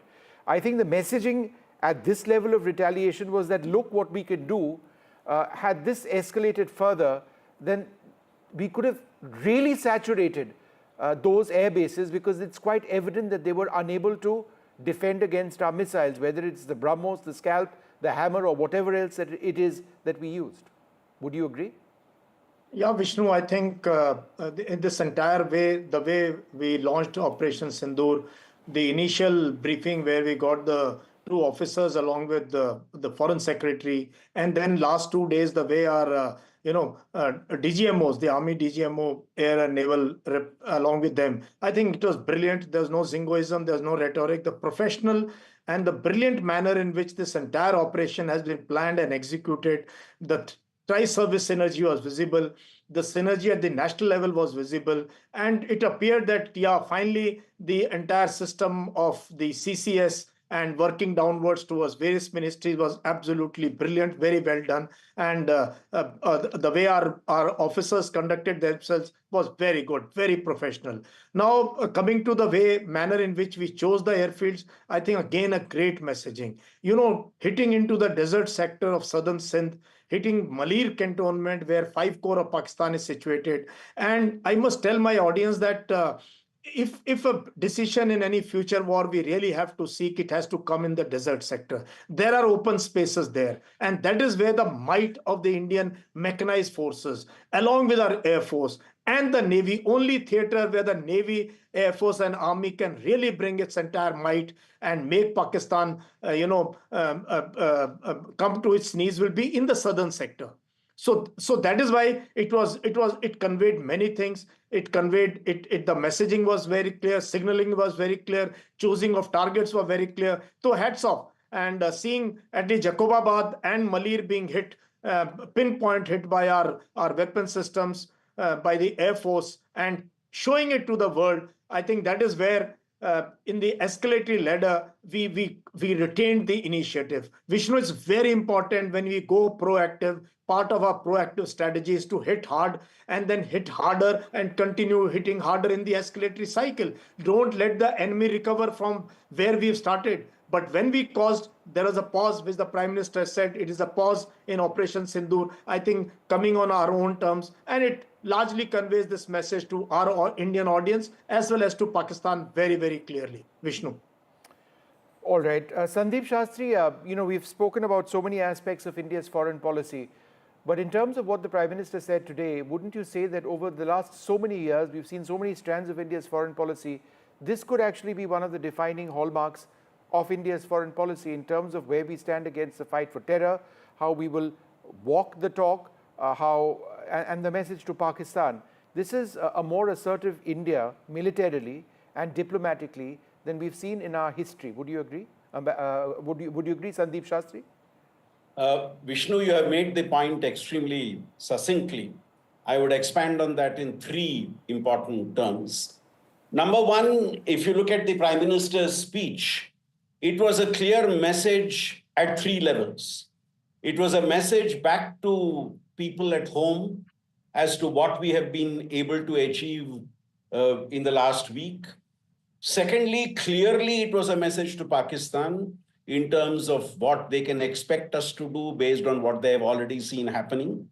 And thirdly, I think most importantly also, it was a message to the entire world that, and this was towards the end of the Prime Minister's speech, we have this reference to the world and the fact that the world would have seen how we can protect our interests. So I think for me, the first important calibration comes in this multiple messaging that speech had. Secondly, I think, Vishnu, if you look at in terms of the new language of dialogue, the Prime Minister made very clear that we are setting the terms and not responding to what another nation would do, save if it is an action done by a terrorist group. Let's also remember, Vishnu, there was some talk once the ceasefire was announced that when we could have struck more, we have taken a step back. I think the Prime Minister was addressing that point also when he said Operation Sindoor has not concluded, but then there is a pause to it. And depending on actions which happen in the future, we could still see things taking place. Third and last, Vishnu, I think if you look at the terms of dialogue, you see a new language of politics, new language of dealing with Pakistan, which is coming into play. There is distinctly a different approach to Pakistan. The whole question of only two unfinished businesses, the wiping out of terror and the recovery of Pakistan-occupied Kashmir. Now that has been made very clear. And the wonderful playing with three words that no talks when there is terror, no trade when there is terror, and the whole question of no sharing of water when there is spilling of blood. I thought all these 3 points are reflective of a changed way of dealing with our neighbor and a changed way of defining and deciding the contours of international politics from India's perspective. Sajjan Kumar, a debate, it's unfortunate in a sense that there would be a political debate in this country, but it appears to be unfolding now with Jairam Ramesh asking questions on whether what the ceasefire agreement that was signed had to do with Donald Trump and his statements. The US president in the last little while has said, if you stop it, we'll do trade. In other words, if India and Pakistan stop the fighting, we'll do trade. If you don't stop it, we're not going to do any trade. Nobody has used trade like I do. And so the Congress party is asking questions about this. So my question is twofold. Number one, the US may have had an important role, but the sense that I get is that it was because Pakistan felt that its military operations against India couldn't be sustained, given the fact that they were unable to hit their targets on our soil, that they decided that, look, they need to step back, number one. And number two, isn't it rather strange for the Congress party to be raising this now at a time when the wounds are still so raw? Yes, Vishnu, that's very unfortunate, particularly at a time when India and Pakistan were just in the midst of the war. And like Operation Balakot, this is also the time wherein the opposition, primarily the Congress, is trying to question the credibility of the entire operation, military operation, by questioning the government of the day. And that's why this inability to differentiate between a government and the state and their interest, something which is quite unfortunate. Why? Because remember, there is something which is a Twitter war, and we are not the experts. When ceasefire was announced and Trump's tweet came, certainly because it was a war, conflict going on, and there was a desire among a collective desire among the Indians to see Pakistan being punished more and more.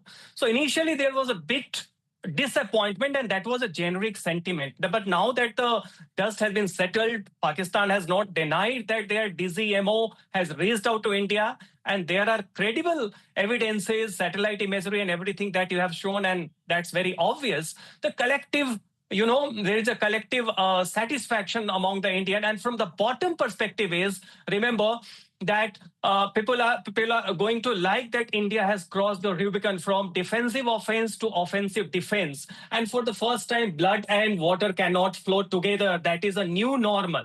And that is why this time it's going to, entire nation is going to be satisfied that India has moved into the offensive defense strategy, wherein you will enter and target the enemies and terrorists, even if they are across the border. And we are not going to be blackmailed. At this juncture, when entire opposition, and in fact, what is surprising that many politicians like OSC and others, you see, their conduct has been quite worthy of the applaud. And at this particular time, when Congress leaders are seeing these things in terms of political pettiness, maybe out of the fear that these actions are going to give the ruling party some political advantage. If that is the concern, this is not the time, certainly. And that's a very unfortunate development, because as a generic feeling and looking from the bottom up as a generic citizen, we do feel that the collective psyche is now extremely satisfied, because we do feel that India has entered really into a new normal of offensive defense, wherein you won't take actions only when you are struck, and only when it is compelled upon you, you will take the preemptive measure and go inside the territory of your most dreaded neighbor. Yes, Vishnu. Right, Ambassador Sinha, final word to you. I find the remarks of Donald Trump bizarre. Frankly, at this stage, when there's so much to suggest that India hasn't been blackmailed by Pakistan, and while America, the close strategic partner, all that is great, but I don't necessarily know or believe that it was because of America's pressure that we stopped this. What is your sense? Well, you said it, Vishnu.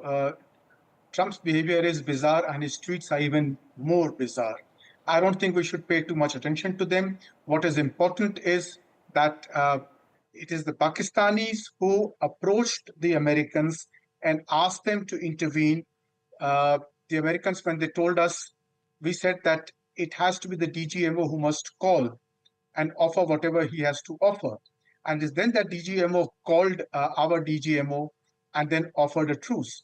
So while, yes, the Americans did play a role in the sense that the Pakistanis approached them for help, but it was eventually our firmness in the matter that ensured that the understanding on a ceasefire came after a proposal was made by Pakistan to our DGMO, who accepted the proposal. And that is how this came about. I don't think the idea that all night American diplomats were talking to various people, I think it's more accurate to say that our forces were blasting various installations in Pakistan that led to Pakistan accepting that it could not continue the war any further, and it had to ask for ceasefire, but it won't approach us directly. And it was then that they were told to come to India directly. Well, we're going to play out the speech of the Prime Minister now. Let's listen in. I'd like to thank you all very much for being with us. We'll take a short break and come back with a very hard-hitting address by the Prime Minister. Stay tuned.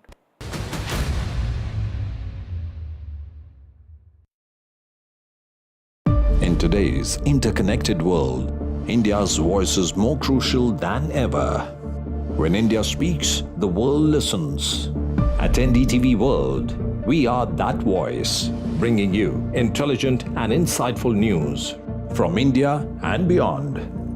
From geopolitics and diplomacy to economic shifts, migrations, tech disruptions, and the stories of our diaspora.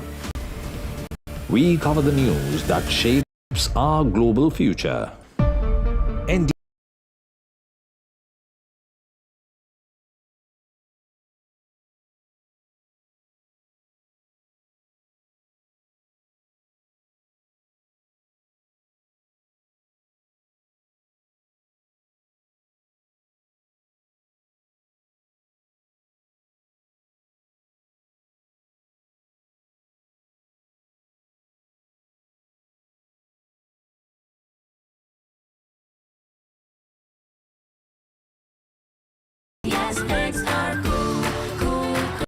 Sunday or Monday, rose Monday. It's missing something. I feel like it needs a frame over. What's a frame over?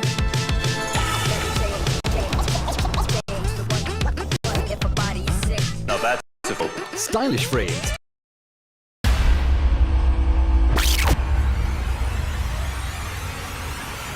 In the last 1 month, if you see, the share prices of Denzel Engineering has fallen more than 58%. Why are the rating firms calling the debt payments as default? We have two credible credit rating agencies on March 4th coming and downgrading the stock to D. Statements are consistently being proven wrong, and transactions are being taken place which are different from what they were originally pictured to be. The company claimed it would roll out 6,400 electric vehicles. But what it has rolled out is a shocking scam. Funds meant for the project were funneled allegedly back to the promoters, the Junkie brothers. What did the money buy? Not EVs, of course, but a lavish flat in Gurgaon's luxurious DLF Carmelias.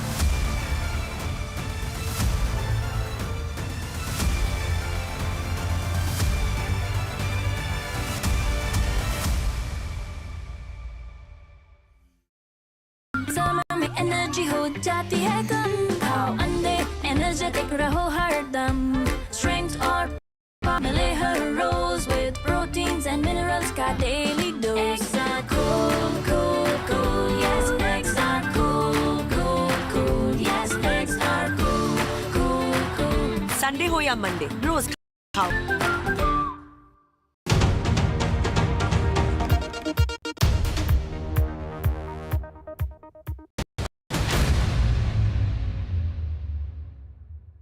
प्रिय देशवासियों, नमस्कार।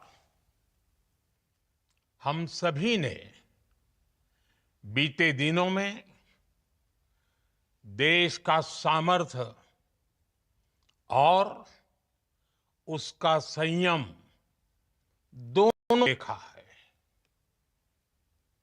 मैं सबसे पहले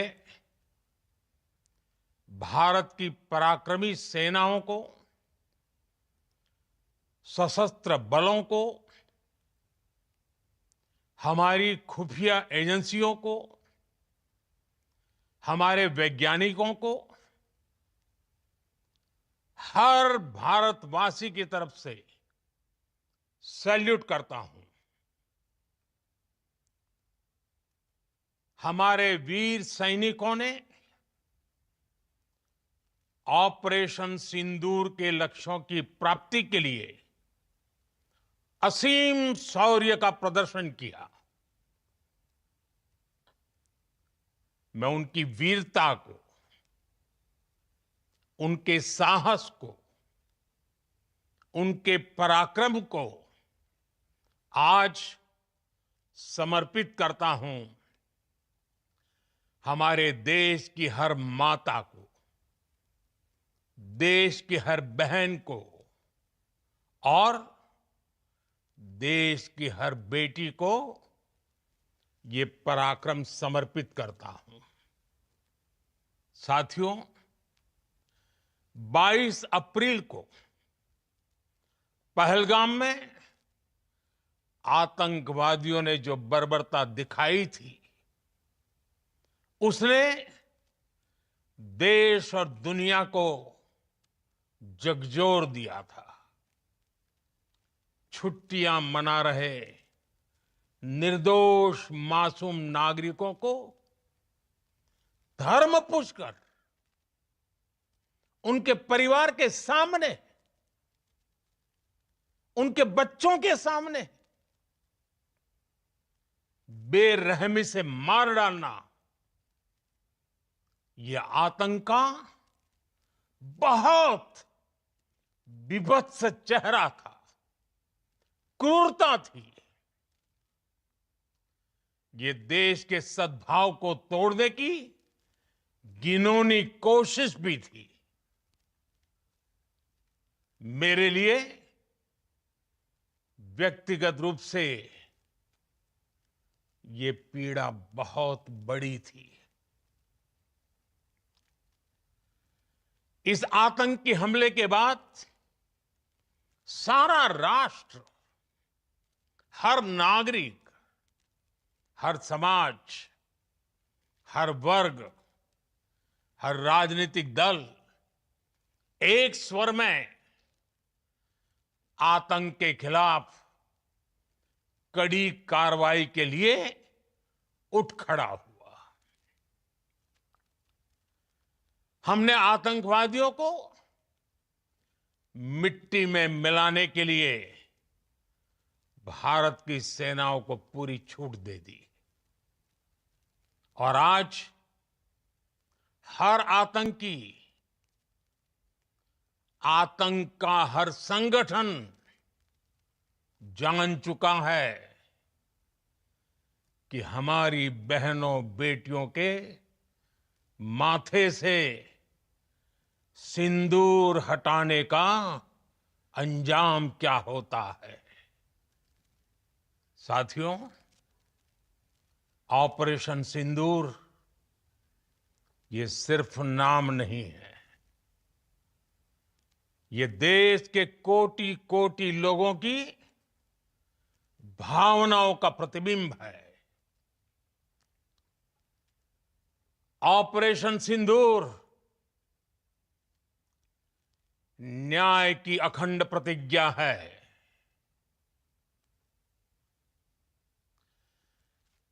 6 मई की देर रात, 7 मई की सुबह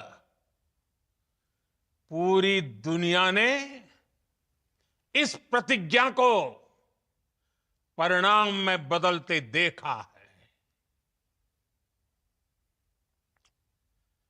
भारत की सेनाओं ने पाकिस्तान में आतंक के ठिकानों पर, उनके ट्रेनिंग सेंटर्स पर सटीक प्रहार किया। आतंकियों ने सपने में भी नहीं सोचा था कि भारत इतना बड़ा फैसला ले सकता है। लेकिन जब देश एकजुट होता है, नेशन फर्स्ट की भावना से भरा होता है, राष्ट्र सर्वोपरि होता है, तो फौलादी फैसले लिए जाते हैं, परिणाम लाकर दिखाए जाते हैं। जब पाकिस्तान में आतंक के अड्डों पर भारत की मिसाइलों ने हमला बोला, भारत के ड्रोन्स ने हमला बोला, तो आतंकी संगठनों की इमारत